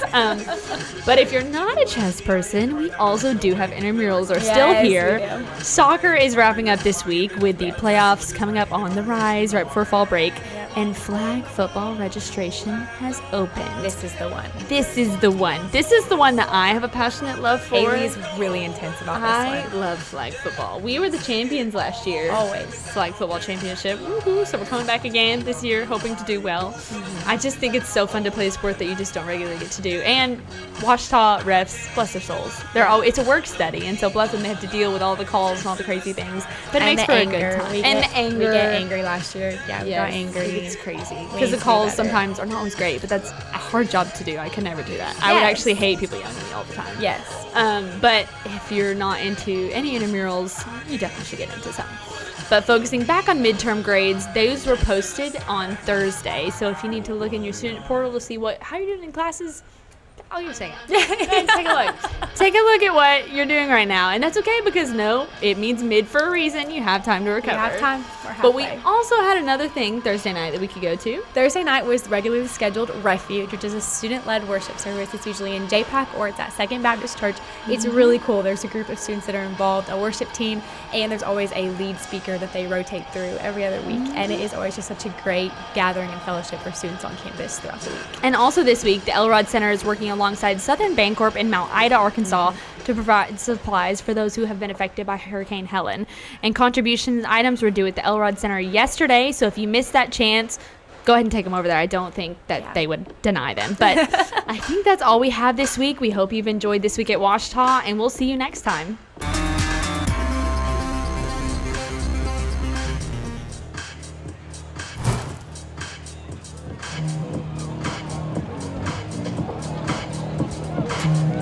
Kicking off for Ouachita to start the second half, number 41, Jack. Crowd, and it's a very large visiting crowd opposite side from us. It is beautiful. It's a beautiful night. Temperature is just right. We're ready for the second half kickoff. It's going to be an exciting second half, and you're going to hear about it from Rex Nelson, the voice of Ouachita Tigers. Thank you, Dr. Jeff Root. Dax Jaggers will kick off for Ouachita. This atmosphere just electric tonight in Cliff Harris Stadium. It is a Battle of the Ravine type atmosphere on an October evening. Kick taken a yard deep, going to be brought out to the 10, to the 15. Brayton J gets away from one tackle. I was going to say only the 20. Still short of the 25, though, Richard. 23-yard line, very good coverage. There are about 3 spin moves in there. He's able to get away from some. Injured Ouachita player Weston got up, but also got an injured Harding Bison down there grabbing his leg. Hopefully that's going to be okay. Oh yeah, in some that does pain, not look though. good. Yeah, it was him and Weston that got entangled up, and both of them are a little slow. He is in great pain, so we are going to pause. 14:51 left in the third quarter. Harding 13, Ouachita 10. Ouachita football 2024 presented by Bissett Hot Springs continues in 30 seconds here on the Ouachita Football Network. Southern Bancorp, Southwest Auto Collection, and Timber King Law. We thank you for your generous support of Ouachita Tiger football. Even the mighty might not see it coming. It's prediabetes, and it captures 1 in 3 adults. But you can escape. Take the 1-minute prediabetes risk test to know where you stand and prevent or delay type 2 diabetes. Be your own hero on smartphones everywhere at doihaveprediabetes.org. Sir, very, very good slot back in this offense. He is going to hobble off the field with some help. I think he had a knee injury a couple of years ago that kept him out all year. Hopefully that's not that again for him. From the 24, Harding will go to work. Let's see if Ouachita can continue to play well on defense. I tell you, Harding been scoring 60-plus almost every week. They've got 13 now. Ouachita has 10. And as Richard said, you don't want to go down 2 possessions to this team. So this is a big series. Give to Dela Cruz, not much there. He's to the 27. Gain of 3, second down and 7. A lot of adjustments are going to be made at halftime, and you think, well, with the flex bone, there's not a whole lot of adjustments. They just do what they do. There are adjustments in different type of things they run, and so the pitch started working a little bit better to end that half. We'll see if Ouachita's able to adjust to that and slow that down a little bit, because they want to start feeding Brayton J. Oh, and if you make one wrong move, as we saw last year against Jay, he's gone. I think every team in the conference has seen that. Yeah. You've just got to play your assignment if you're a defensive man against Harding every play. This time, it's going to be the pitch right. Again, good defense. Positive yardage, but short of the first down on the pitch right up to the 31. Now, third down, Jeff. Third down at 3 yards needed. Harding did not make a third down in the first half. They were 0 for 4. Watch out for the quarterback keeping it. We saw what he could do in the first half, Richard. Well, we also saw the pass, how the pass would hurt Ouachita a few times. And 3rd and 4, they kind of got everything open right here. Boy, this would be huge to force them 3 and out to start the third quarter, though. It would. You could get good field position off the punt. All right. He's under center. Keeline is going to pass and blocked, and it is intercepted. No, incomplete, but they're going to have to punt the football away. Who got a paw on that? Getting a paw on it was Jeraylon Burks got the tip. Kenta Jones went diving down to try and get the pick. Couldn't get there, but Ouachita gets that stop they needed to get to start the half, and they should hopefully get good field position after this punt. Wow. Huge play, Jeff. Yeah, it's a really, really fine play. Chop Burks has been a key part of this defensive line. You've got to have some great defensive tackles against this Harding team. Watch for the fake at any time from Harding, too. They'll try everything tonight. Tigers got a good rush on, but he gets it out of there, and it's going to be fair caught by Connor Flanagan, and the Tigers will start from the 32. He's a yard off. He was almost at the 31 again, right? Well, remember they moved that last one to the 32. That's true. So between the 31 and the 32, they've started 4 different times, Jeff. Yeah, that is uncanny, but there's a lot of things that are uncanny about tonight, right? What an atmosphere this is. What a game we've seen so far. I mean, you could just feel it when the two teams came onto the field. Absolutely electric tonight. First down and 10 from the 32. There is the give to Kendall Givens. Not much there for Givens. 2 yards to the 34. That's being kind. Maybe about a yard and a half, 2nd and 8. He had a decent first half. 4 carries for 26 yards. That's averaging 6 yards a carry. But one of those runs was 16 yards, so the other 3 was a little bit less, and that time only gets, you're right, a yard and a half there. Maybe trailing 13-10. Ouachita moves left to right in the third quarter. Trips to the near side, one man to the far side. Near side's the wide side of the field. Quarterback's going to run. I thought he had room. He was tracked down from behind. Good tackle that time by Harding's Caden Pierce. Yeah, he's a senior linebacker. He was just sitting waiting on that time and was able to get back there for a no gain. Good play by the linebacker. 3rd and 8, Tigers quickly back to the line. Let's see if they can convert a pass and pick up a first down here. Harding went 3 and out to start the third quarter. Will Ouachita go 3 and out on its first possession of the second half? Eli Livingston, the senior quarterback out of Batesville, takes the snap, sets up, gets the pass up. Got a receiver out of the 46-yard line. That's Steve McKnight. First down, Ouachita. Richard and I were both pointing to a deeper receiver, but hey, that's fine. First down. He got it to McKnight, who's having a big game for the Tigers. Yeah, that was a heck of a snag across the middle, going up and making that tough catch.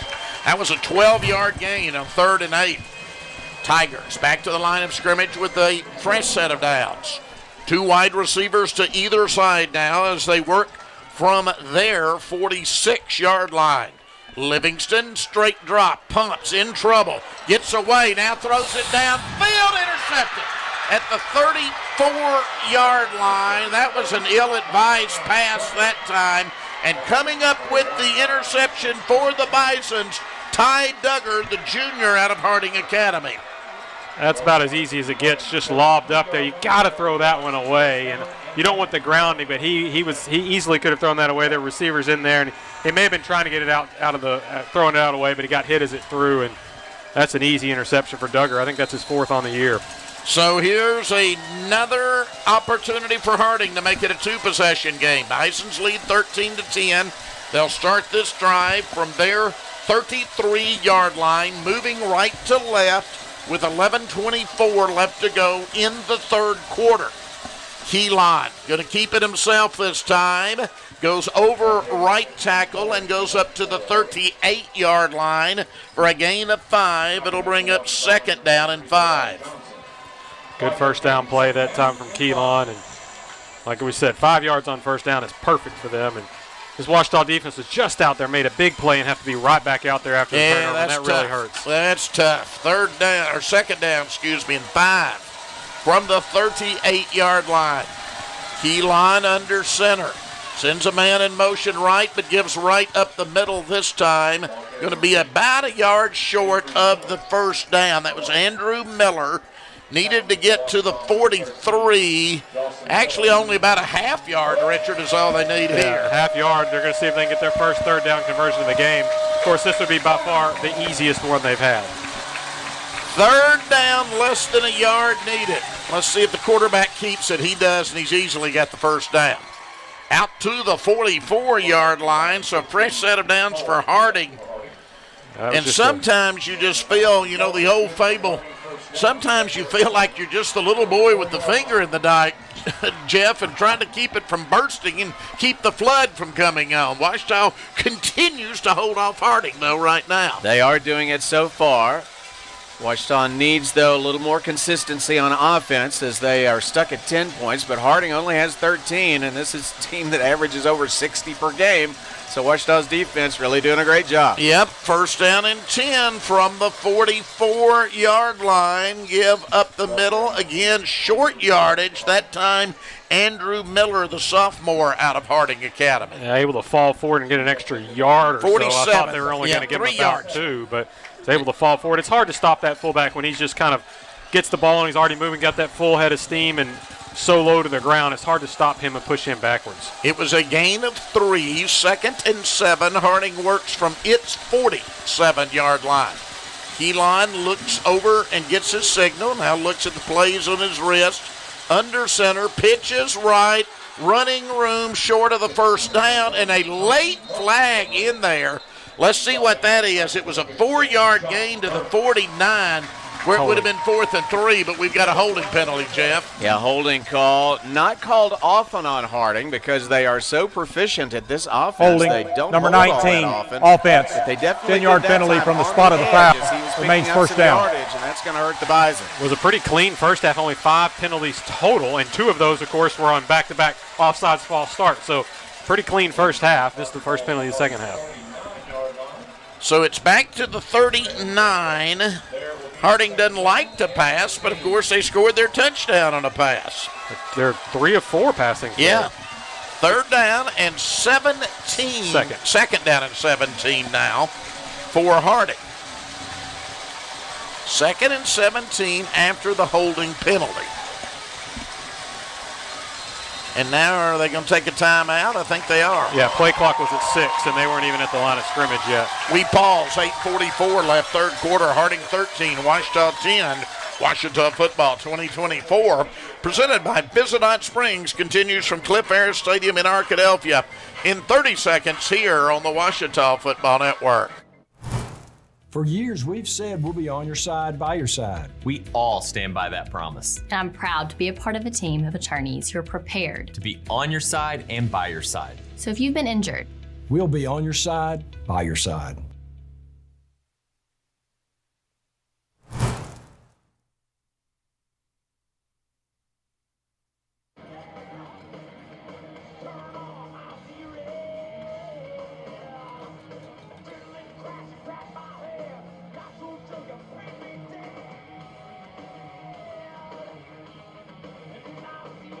Tonight, a lot of running, a lot of hard hitting, and right now it is Harding 13, Ouachita 10. Harding with the ball, but after a penalty, they've got a little bit to overcome, so they call timeout to talk about. If you had bet me, Richard, that one team's touchdown would be on the ground and the other would be through the air, I would have gotten it wrong in the first half. I think everybody would have. Harding through the air, Ouachita on the ground thus far. 2nd and long, they give it right up the middle, and it's only going to be to the 41. That's only a 2-yard gain. Yeah, penalties are Harding doesn't have a ton of penalties because they can't have a ton of penalties. That's why they're so good at not getting them, because it puts them in negative yardage plays. 3rd and 14. You think they almost have to pass here, but as soon as you just sit back and wait on a pass, they're just going to run it straight down your throat because you're not being aggressive enough. Big play. Let's see if Ouachita can get the stop as their fans come to their feet on a night when Cliff Harris Stadium is packed. 3rd down, about 14 needed for a first down for Harding, and they're shaking the stands here. It is going to be the option left. The pitch is tripped up. Tripped up is Brayton J at the 42. It was Mario Ginter Jr. And he was taken on a block while he made that tackle. Heck of a play by Ginter Jr. I was wondering if they would try and get it to Jay on the outside, thinking Ouachita would not be as aggressive, and they did. Ouachita made the tackle, and Harding's going to have to punt the football again. So 2 possessions and 2 punts, Jeff, for Harding in this second half. Wow, it is just a super job by the Ouachita defense. The offense will have another chance to reward that defense with a good possession here. 4th down and 11 from the 43. Punter set up back at his 28-yard line. And now what do we have? Delay of game. Way over delay of game. Okay. 58 kicking team, 5 yards. Remains 4th down. To the 38, where it'll be 4th and 16. And that's, I think they did it on purpose because I don't think they wanted to make sure they didn't vote it into the end zone. Yeah, but you would love to see Connor Flanagan get a chance at a return. He has not had a chance today. Nope.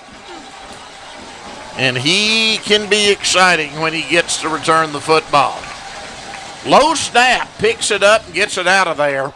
Flanagan's going to have to call the fair catch in a crowd, but down in that same neighborhood again, Jeff. This time they're going to mark it at the 33-yard line. All right, well, let's start the 33 instead of the 31 or 32 and see if it brings the team a little luck. All right, so 2 at the 31, 2 at the 32, now 1 at the 33. So 5 drives have started right in this area, Richard. I think you can watch a lot of football and not see that happen. 1st down and 10. Ouachita trailing by 3 midway through the 3rd quarter. 13-10 Harding, our score. Pitch left, Kendall Givens. Givens hops over a man. What a athletic play as he gets to the 39.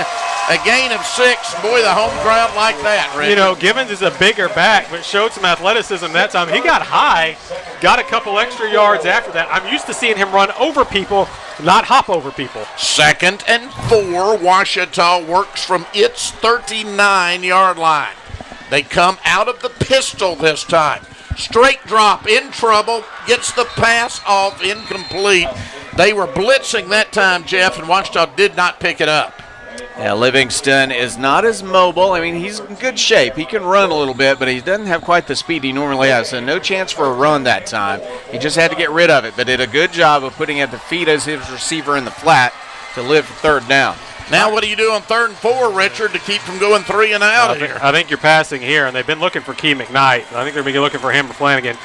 But you got to get a couple 1st downs together here. 2 men far side, 2 near side. Yeah, you got to give that defense a break. Passing across the middle, short, incomplete. They were looking for Key McKnight, but a flag comes in, and it is going to be interference on Harding and a 1st down Ouachita. He came over the back. It was thrown short. I'm not sure how catchable it was, but he did get down close to it, and he did it with a bison. Before the pass, holding, 13, defense. 10-yard penalty from the previous spot. Automatic, 1st down. So it didn't matter if it's defensive holding. Yeah, I just watched the replay. They did held McKnight as he came out of his break, as they call that penalty on Jeremiah Jordan on that far side. So that's a good call. Wasn't interference. That defense holding, automatic 1st down. So out at the 49, Tigers 51 yards away from the promised land. Here is the give to Givens, turns the corner into Harding territory for a 2-yard gain to the Bison 49, 2nd and 8. Yeah, was able to outrun 2 out there, but just ran out of territory over there and only gets a couple yards. 2nd down and 8 for Ouachita. Clock running with 6:10 remaining in the 3rd quarter. Harding leads 13-10. That was our score at halftime. Ouachita has yet to have the lead in this football game. Only gave him about a yard and a half. I thought he had a little more than that. I did too. 2nd and 8.5 then instead of 2nd and 8. Straight drop back, got some time. Now forced out of the pocket. Rolling left, Livingston's going to be forced out of bounds on the far sideline. That's the Harding sideline. We got a little scuffle going on over there, Jeff. Spirits are high tonight, let's just put it that way. A really hard tackle on the far side. No gain. Ouachita fans wanted a roughing call, but instead holding, number 68, offense. 10-yard penalty, remains 2nd down. Yep. So back up the Tigers. It was a clean hit. He got wrapped up around the head, but one face mask. I mean, just a hard hit. He hadn't gotten out of bounds yet, but. Back to the 41-yard line. But good to see Livingston get up for that because he was injured earlier, and I was a little worried on that one and going into the sidelines if he was able to get up, and he looks okay. Yes, he does. 2nd long now. You'll have to go upstairs on 2nd and 18. Kendall Givens set to his right. 2 wide receivers to the near side. One to the far side on 2nd and long. Quarterback draw.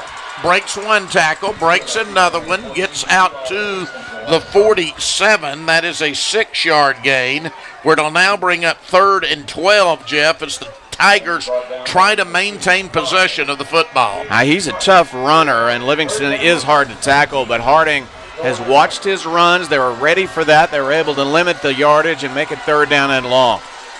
So 3rd and between 12 and 13 yards is what they need for a first down. Livingston sets up, gets this one off, not near anybody. But a flag comes down. There's a reason it wasn't near anybody. They had their pick of 2 different ones that time, actually. And Harding didn't need to hold or interfere that time because Livingston was getting hit as he threw it. It wasn't a good ball, but doesn't matter. It was at least catchable over there, and it's going to be interference or holding. I don't know what they'll call. But should be an automatic first down. They are so aware of Flanagan, they just grabbed him when pass interference, number 1 of the defense. Yep, ball will be placed at the spot of the foul. Automatic first Harding down. plays aggressive on defense, and why shouldn't they? But every now and then, it's hurt him a couple times on this drive. So that takes it down to the 44 of Harding, where Ouachita will have a new set of downs. Tigers moving left to right late in the 3rd quarter. Neither team has scored in what has been a very fast 3rd quarter of play. 2 men split left, 1 man split right. Tigers set on the near hash mark. Give to Kendall Givens. Givens got a pretty good run this time to the 41. That's 3 yards, 2nd and 7. He was dragging about 3 Bison and about 3 Ouachita offensive linemen that time, just dragging them. Picked up about 3 yards or so. We're nearing the end of the 3rd quarter. This is going to be a fast football game tonight, Richard. It always is. It always is against Harding. And, Ouachita passes more than they have in the past, but still run the ball a lot. Of course, Harding's been, air raid tonight with as many times as they've thrown the ball, but it's still going quickly. Trips to the far side on 2nd down. Quarterback keeps it going left, and he's hit immediately. That didn't fool anybody, Jeff, at the 40. Gain of 1, 3rd and 6 now. 3rd down and 6 in what could be 4-down territory. You're in field goal range, as we found out last week. Yeah, but you also want to play field position battle here with Harding, too. It's going to be interesting to see what they get here. If they get 3 or 4 or 5 yards, I think they easily can try for it on 4th down or even go for the field goal. 3rd and 6. I think after Daggers hit the long one last week, if you don't get it here, you give him a try, unless you lose yardage. Send the tight end in motion right to left. On 3rd down, straight drop, in trouble. Gets the pass off, incomplete, and no flags, even though you can hear the fans down below us asking for one. I think they could have called one there, but they've done it on 2 third downs. I think that's a lot to ask for them to call it on a 3rd. And Ouachita's going to send out the punt team here. It looks, well, no, can't tell. I think this is the kicking team. It is the kicking team. Yep. The kickers were a little late runner out. 57-yard attempt. He hit one from 60 last week. There's no win this week, though. He had a little bit of win last week. 57 yards to tie this baby up. From the far hash mark, Dax Jaggers. And we're going to have a timeout. Harding. Ouachita took it. Ouachita. 2:47 left, 3rd quarter. Harding 13, Ouachita 10. Ouachita football 2024 continues in 30 seconds here on the Ouachita Football Network. In NCAA Division II, community engagement is an initiative at all 25 national championships because student athletes want to give back while competing for a national title. Over the course of the year, Division II student athletes have an opportunity to leave a lasting impression in local communities throughout the country. Whether Division II student athletes are volunteering at hospitals, schools, after-school care programs, foster homes, or retirement villages, they make a difference in the lives of others. In Division II, we rise to the opportunity and make community engagement ours.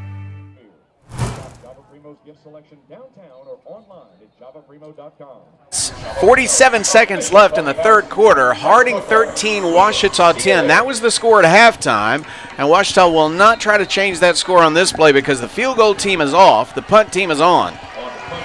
So they're just going to say, we're going to keep this 3. We'd rather put Harding deep.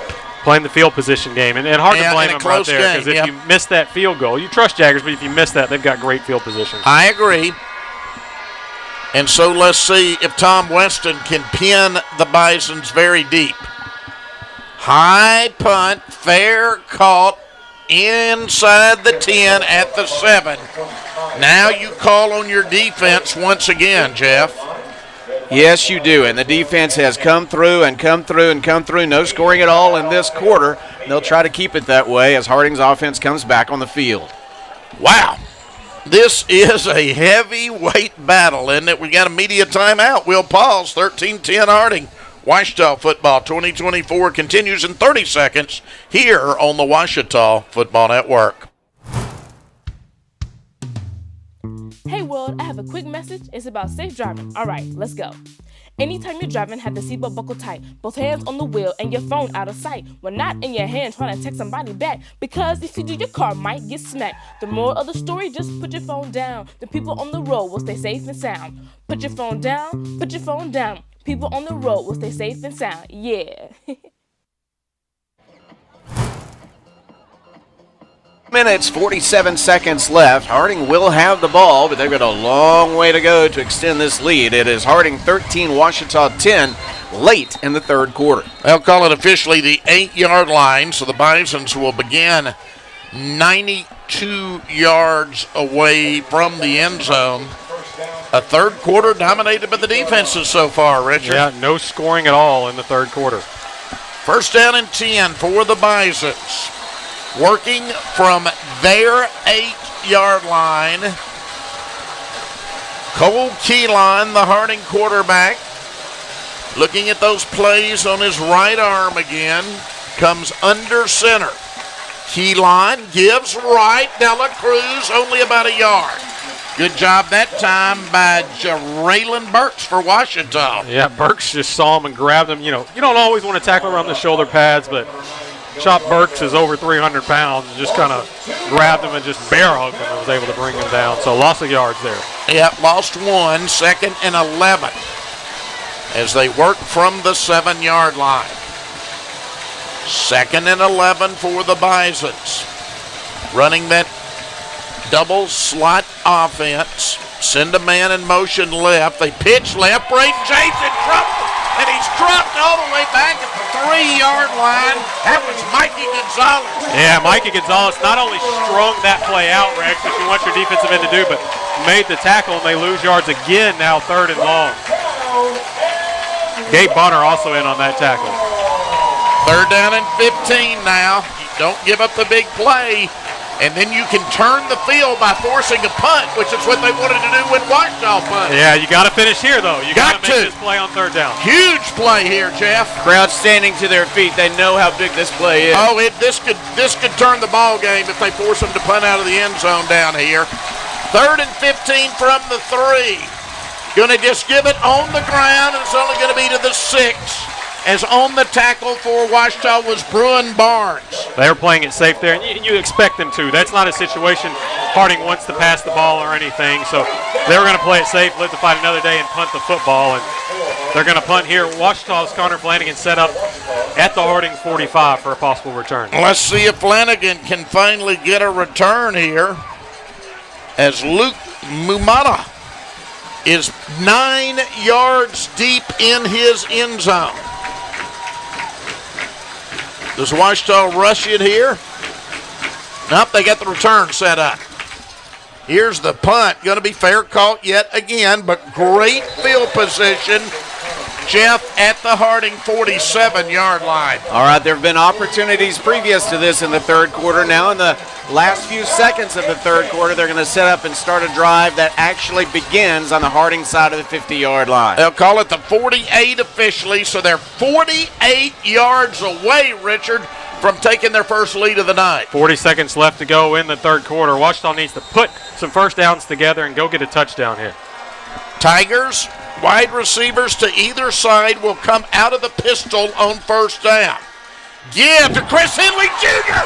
35, 30, 25, 20.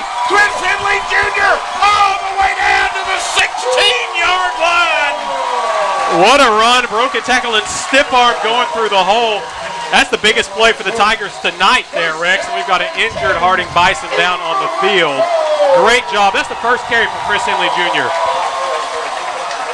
Put a great stiff arm on Grayson Lewis as he tried to make the tackle as he went through the hole and couldn't do it. We're going to hold it here because the Harding man, they've got him up now, even though they're going to let the teams go to the side and talk about it, Jeff. First down and 10 at the 16, and Ouachita now with a golden opportunity to take its first lead of the ball game. You can tie it with a field goal, but obviously they want the touchdown and get that first lead of the evening. You have to wonder if with Givens on the sideline they thought it might be a pass, but Henley is a really great running back and was able to find an open hole and make big yardage. And now we're going to have an interesting formation. We got Lyric, Treadwell, and Henley out there. Treadwell Givens was a decoy earlier, and Treadwell got a pitch.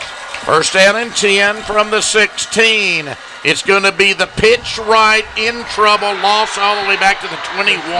That hurt. That's almost the end of the quarter. That's the same play Ouachita ran earlier and lost about 4 or 5 yards. That time they lost the same amount of yardage. Yeah, Lyric Treadwell, that just did not work at all. And he had no chance. That's not on him. Nah, we've come to the end of the third quarter. It's Harding 13, Ouachita 10. At the top of the hour, let's pause for station identification on this, the Ouachita Football Network. What were we running there? Stephanie's driving home from school, like she does every day. Since she's almost home, she takes a quick glance at her phone, like she does every day. She arrives safely, like she does every day. It's another ordinary day. But then, something out of the ordinary happens. Distracted driving kills. Your generous support of Ouachita Tiger football.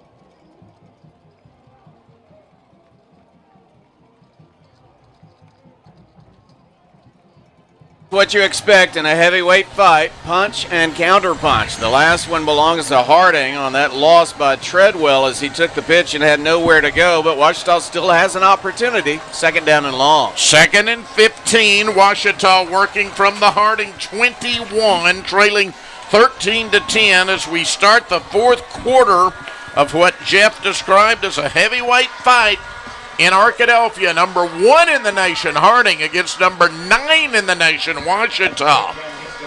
Tigers down at the 21, moving right to left now in this final quarter of this big game. Both teams are 6-0 on this 2024 season. In their last 22 games, it's 11-11. That's what kind of series this is. Out of the shotgun, Eli Livingston. Livingston, straight drop, has some time, got a receiver, Connor Flanagan. 15, 10, 5, hops over a man, and he's inside the 5 at the 4-yard line. Oh, what a wonderful call. They got it in the short yardage situation, and he ran for big yardage. Wonderful run after the catch by Flanagan. He jumped. They knocked him out of bounds, so he couldn't land in the end zone, but they are inside the 5 with a first and goal. 4 yards is easier said than done against Harding, though, Richard. Yeah, they ran direct snap. Last time watched on this situation, got the first down the first time as Kendall Givens outran him to the edge. They're going direct snap here. Yep, direct snap to Kendall Givens. Givens from the 4, going left, turns the corner, almost. Couldn't get there, about the 2. I thought he was going to turn that corner and somebody got his shoe, Jeff. Oh, he did a nice job of diving forward, so it's positive yardage. They got half of what they needed, but you're right, it's never easy. Only 1 rushing touchdown all year, and it was earlier tonight. Yep, against Ouachita. His first rushing touchdown they've given up. Go ahead, Richard. Ouachita feels better on that direct snap about hitting the outside. They have not tried it up the middle. They got Livingston back in the ball game here now. Yep, Livingston with Givens to his left. They set on the near hash mark. They keep quarterback keeper, and he's going to lose a yard. Yeah, I told you it was tough. He's going to lose 2 yards, actually, back to the 4. So third and go from the 4. I think you have to throw here. I'm a little surprised they didn't go with the direct snap from the 2-yard line. They got 2 yards on it the play before, and Livingston's banged up. He's not the runner he normally is, but Yeah, I think you might have to be throwing the football right here, but you got to be careful with it because the windows are so much tighter down here.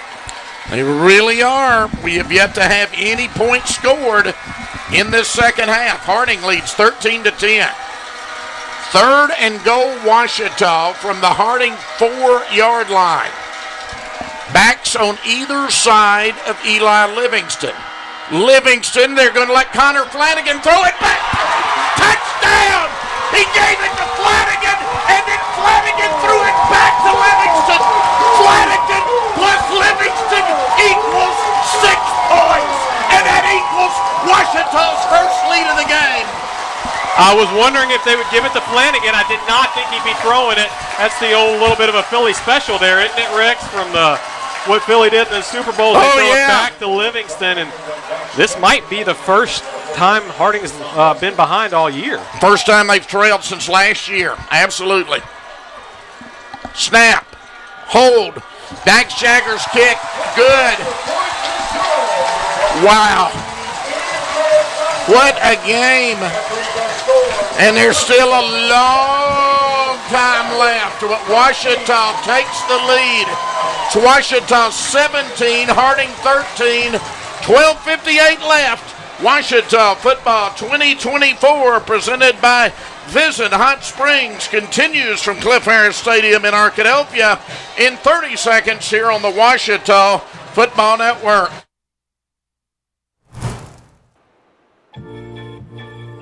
Baseball for me just kind of was the glue that kept my family together. I feel like I was able to come here and get my triple major as well as play a super high level of baseball against some of the best players in the country.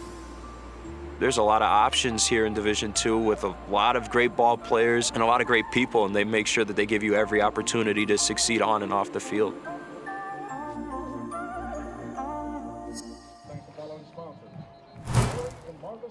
To go, Ouachita decided to punt the ball from near midfield.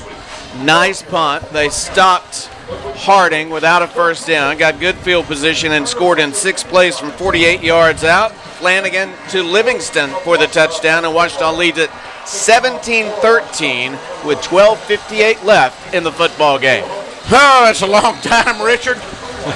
Long time. long time. You're happy to have the lead, but you're still very nervous about the rest. Can we erase the 12 minutes and just have the seconds left? Oh, my. Here's the kick. Going to be taken at the 10 and fair caught this time. So they'll start 75 yards away at the 25, and we'll see if this Ouachita defense, Jeff, can still keep these defending national champions, the #1 team in the nation, Harding, wrapped up. Interesting decision to fair catch there. They've been running back kickoffs all night from longer kicks. This was a shorter kick, but they fair caught it, perhaps thinking about the fact that they did fumble one. 1st and 10, Harding working from its 25. Cole Keyline, the Bison quarterback. Again, running the double slot option. 1 man behind him, slot backs to either side. So 3 running backs to choose from. He will keep himself and get good yardage. Up over the 30 to the 33. That's a quick 8, Jeff. It's 2nd and 2. You know, it looked like a broken play. His fullback was not there when he was ready to make the handoff, and then he just ran upfield and did a good job. Nice job by the quarterback. I think it was broken, yeah. Yeah, still makes it an 8-yard gain. Sometimes broken plays are the best plays because all the keys are thrown off. 2nd down and 2. From the 33, Ouachita with a narrow 17-13 lead now, 12:20 left, 4th quarter. A showdown in Arkadelphia. Keyline gives up the middle, 1st down, Harding. Dawson Miller with the tackle quickly, but they didn't have to get much. No, didn't have much. Dela Cruz up to the 36, so 1st down and 10. So they get a total of 11 yards on their first 2 running plays of the drive. Fresh set of downs for the Bisons. 1st and 10 from the 36, moving left to right, trailing Ouachita now 17-13. This crowd, you can feel the tension now, Jeff. Oh, yeah, absolutely. The students have not sat down in some time. It's an amazing atmosphere. 1st down and 10, running the option, balls on the grab. Ouachita may have it. Let's see, no signal yet. Trying to unpile him in there at the 33-yard line. Waiting for a signal. There were Tigers and Bisons both in there. I thought I saw purple. Ouachita! Ouachita has recovered the football! It was just a short pitch, Rex. It never got out there. It was hard to tell who got on it. Ouachita's come up with the turnover there, and they have a chance to go add to this lead. It's not going to be easy, but they have a chance. I could not tell who came up with it. Jax Miller and Kenta Jones in on the tackle. Could not tell who came up with it, though. Tigers now 33 yards away from adding to the lead. 17-13 Ouachita, 11:22 left in the fourth quarter. Tigers move right to left from the Bison 33. Kendall Givens gets the give. Nice hold down to the 30. 2nd and 7.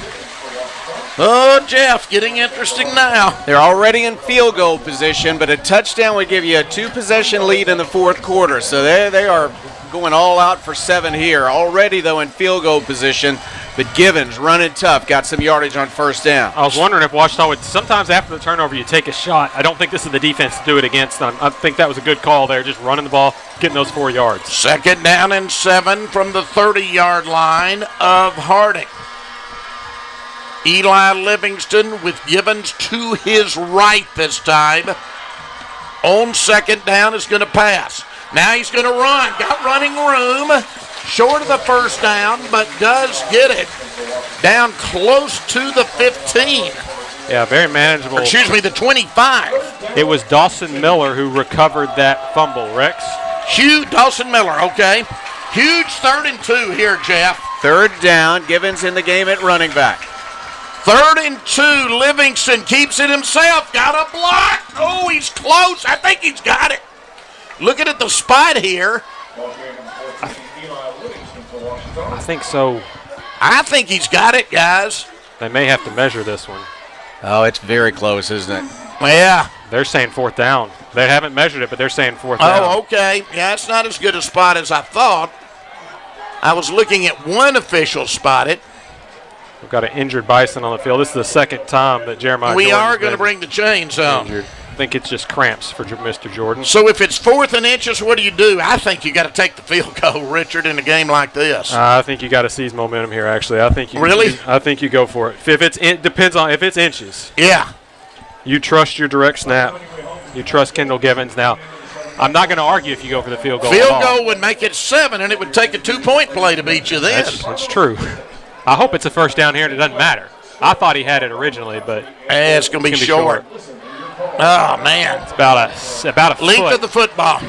Yeah, I think they're going to kick it. I already see Dax Jaggers out there. So close, Jeff. So close. It really was. It was a good tackle. He didn't stretch out at the end of the play. He tried his best. Good run by the quarterback. Got contact. Still got some yardage after that, but not quite enough. Jaggers wants to kick it. Let's see if they'll let him. So close. 4th and the length of the football. I don't think they've decided yet. Oh. I guarantee the offense is lobbying to go for it. I'm glad I don't have to make this decision. I think the offense has won that lobby. Oh, wow. Here's your play of the game, guys. I'm a little surprised they're not going with a direct snap here. 4th and inches. May try to draw them off here. They come out of the shotgun. Livingston is in there. Kendall Givens is to his left. 4th and less than a yard. Quarterback's going to keep it and lose yardage. Ball goes back to Harding at the 36-yard line. The stretch plays just haven't been there. That's what they weren't able to get there on 3rd down. I like going for it. I wish it could have been a direct snap. Boy, that is twice in this game. Ouachita has started down close, Jeff, and come out with 0 points. Actually lost 2 yards on the play. Just never had a chance. They were sprinting to the backfield, and they got there. You got even Livingston's a good runner, but man, Givens, I want it in his hands. 1st down and 10. Harding at the 26, trailing Ouachita 17-13 with 9:36 left in this one. 1st and 10, Bison. Keyline keeps it, gets away, broken tackle, out to the 34-yard line. That's a quick 8 yards. Yeah, nice run just off tackle that time. Nothing fancy. He gets 8 yards, and it's got to be deflating for that Ouachita defense to get that turnover and have to come back out with no points scored. Really is. 2nd down and 2 now from the 34. That's tough. Defense has got to stand up again, though. Clock down to 9:05, 9:04, 9:03. What a game. 2nd down, 2. Here's the give. Another broken tackle, Big yardage out over the 45 to the 47-yard line. Jeff, you got to tackle better than that. That is the first time in some time the Harding crowd has stood at their feet to give a big cheer, because that's what they look for from that fullback. He bounced off tacklers for a nice game. He's not overly big, but he's a short guy, and he just runs so low, just a low center of gravity. Just a really good runner, just bouncing around like a pinball. Dela Cruz with a 13-yard gain. Harding's out near midfield now with a fresh set of downs. 1st down and 10, Bisons. Braylon J gets the pitch left into Ouachita territory to the 48-yard line. Braden J, gain of another 5, Richard. They're getting in chunks now, 2nd and 5. Yeah, they've done that a few times, though, and Ouachita stood up where they had to, and we'll see if they can here, but they're getting close to field goal range. 2nd and 5 from the 48 of Ouachita. Clock down to 7:49 left in the 4th quarter. Ouachita leads by 4, 17-13. It's going to be the quarterback keeper, and he's downed immediately this time. Really good job that time by Ouachita's Dawson Miller.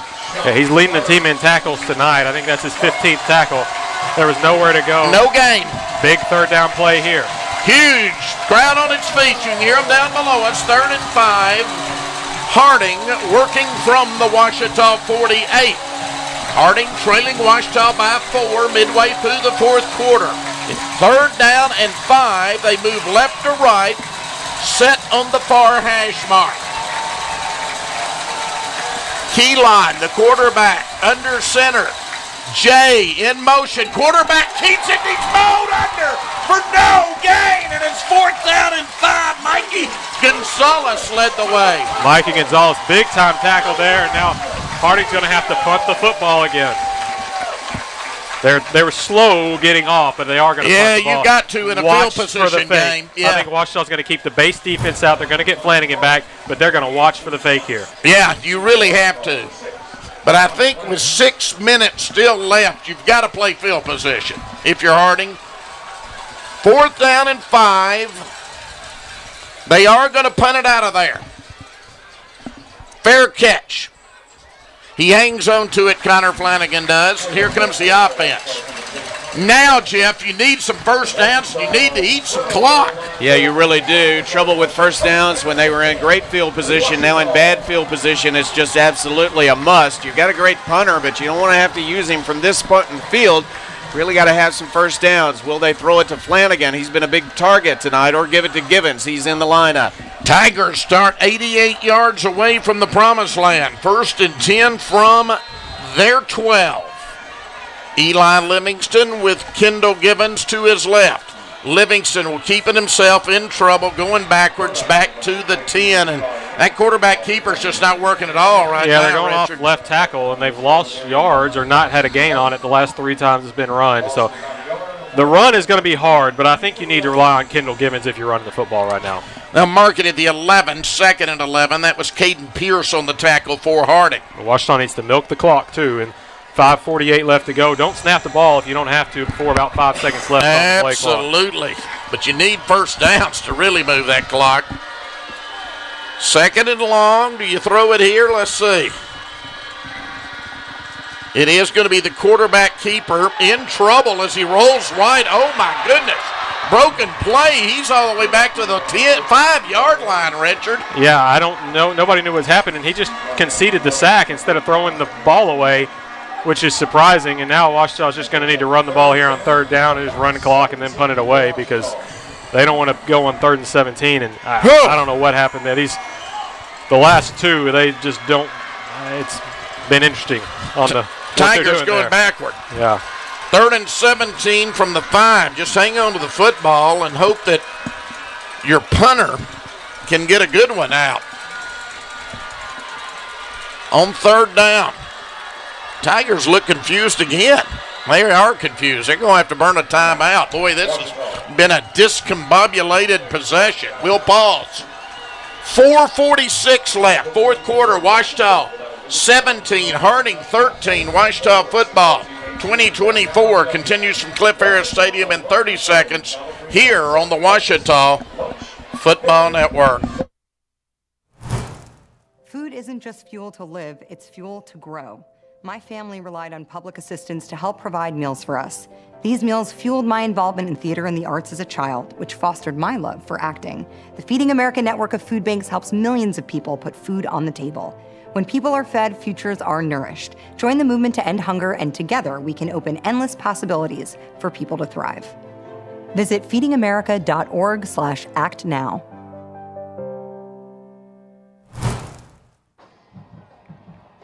It's in 46 seconds to what will either be exhilaration for this home crowd or major sadness because it's such an amazing game. Ouachita 17, Harding 13, but the Tigers in a bit of trouble at their own 5-yard line. Yeah, they're in big trouble. They need to pick up at least a few yards and give Tom Weston a little room when he comes in to punt. They're going to throw the football. They air it out near side and overthrown. Oh, man. Flanagan had a step on him, but the quarterback couldn't get it in there, Richard. Yeah, it was out there for it. Just a long throw and couldn't get there, and Ouachita's going to have to punt the football, unfortunately. All right, so Tom Weston's going to be at the back of his end zone. This is where you just can't afford any kind of mistake. But regardless, you would think Harding would come out of this with very good field possession and a chance to go win this game. 4:40 left in the 4th quarter. Weston got to have a good snap. He's right at the back of his end zone. Low snap, but he gets it out of there. Good punt, fair caught. 45 yards away is where Harding's going to start. So they're in Ouachita territory with a chance to win it at the end, Jeff. Here we go. We knew it was going to be a wild one, and it's going to come to the wire now. This defense for Ouachita has pitched a shutout in the second half. Now only 4:36 left in the game, but, man, they've got a tall order right now against this offense at 1st and 10, starting at your own 45-yard line. They got to come up with some big plays again. Harding just 45 yards away as they start this drive in Ouachita territory. Cole Keyline under center from the 45. Bisons move left to right. Good gain up the middle that time. That was Miller, the sophomore out of Harding Academy. He is to the 41, gain of 4. 2nd and 6 from the 41. Richard's gone down to get post-game interviews. We'll bring in Michael Westbrook in a minute. 2nd and 6 from the 41-yard line. On 2nd down, not much there. 39-yard line, that's a gain of 2. 3rd and 4, but obviously now Harding in 4-down territory, Rovell Jeff. Carter on that big tackle, but you're right. They've got 2 plays to make about 4 yards here. Ouachita's got to stand up again. 3rd and 4 from the Ouachita 39. Harding moving left to right. Clock down to 3:30. 3.5 minutes left in this one. Ouachita leads by 4, 17-13. 3rd down, 4 yards needed for a first down. Quarterback pitches, and it's going to be a loss of yardage for Brayton Jay. That was Josiah Johnson first, and then Jax Miller cleaned it up. And so those 2 guys live to see the 4th down play here. So back to the 39, 4th and 4, Jeff. Biggest play of the ball game again. It is. We've had a few. We've got another one right now. They are not going to think about a field goal because they're down by 4, so they got to go for it. 4th and 4 at the Ouachita 39. Keyline is under center, and now a timeout Harding. We pause. 2:39 left, fourth quarter. Ouachita 17, Harding 13. Ouachita football 2024 continues in 30 seconds here on the Ouachita Football Network. In NCAA Division II, student athletes leave a lasting impression on their communities.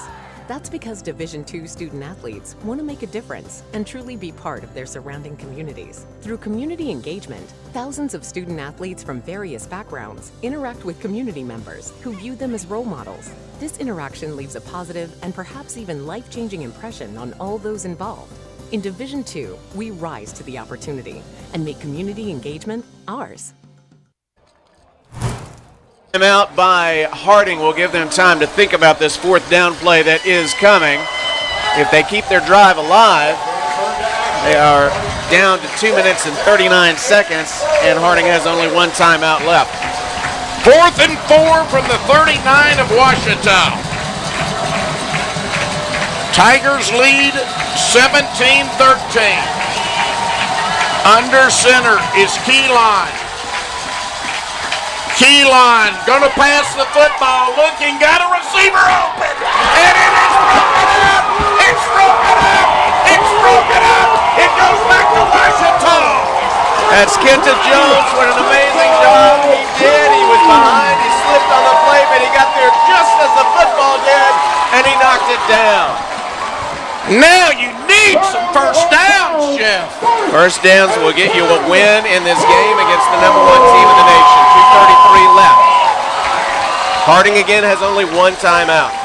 Rex, the press box was shaking. Absolutely. Like the old days here. This place is electric right now. 1st and 10, Ouachita from the 39, but you need at least one first down. They've got one timeout left.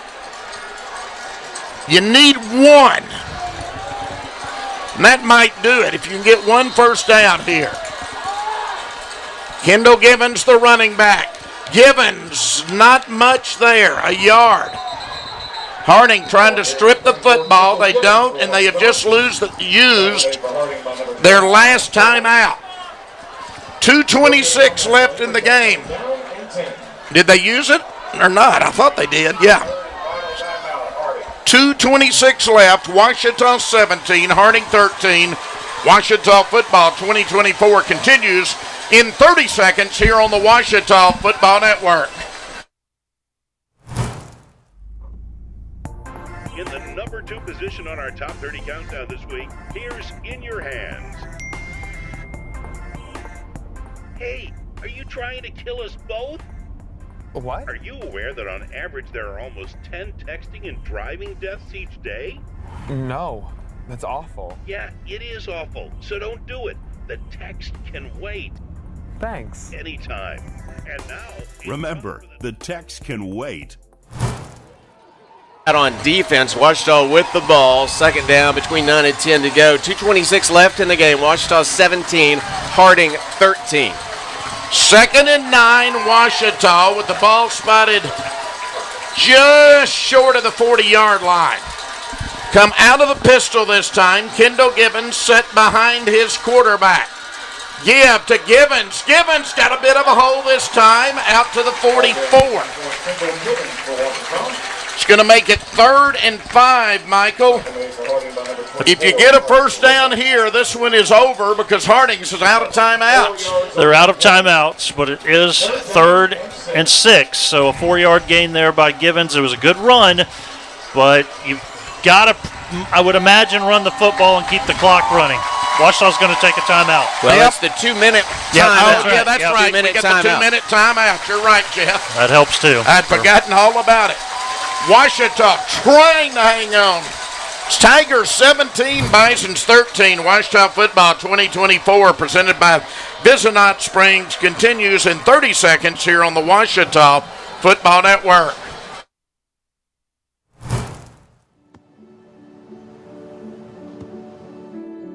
I don't remember how it started. Go to Dad. Our back and forth. It always came back. Dad! You probably don't remember what you told me, That was perfect. but I heard every word.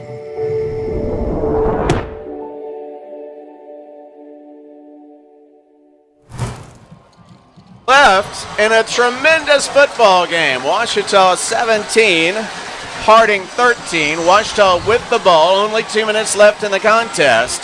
But Ouachita faces third down. They need 5.5 yards for the first down that would end this game.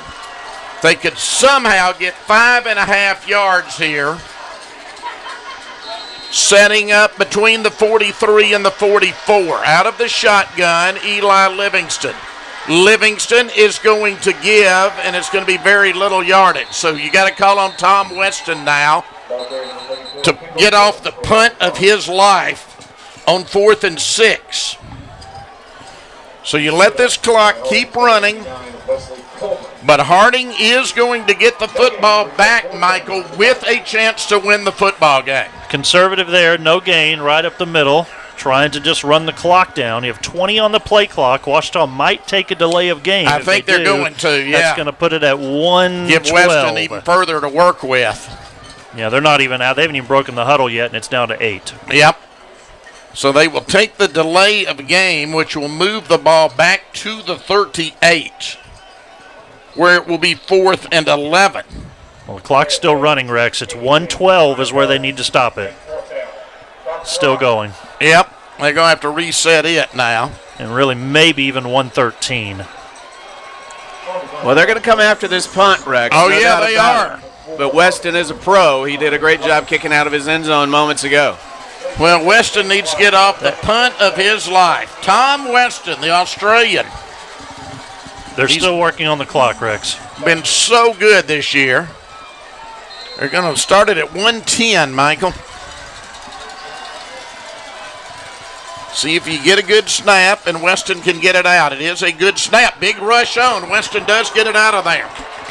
Fair catch called inside the 20. Harding's going to have 80 yards to go, no timeouts, and a minute 5 to work. 65 seconds from glory, Jeff, if the Tigers can hang on. Well, you certainly know that the option offense is not built for this situation, but this is a team that gets a lot of long-distance plays. Now they're going to have 3 receivers in the game, so they're changing their formation a bit. First down and 10, Harding, working from its 19. Trailing Ouachita, 17-13, 1:05 left in the fourth quarter. Cole Keelan under center. Keelan, straight drop, big rush on, under pressure, rolling to his left, turns the corner and is forced out of bounds. Out of bounds at the 20 after a gain of 1. And that's just fine. I know you would have liked for him to stay in bounds, but he didn't pass the ball deep downfield. They only picked up a yard. 58 seconds left. 2nd and 9 from the 20. Keelan under center. Rolls left this time. Big rush on him. Throws it out there. Got a receiver out of bounds again at the 32-yard line. It's a gain of 12 and a first down. Clock stops with 53 seconds left. Now they're 68 yards away. 1st and 10, Harding working from its 32. Keelan under center. Rolls left this time. Big rush on. Throws it incomplete. Good coverage that time by Ouachita Stephen Weston, and it's 2nd and 10. Mikey Gonzalez and Jax Miller, the two you're talking about on the rush there, Rex. 2nd and 10 from the 32. Clock down to 48 seconds. 2nd and 10. Harding moving left to right. Set near hash mark. Trailing Ouachita 17-13. On 2nd down, under center, Keelan. Keelan, straight drop. Going deep this time. Got a receiver out there, incomplete. Boy, he went for the home run that time, but good coverage as it was tipped, and Ouachita's Josiah Johnson was the man on the coverage. Jay was the intended receiver. He's got big-time speed, but Ouachita got back there with him. They both dove for the football, and it was a little too long for either one of them. Third down coming. 3rd and 10. You need 2 stops here to end this thing. 3rd and 10. Harding working from its 32. In the final minute of play, trailing Ouachita by 4. Straight drop back. A crowd, broken up. That time, on the coverage for Ouachita was Pierce Smalley. Here we go. This is it, Michael. 4th and 10. Braden Jay fell down on that play, wanted a penalty. He's getting back to the line of scrimmage. 4th down and 10. 38 seconds left. The number 1 team in the country with the football, but trailing by 4. On 4th and 10. Cole Keelan. Under center. Straight drop. In trouble. He's running for it. Got a receiver at the 40. He's got a first down, I believe. Oh, my. He made it work. Yeah, the tackle almost brought him down short of the first down. The clock would have kept running. They stop it to move the chains. Darius Brown, a miracle. Harding keeps the football from the 42. They clocked it. Yeah, he clocked it to stop the clock. 2nd and 10. Oh, my, so close to ending this game, Michael, and they couldn't stop him short of the first down. It was very, very close. I mean, it doesn't get much closer than that. 2nd and 10. 28 seconds left. Keelan's got a receiver. He dropped the ball. 3rd and 10. That's a curious call. Wow, that was. He had been tackled short. That would have been it. Yep, Darius Brown right down the line of scrimmage. 3rd and 10. You need 2 stops here. Harding 58 yards away. Working from the 42, near a hash mark, moving left to right. Cole Keelan, the quarterback. On 3rd down and 10. They're going to pitch it, and now they're going to run it, and that's going to run a lot of clock out. Down to the 48, 17, 16, 15, 14, 13, 12, 11, 10. They're at the 47-yard line with 4th and 5. 4th down and 5. Straight drop back. Keelan's in trouble. He throws it, and it's incomplete. It's incomplete. The clock runs out. The students start to build. Down goes number 1. Down goes number 1. Painted purple, baby. Oh my gosh, what an amazing crowd, what an amazing team, and what a night to be a Ouachita Tiger.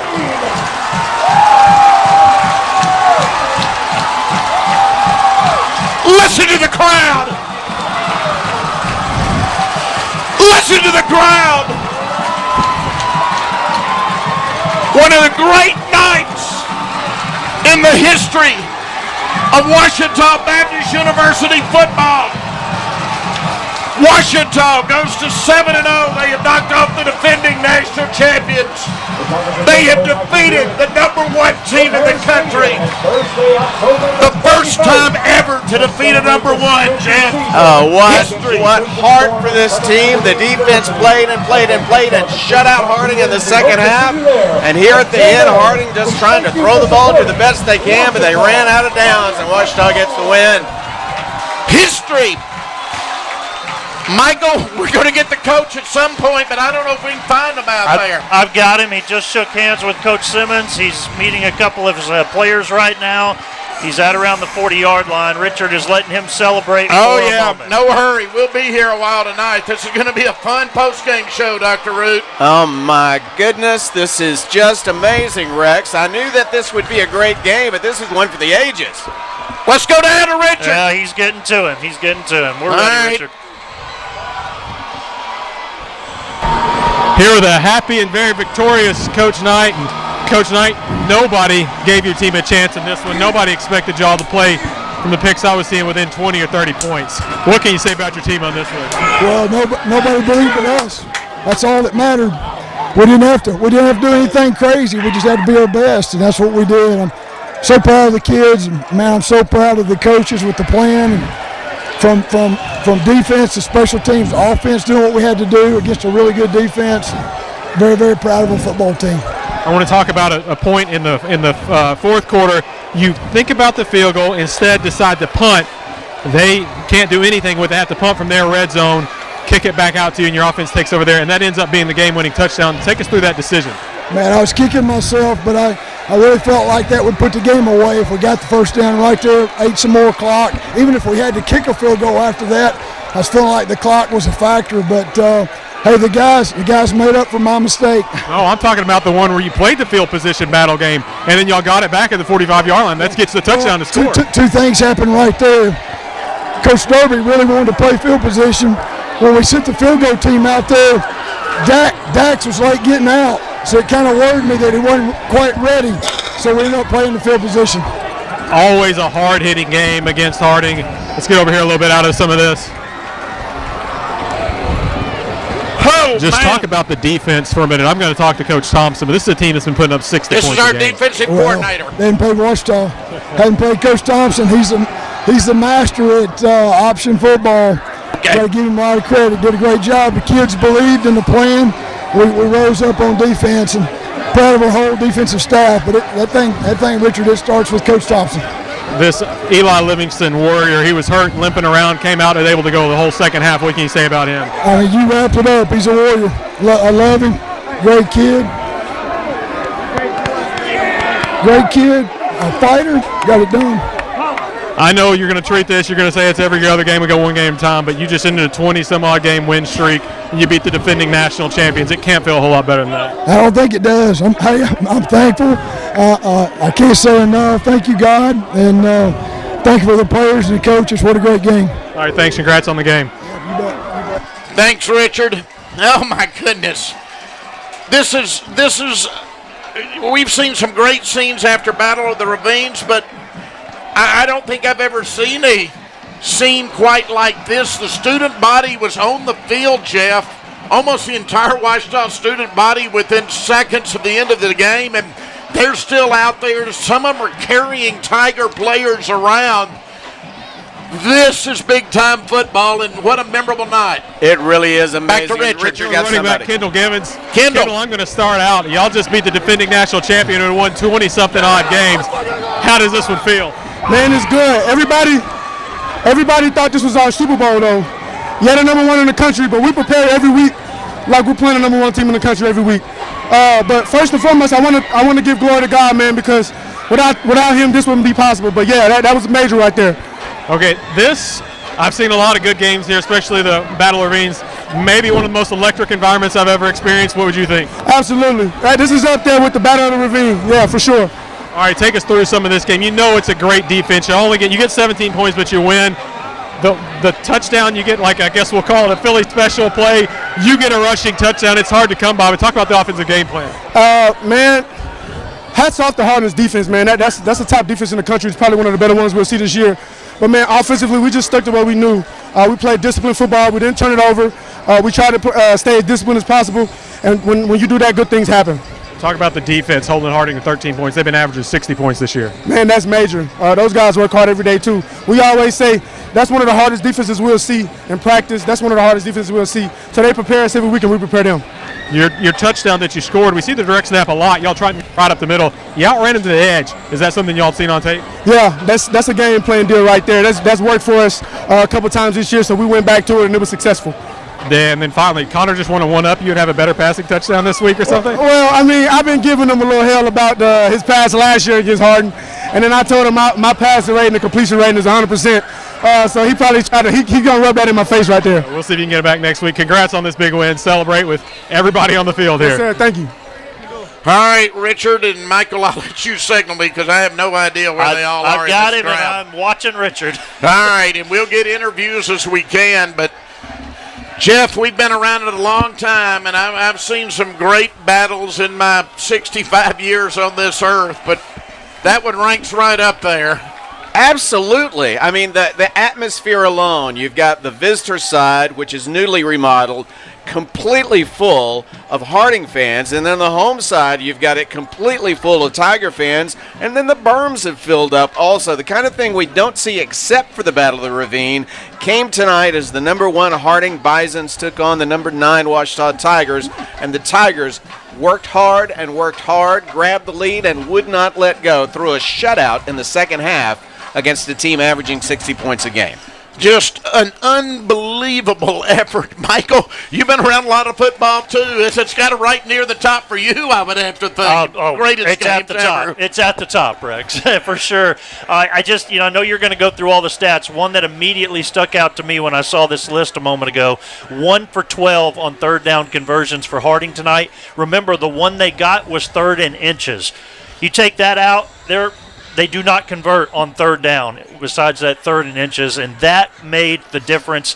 I know the defense had to be out there a lot, but, man, they made stop after stop after stop.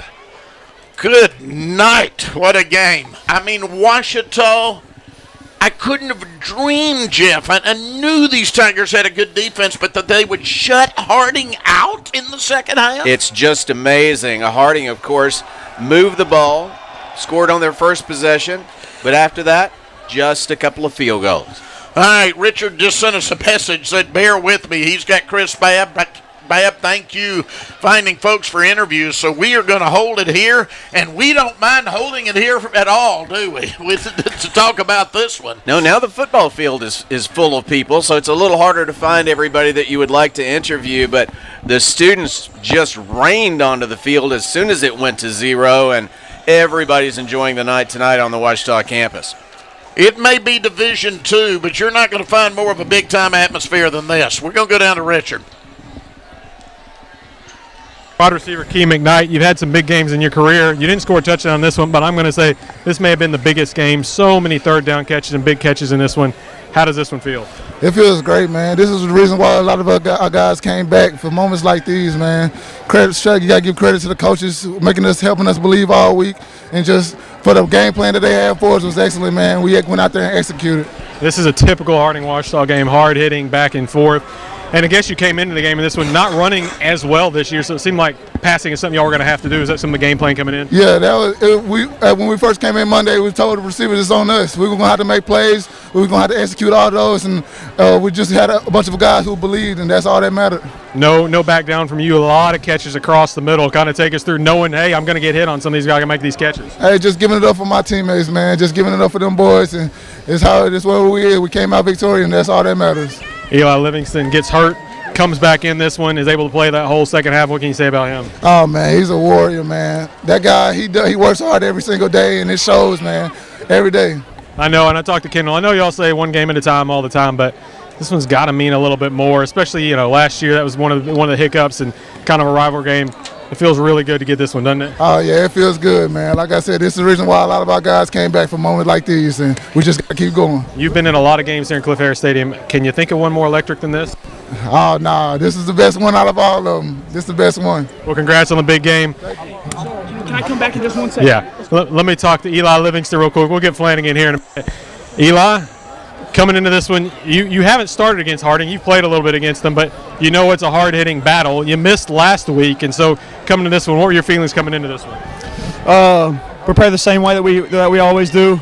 There's a little bit of nerves coming back off a concussion, but all glory to God. I couldn't do anything without him. He's given me my abilities. It's all glory to him. Nothing about me. All right, you get hurt in the first half. You try and come out. You have to go out again. We're a little worried. You're the second guy out of the locker running out there, and you're able to go the whole second half, just kind of gutting it out in a tough game like this. So kind of what's going through your head when you're going in there at halftime? Do you know you're able to come back out, or you just have to go through the paces and figure it out? I knew I was going to be good to go. I just had to push through a little pain. All right. Touchdown, let's think about this one. Harding has a passing touchdown. Y'all have a rushing touchdown in the first half, not what you would think. And in the second half, you catch a touchdown pass. So kind of take us through that play, basically like a Philly special there. Yeah, we practiced that play every single week. It was just do what we knew how to do whenever the time came. It wasn't super easy because there was a guy coming at you there. Yeah. I saw him out the corner of my eye. I had to hold on to that ball. But yeah. Defense like Harding, points are never going to be easy to come by. When did you start to feel comfortable on this one? About 10 seconds left in the fourth quarter. Yeah. All right, and I've asked everybody else this, and it just not even just here at Ouachita, but is this one of the most electric environments you've ever been at in a game? 100% for sure, definitely. So thanks to the fans for that one. Great. Well, congrats on a big game and a fun one, and this is one you're going to be remembering for a while, I think. Oh, well, of course. Yeah. Thank you. All right, Richard, thank you. Is he trying to get some more, Michael? He is. All Chris right. Babb is leading him somewhere, but they're a ways off from where they're going. I will let you signal me. Jeff, go to the stat sheet and tell our audience what you just underlined here. This is incredible. Well, first of all, Harding did have more total yardage than Ouachita had. 198 for Ouachita, 288 for Harding. But here's the difference. Ouachita had converted on 5 third downs. Harding was 1 for 12 on third down. 1 for 12. And remember, that one that they converted was 3rd and inches, third and one. Absolutely. Unbelievable effort. I really cannot remember a finer effort by a Ouachita defense than the one I saw tonight as Ouachita wins this one 17-13. Now, I will say, not to toot the horn, but I will say on the Democrat Gazette website, I picked Ouachita, and I knew it had to be low scoring to have a chance. 22-21 is where I think I had it, Jeff, but it was even lower scoring than that. There were times when we thought both teams had a chance to add points in the second half, and it just didn't happen. Well, Ouachita did make that touchdown when they had to have it. Down to Richard. Here with defensive coordinator Coach Thompson. And It's fine. Coach Thompson, this is a team that comes in averaging 60 points a game. They beat Henderson across the street 66-0. It's always hard preparing for an option offense like this, the flex bone. What do you think? Just talk about your defense overall, how you feel tonight. Well, first thing I say is, man, it's a defensive staff game from Coach Brian, Coach Espy, Coach Mark, Coach RJ, and Coach Knight. He's probably the head of the defensive staff that week. And I would say year-round, man, we do a good job of getting our kids prepared. And these coaches, man, they did a great job of getting the kids to come out and execute. And the kids, they get a lot of credit, too, because they played flawless tonight. They really did. I haven't seen the final stats yet, but after the first half, they had not converted a third down. They were 0 of 5 in third downs. Wow. I think they may have gotten 2. I mean, that's almost unheard of against an offense like this. Man, it really is. And it's a testament to our players and how hard they play. We've been in a lot of football games. And the way those kids executed in critical situations tonight and adjusted to situations on the fly is something that's just. Coming into this game, nobody was picking Ouachita to be even close. I think your defense had to feel a little disrespect from that. Man, listen, I'll tell you this. Waiting for this game for a full year.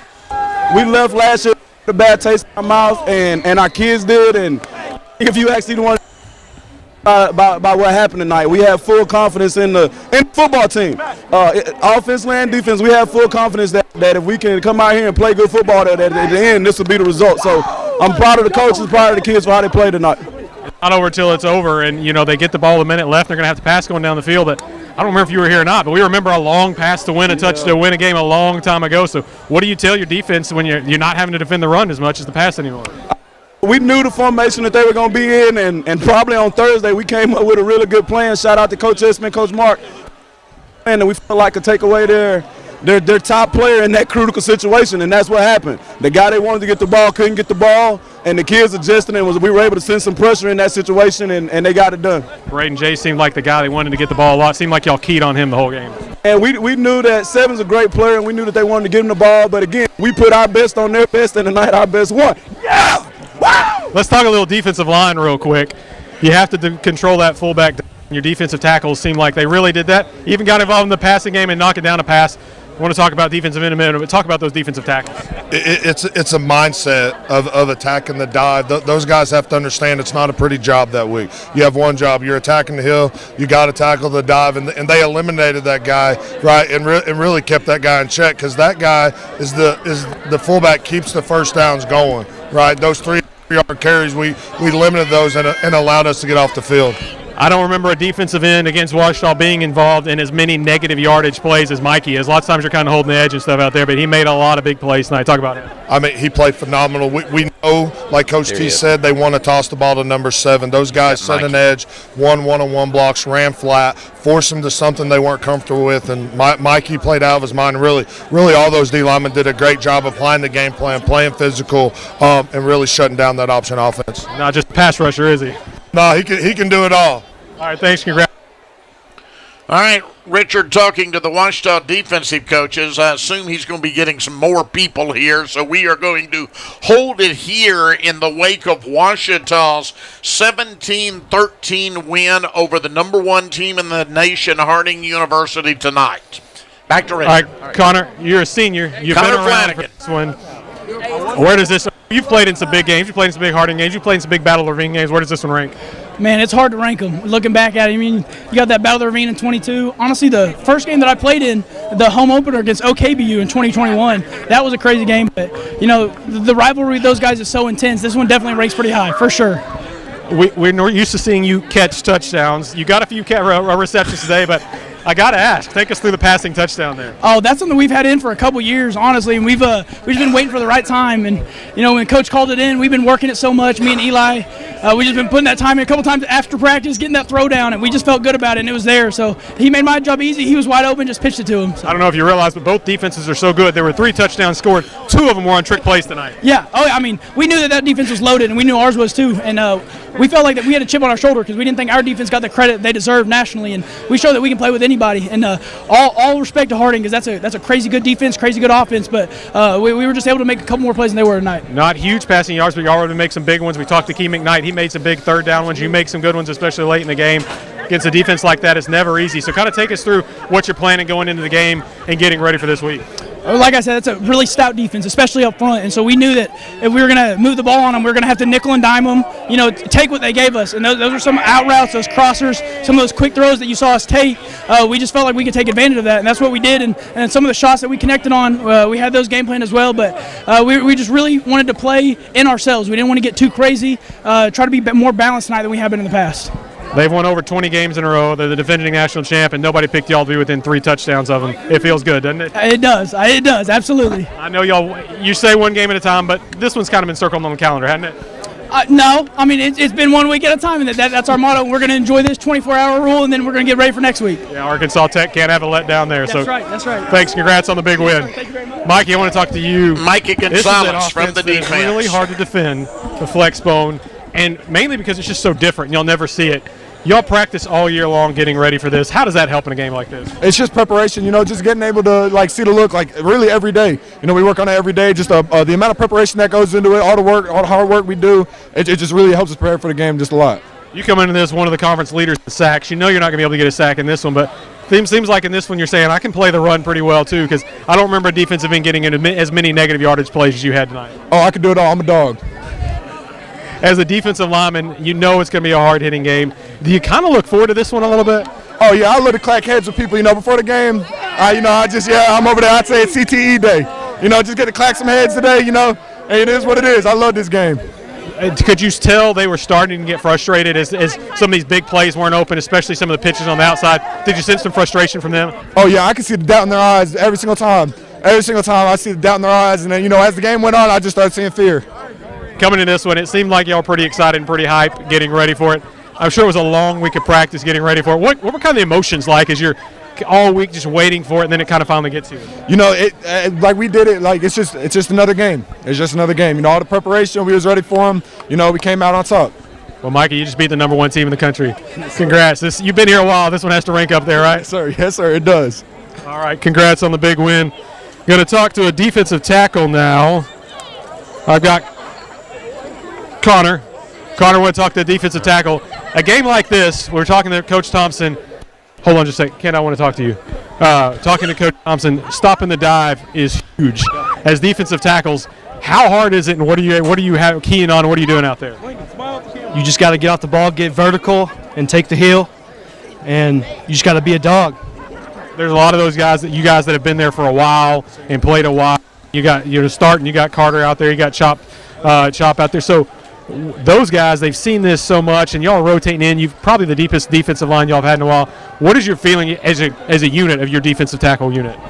All of us can play. We can all produce. We all cheer each other on, and we just get the job done.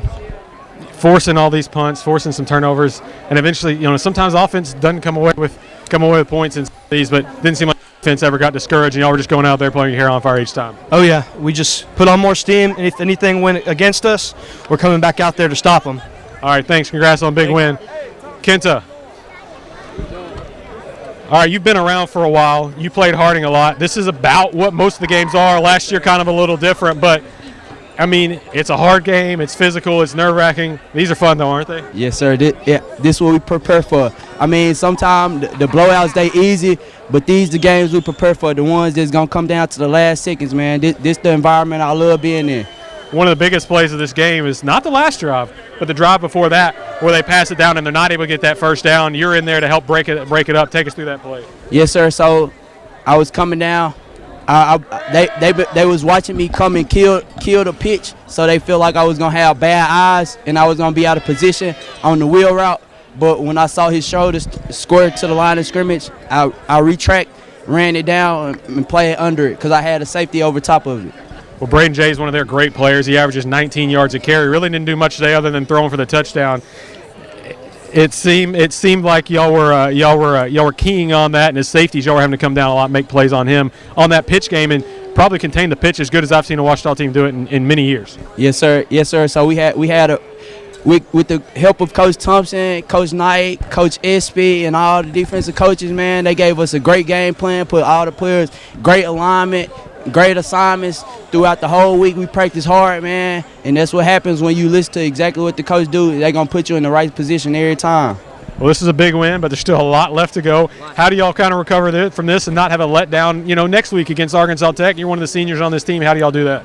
Yes, sir. We got to stay locked in. We got to stay focused. No matter, I know this is #1 team in the nation, but we still got to stay focused. We're not done because we want to go to. We got other goals, So this is not the finish line. This is just a process of getting to the finish line. Well, that's the #1 team in the nation that averaged 62 points a game, and y'all held them to 13 points and get the win. That's got to feel really good. Man, it feels amazing, man. We practice all year for this, man. I done been working my whole life to be in games like this, be in moments like this, so it feels good when you finally get to reap your benefits. You could have gone, but this is why you came back, isn't it? Yes, sir. I had to come back. This is one of the main reasons I came back. Games like this, man. You'll never get this feeling again. I've asked some of the seniors, where does this rank in some of the games y'all have had here? I mean, there's been some big ones at Cliff Harris Stadium. This was about as electric and energized as I've heard it. Yes, sir. Personally, to me, this probably was one of the most important games of my football career because I feel like this was a legacy game for all the seniors that's here because we got a lot of seniors, so this was kind of a legacy game. So it was more important to me than a normal Harding game. But all Harding games are, they crunch time, but this one just felt a little different. This meant just a little bit more to me. Legacy game. I like that. Congrats on the win. Yes, sir. Appreciate you. Kenta Jones, the fine Ouachita defensive back out of Marion, Arkansas. Boy, and you can tell that he has studied under Coach Knight along with Mikey Gonzalez, Jeff, because Kenta says, we've still got goals. We got a game again next week. And then Mikey Gonzalez says it's just another game. Of course, it's not when you beat the #1 team in the country. But this is a team that will turn right around tomorrow and refocus on Arkansas Tech. Well, the way you stay away from high highs and low lows in a season, from an off game in a season, is just approach every game the same way, with the exception that because of the Harding offense, you got to approach it with practice against that offense every week. All right, back down to Richardson. At one point I looked, you were the leading tackler. I don't know if you finished as the leading tackler, but in a game like this, as a linebacker, it's always going to be hard, but there's got to be a little fun aspect knowing you're playing the run all day. Oh, man, it's nothing better than just racking up those tackles. That's what I live for as a linebacker. I live for a defensive game like this. This is just a dream. Like, it's the perfect game. Defense had to step up when we needed to, and it's just magical. In the first half, they didn't convert a third down. I think they ended up with 2 or 3 conversions. But I mean, to hold an offense like that to no conversions in the first half, and actually they didn't score a point in the second half. They didn't score in the second half. Let's see. Let's look at the last time they did that. Maybe last time y'all played them and held them to 13 points, I think 2 years ago. But are you coming into this one, nobody's picking y'all to be anywhere close in this one. I don't know how much y'all pay attention to that. And they're picking to lose by 30 or 40. I mean, that's got to, as a defender, that's got to, that's in the back of your head, isn't it? We saw the 52-10 as some article guy wrote that we were going to lose 52-10. And as a defense, we know last year was a fluke, letting up those kind of points to a triple option, and they kind of lit a fire under us, and it got the boys going. So yeah, last year it's kind of similar to this. I think it was a 10-3 game with 2 minutes left in the third quarter, and then a few things just kind of go haywire, and they're able to put some on. That's something I guess y'all knew all year. That game's a whole lot closer, and we can come out and play them a whole lot better next year. Yeah, I mean, this game came down to special teams and protecting the rock, and we took away the rock a few times too. But special teams wins these close games like this. I'm really proud of Tom Weston, our punter. He played a heck of a game, pinned him a few times. So as a defense, we really appreciate that. Giving an option team 90 yards, they're not getting that on us. Yeah, one of the best sequences of the game was when they think of what you think about the field goal. Coach Knight pulls Jaggers off, punts it down to about the 10-yard line. Y'all force them into negative yardage, and they have to punt out of the back of the end zone, and then able to score the leading touchdown after the good field position out of that. Y'all are going out there knowing, hey, if we stop them, we can get great field position back, and then take us through that series of plays and those negative yardage points. Yeah, I mean, it's just a field position game. Like, we knew that this was going to be that. If we were to win, that's how it had to be. So we're happy he punted there. We're happy we peeled him or pinned him, but we came out really hot. And we're just kind of making some TFLs, which when you're an option team and you're getting TFLs on you, it's hard to come back. So. Well, this was when you were much younger, but some of us that have been around for a while remember several years ago they hit a 90-yard pass with about a minute left to go win the game. So that's not in the back of your head. It's in the back of our heads. But they got a minute left. They're an option team, but you still got to worry because it's like, hey, this is different stuff we haven't seen on film for them to go down and try and pass the ball down the field. So take us through kind of the mentality going out there and what y'all are prepared for. Yeah, we just ran some coverages that we run against a normal spread team. And it was I was out there on the wide side rather than I was at Mike all game, but we were playing, I don't want to say our coverage, but it was just we knew the pass was coming and they can't throw, we can cover. I mean, we're in a great scenario right there. They're not going to beat us by the pass. So you just beat the number one team in the country, but there's still a lot more left to go in this season. You're one of the older guys, and you got to kind of recover from this one and kind of get back on the horse and keep going, don't you? Yeah, oh, no doubt. I mean, this is I'm hurting, but I'm fueled. We're ready to make a run. This team's special, got a lot of seniors and a lot of talent, so we're ready. If nobody's hurting after this game, I don't think they played that much, right? Exactly. And you said I only missed 3 snaps, so yeah, I'm not going to be feeling too good tomorrow. All right. Well, thanks. Congrats on the win. We'll hope you're feeling better next week, but you deserve a day or two off. So yes, congrats on the big win. Appreciate that. That was Dawson Miller, the fine Ouachita linebacker who led this team in tackles tonight, Jeff. 16 total tackles. That's amazing. 6 of those unassisted. He's by himself making that tackle. Super job. We saw him make an interception a week or two ago. I mean, this guy's really come through with a big senior season. The 2 Millers at linebacker, absolutely fantastic players. All right, we're running a little late, but thanks for the interviews, Richard. Let's pause at about 5 minutes after the top of the hour for station identification on this, the Ouachita Football Network.